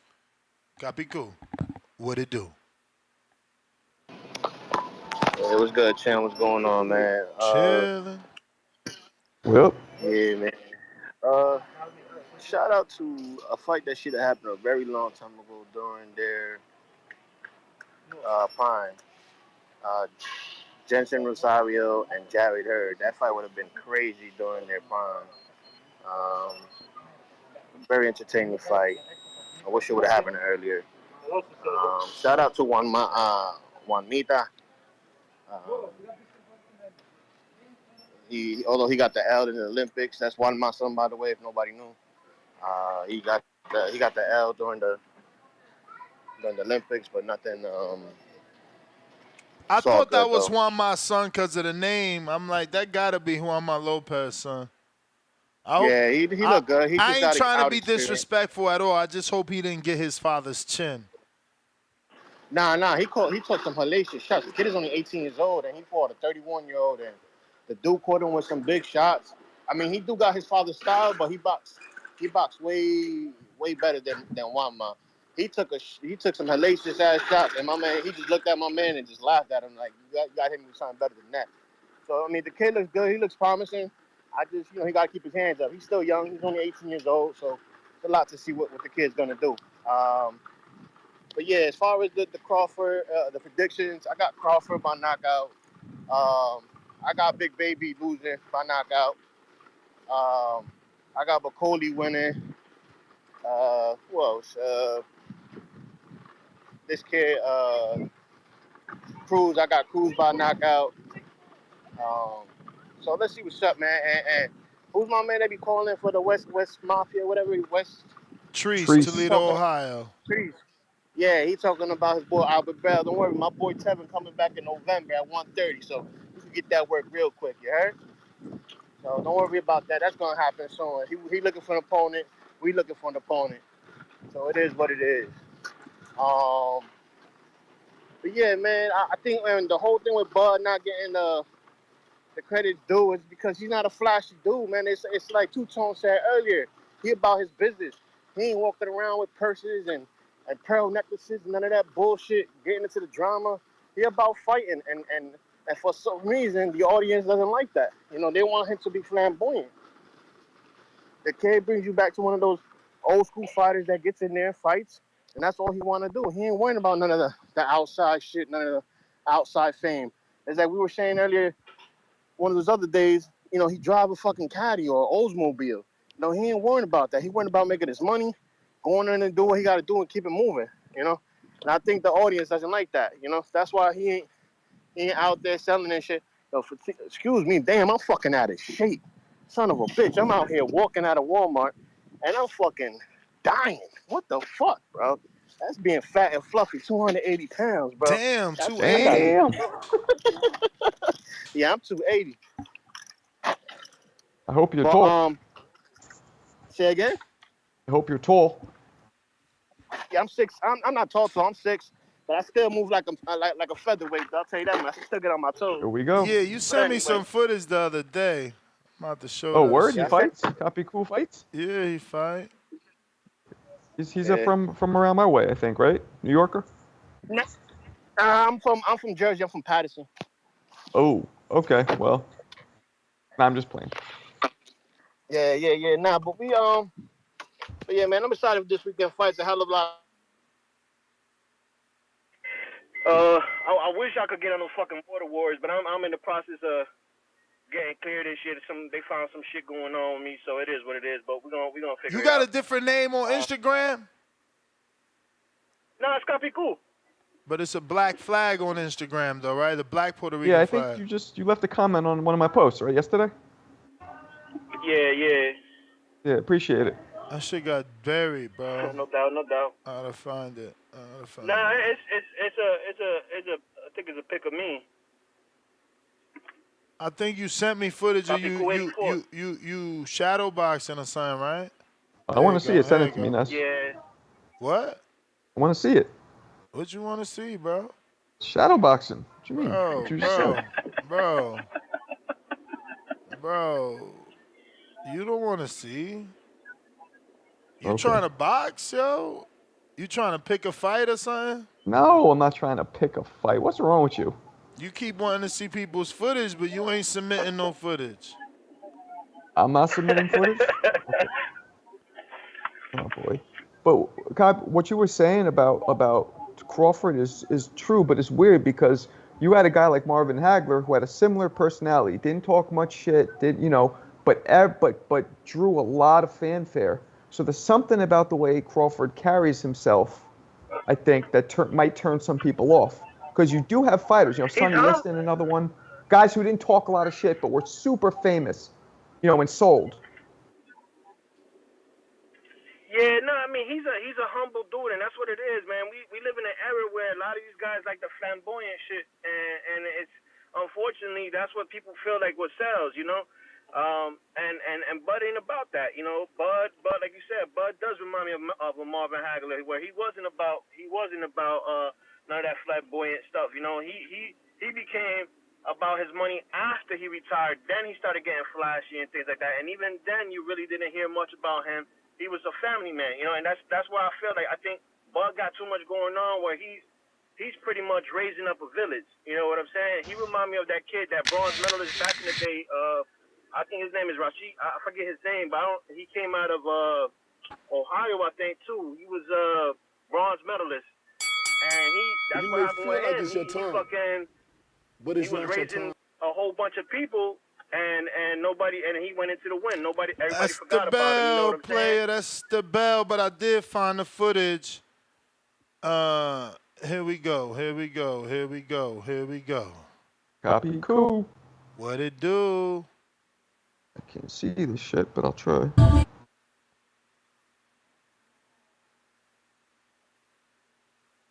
So this him shadow boxing. All right.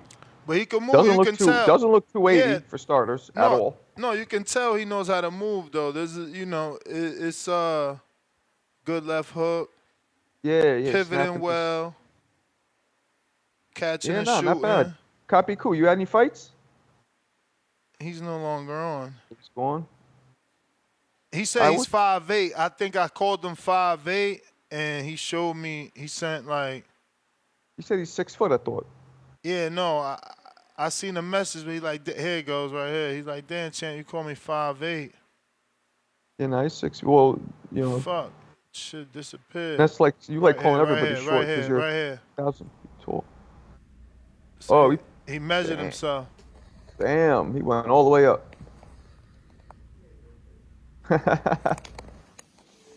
That's Yo, funny. that don't mean he 5'8". You was on your tippy toes. When you pointed the camera at your face, we couldn't see your toes, fam. Yo, why are you height shaming people just because you're gigantor? So what is he right here? He didn't even say. Like, what is it? The fuck? Well, let's see. How many inches? Yeah, we gotta do the math on this shit. What it says? 70. Turn it to the 70 thing. something? 70 what though? Focus 72. 72. Yeah, 72. 72. So what is that? I gotta do the math. You gotta do the math, bro. Let's see. 72 divided by 12. 6 feet on the button. Ready. Yep. He getting border wars ready for anybody. 6 feet on the button. We got General Camino.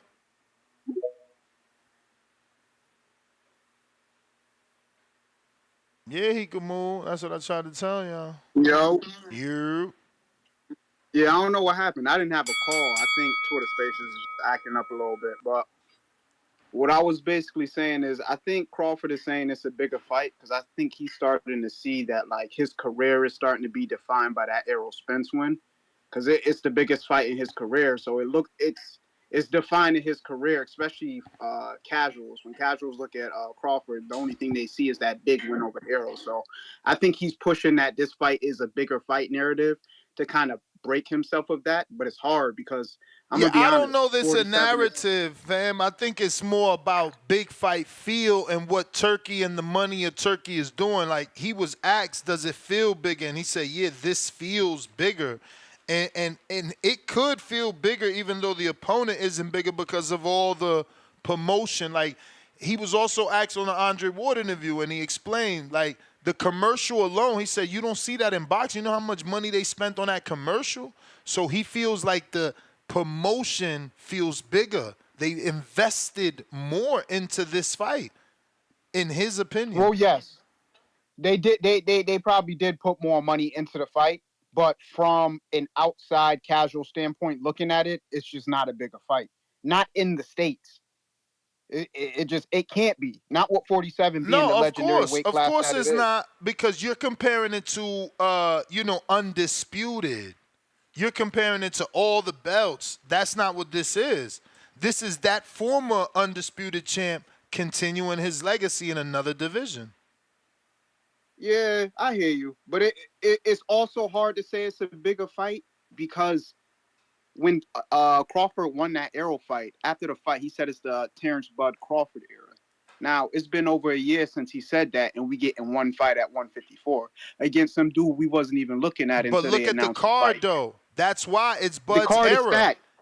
And it'll be historic. It will go down in history, this card, and the level of high opposition that's on it. And Bud is the main event. It sounds like he's continuing his era. I wouldn't say that. I mean, you can't talk about this card without saying that he's the main event and the fact that he's the ambassador, that this card was only designed because of him. It was designed.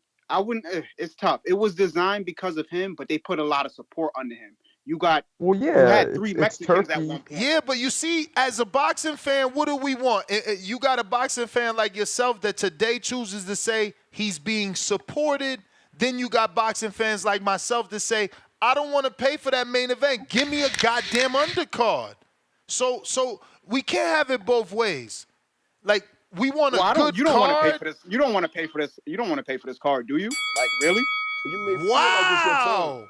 This card isn't worth you. This card is not worth your money.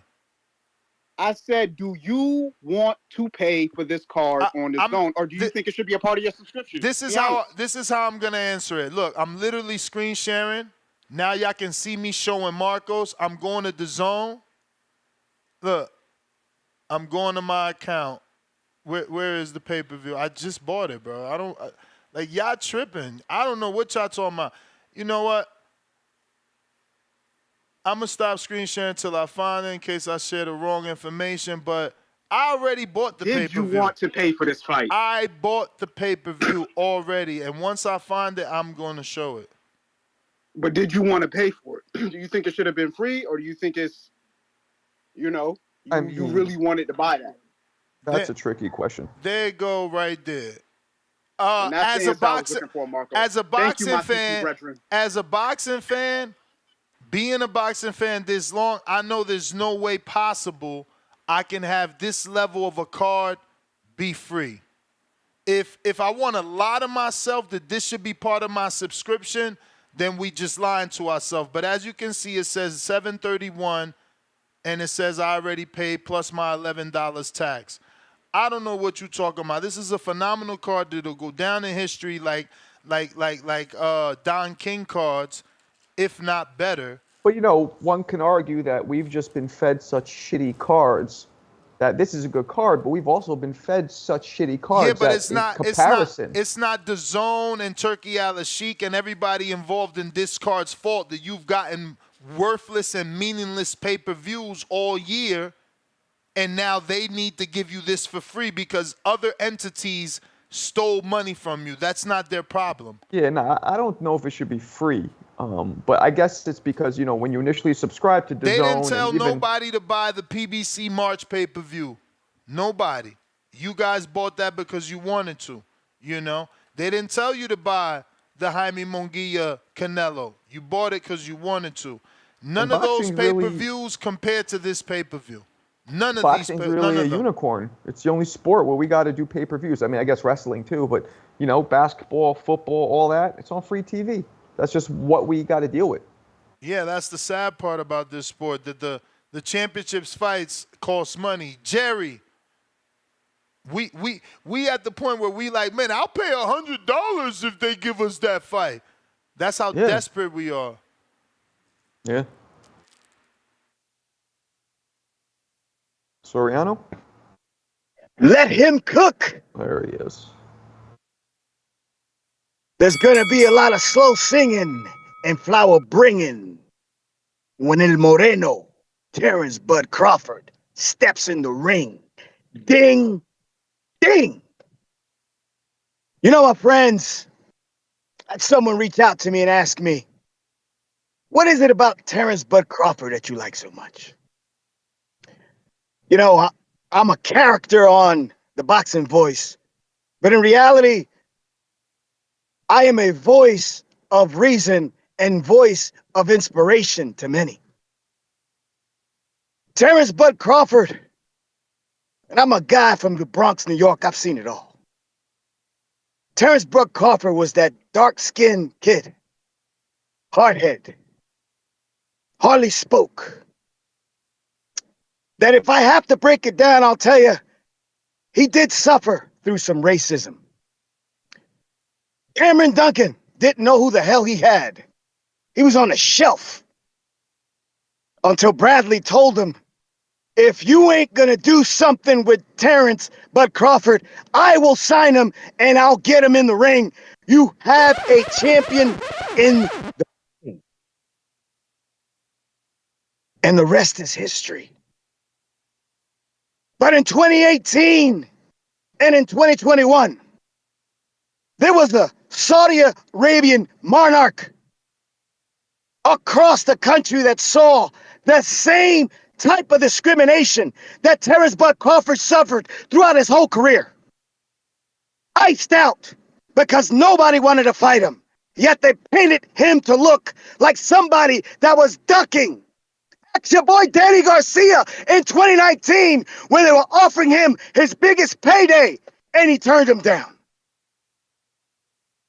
So here we are in 2024, August 3rd. Bud Crawford, at 36, 37 years old, is finally getting his just due from a foreigner that's not even from the United States, which is a goddamn shame, who saw the mistreatment that Terence Bud Crawford has been getting his whole damn career. At first, I said it's similar to Bernard Hopkins. But no, my friends, Terence Bud Crawford is hated on 99.9% by African Americans. So the hell with the racism he faced early on in his career. He's facing racism from his own people. This is something you haven't seen ever. It takes somebody from Saudi Arabia to put him on a pedestal for the man to finally get That's what the he bell, deserves. champ. That's the bell. We love you, though. We love you. We got Hawk, Maryland. What up? Jerry Soriolano. Soriolano. You, TBV. You. What's up, Ness? Who you got with you today, Ness? Is me and Marco the Mime. Okay, what up, Marco? What up, Marco? I'm on What up? I'm on the other job. But yeah, so let me go down. I guess I'm gonna start with the what's his Pitbull Cruz fight. Yeah, Pitbull Cruz looked good in his last fight. But I'm going with what's the guy's name? Rayo Venezuela. Didn't he fight Chris Tio? Colbert. Oh, he fought Tio. Chris Colbert. Yeah, Chris Tio. Colbert. What in the Yeah. hell?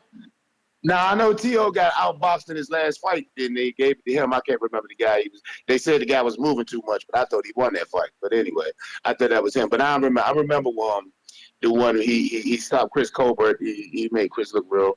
Chris ain't been looking hot no way. But anyway, yeah, I'm going with him though. Yeah. I think I'm gonna go with him and Bryo. Yeah, and I got Andy Ruiz. I got Andy Ruiz over Big Baby. I just think Andy too sharp for Big Baby. Big Baby looked good though. He looked like he came from 400 down to about 300 now, to 290 something.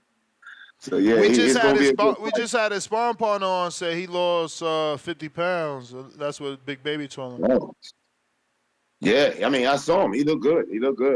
I just think Andy still got the skills. Andy's he's a hell of a boxer if he took it all serious. I don't see nobody really beating Andy. Too many beating him. So if he on point, I got Andy for sure. But Big Baby did look a lot better. I hope he clean all the way and everything, but he looked a lot better in his from what I seen when I seen him. And who else we got? Madrimov, Crawford. I'm gonna go with Crawford. I'm watching some Crawford fights here lately. Crawford was real good on his toes, man. I'm going with Crawford. And I'm gonna tell you another thing y'all was talking about earlier about Crawford not selling and how tanking them sell. Man, we've been through this before, man. Evander Real Deal Holyfield, 4-time heavyweight champion. That's more than Muhammad Ali. And Mike Tyson, throughout his career, kept getting in trouble and everything. But everybody wanted to see Mike Tyson. You know, Holyfield had all of the accolades and all of the everything. But, you know, he just could not get to the point where he was like a box office. You know what I mean? He just got the positions. But Mike Tyson always got it. For some reason, people just gravitate to who they gravitate to. You know what I mean? If Evander Holyfield come in listening to church music, Mike Tyson come in with no shirt on, looking mean and ready to kill. That's what they was going for. You know, that's what we was going for back then. So you know, I don't know. It's kind of, I guess that's what it is going on with Tank and Crawford. Crawford is just, he's too low. He's low key, but he's too low key. And he's trying to get into the spotlight now, but it's just a little too late. He's just going to be accepted as a great fighter. I just don't know if he can captivate people with the kind of excitement that Tank does. It's not like Tank is better than him at what he does, but it's just that Tank just got people looking. That's how Mike Tyson did when Holyfield was out there. Holyfield was getting all these belts and stuff, but everybody still, we all just messed with Mike. We didn't really mess with Holyfield. So that's how that go. It just happens with certain fighters. Certain fighters just got that it factor. I guess that's what they call it. So yeah. And shout out to Clarissa Shields, the GOAT, #1. And It was one other fight on that card, wasn't it? You may feel like it's your time, but it's not your time. That is the bell. You the Later. man. You the man. Mike, what up? Damn, Nash, you put me right after the dude talking about Mike Tyson. That's nasty work. Mm. Yo, what up, Marco? Marco Dip.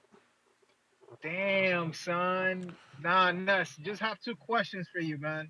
Number one, do you think that Crawford needs a knockout or a spectacular performance in order to kind of build the momentum and the demand into that Canelo sweepstakes, or a UD will suffice? I mean, knockout sell, man. It's always better to get a knockout. Always. Second question, did you hear what David Morel said about the Berlanga and Canelo fight? Probably called the trash. You know, everybody's gonna hate. They ain't gonna congratulate. They want to be. They want to be in that position, though. Let's be real. We asking guys that didn't get the fight how they feel about the fight. But how is that hate instead of being honest, man? That's what it is, man. That's what it is. But that's my call, man. Thanks for bringing me over. I'll keep listening, brother. You the man, Malcolm.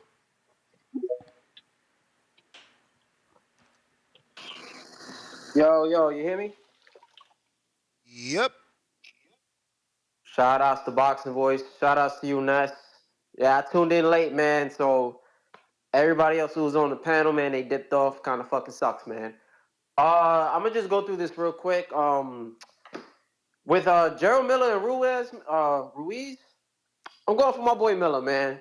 I know we got two fighters that both pop dirty. I usually don't fuck with niggas that pop, but it's just he's from New York, man, and I'm not gonna lie, he's looking in shape. And with Ruiz, I don't even remember the last time he's been in the ring. My boy eating hot dogs, he just chilling, But it's just the New York in me just going for Miller, Ever since he dropped that little Wilder diss track, I was fucking with him even more, man. So hopefully he could pull it through, man. But he really looks like he's in shape. He got like a little fake ab outline and all that shit. Rayo and Pitbull. There's a part of me that wants Rayo to win, man, but I think Pitbull's gonna pull it off. He looked like he's hitting at 140. He looked like he's hitting pretty. The fight's at 140, right? Yep, 140. Yeah. He looks like he's hitting at 140. I don't remember Rayo ever fighting at that weight, so we got to see how he's hitting. He's definitely the bigger guy. I mean, he won the belt at that weight. Who, Rayo? Oh, excuse me. No, yeah.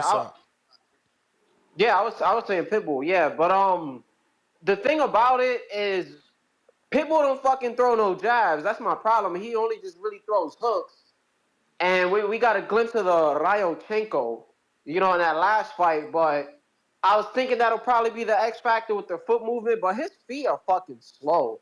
Like, if you seen when he was doing all those angles, that shit was in slow motion, man. So, I don't know. I got cruise on that. And then with my boy Bud Madrimov, man, I'm picking Bud, man. I don't know how easy of a fight it'll be. I understand it's his first fight going up. But I just learned not to doubt him, man. I thought the Spence fight would be closer, and he just completely whitewashed him, man. And it's just like Madrimov hasn't had that many fights, and now when I start to, gauge the fights and everything, I look at experience and, so I'll go for him, man. He could probably give him some problems in the beginning, but easy Bud win, man. Easy Bud win. But that's about it, man. And just one quick question for you, Ness, right? I kind of got this off of Twitter, right? If you had a casual fan, like a casual friend that wants to get into boxing, and you had to give them 5 fights to watch, however, it can't be the typical Ali, Frazier, and Barreras and Pacquiao fights. Ain't nobody to make them a telling hardcore fan.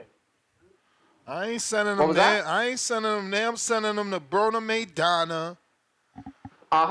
To make them a fan, 5 fights. I'm sending them to Mayweather Canelo. You teach him the sweet science with Mayweather Canelo. You teach him dog in both men, Broner and come back from behind, counted out because Maidana had multiple losses. His career was already, not considered on the high level. Robert Garcia was rebuilding him, so that fight for both men was great. Broner showed he's a dog, power carries late. Maidana showed, losses don't define you. Yeah, one of mine that I put in there was Zab Judah, Danny Garcia. I don't think that fight gets a lot of credit, man. Yeah, I'm not putting that. Zab. My fault. I meant Khan.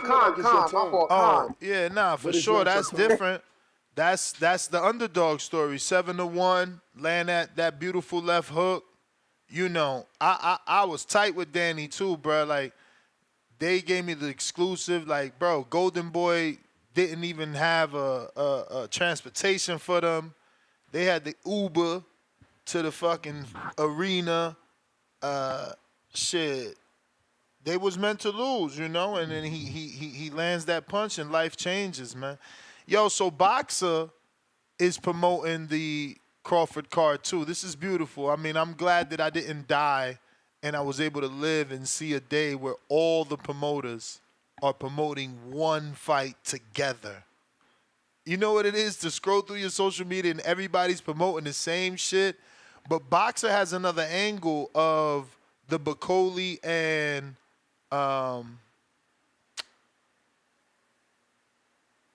Jared Anderson face-off. I want to show that because that's interesting. Very interesting. I didn't even know Bacoli put his hands on him, bro. What's up with that? Whoa. Why they got all that music? But watch Bacoli. Did he already put his hands on him? Shit. Do I got to start it over? Look. Watch his left hand. Bang, bang, bang. About 4. Treese! What the freak? And that's what caused Jared to start smiling and laughing. So it wasn't nervous energy. I guess it was containing his energy. He had to dance and smile it off because he let another man touch him. And he's like, you know what? I'm not about to ruin this bag. Because here comes the dancing right now. Whoop. Nah, he's dancing. Yo, I can't believe Bell Bottoms is back. 2002, Bell Bottoms was the shit. And I'm sure in the 70s, for people older than me, they was also the shit. Now, all of a sudden, they back. This shit is crazy how shit just comes full circle. Bananas. Malcolm, what up?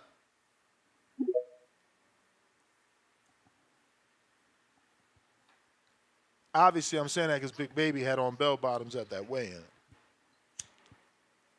Mr. Gibbs, can you hear me? Mm-hmm. All right, man.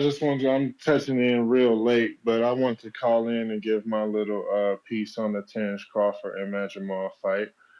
The first thing, before I get into that, I want to speak on how irritated I get when people talk about Terence Crawford not being marketable. This man plays basketball. This man has kids that are top tier athletes. We got a clip of him talking. Well, and when I stop him, they're gonna say he's plenty marketable. He's plenty funny, and at some point we got to put the onus on a promoter for not doing their job.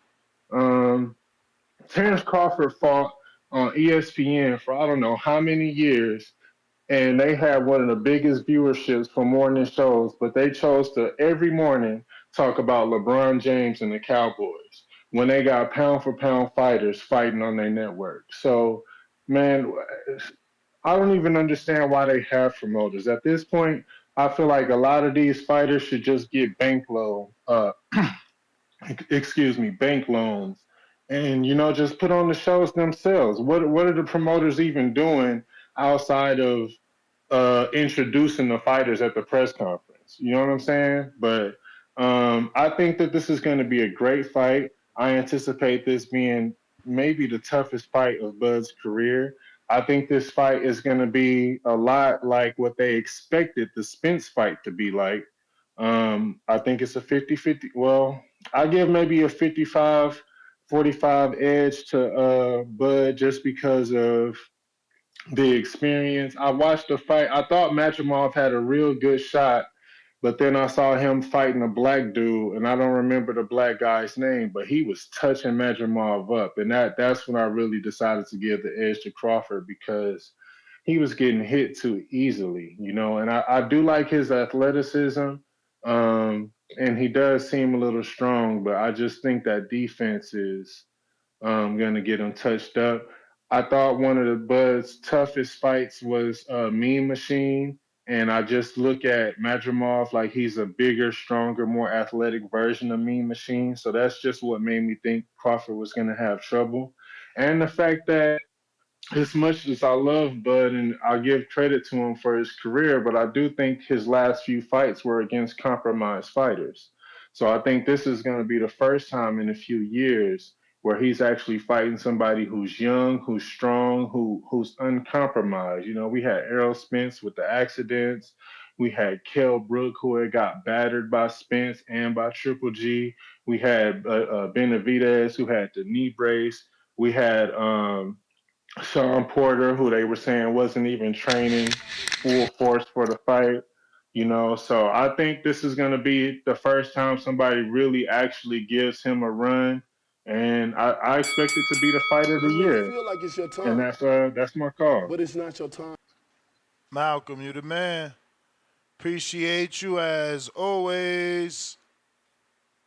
That looks like everybody. Don't forget, we right back at 4 p.m. Pacific Standard Time, 7 p.m. Eastern. We probably going to end up doing a live fight chat because we got a lot of fights, right? We got the whole Turkey Atlas Sheik plus the Pro Box. And maybe we'll mix in some news and notes with that. I don't know. If there's some breaking news topics, let me know. Hit me on the Discord. If you got my number, you know how to get me. If you DM me. All that greatness, because we do need them topic recommendations and suggestions. This way, you know, we can always have a second show. I got H-Town. He says, Bud fans, crybabies. Oh, okay. This the narrative now. Because Bud whoop your mans, keep it a buck. Y'all hate real ones. You want the feminine boxes with purse emojis and finger painting emojis. Soko, member for 20 months on that prospect level. Midwest Mafia, caller of the year. That's for you, Treese. Wes, member for 3 months on that champ level. He says, I'll be at the fight. I hope it's a good one. Shout out TBV for holding it down. Danny's at the fight. Link up. Octo, $2. How many joints you smoke a day? What? What? Who's counting? What the? Smack yourself. Do you put a price on happiness? You know? Like, how many days do you go on vacation? Like, what the hell type of question is that? I'm out.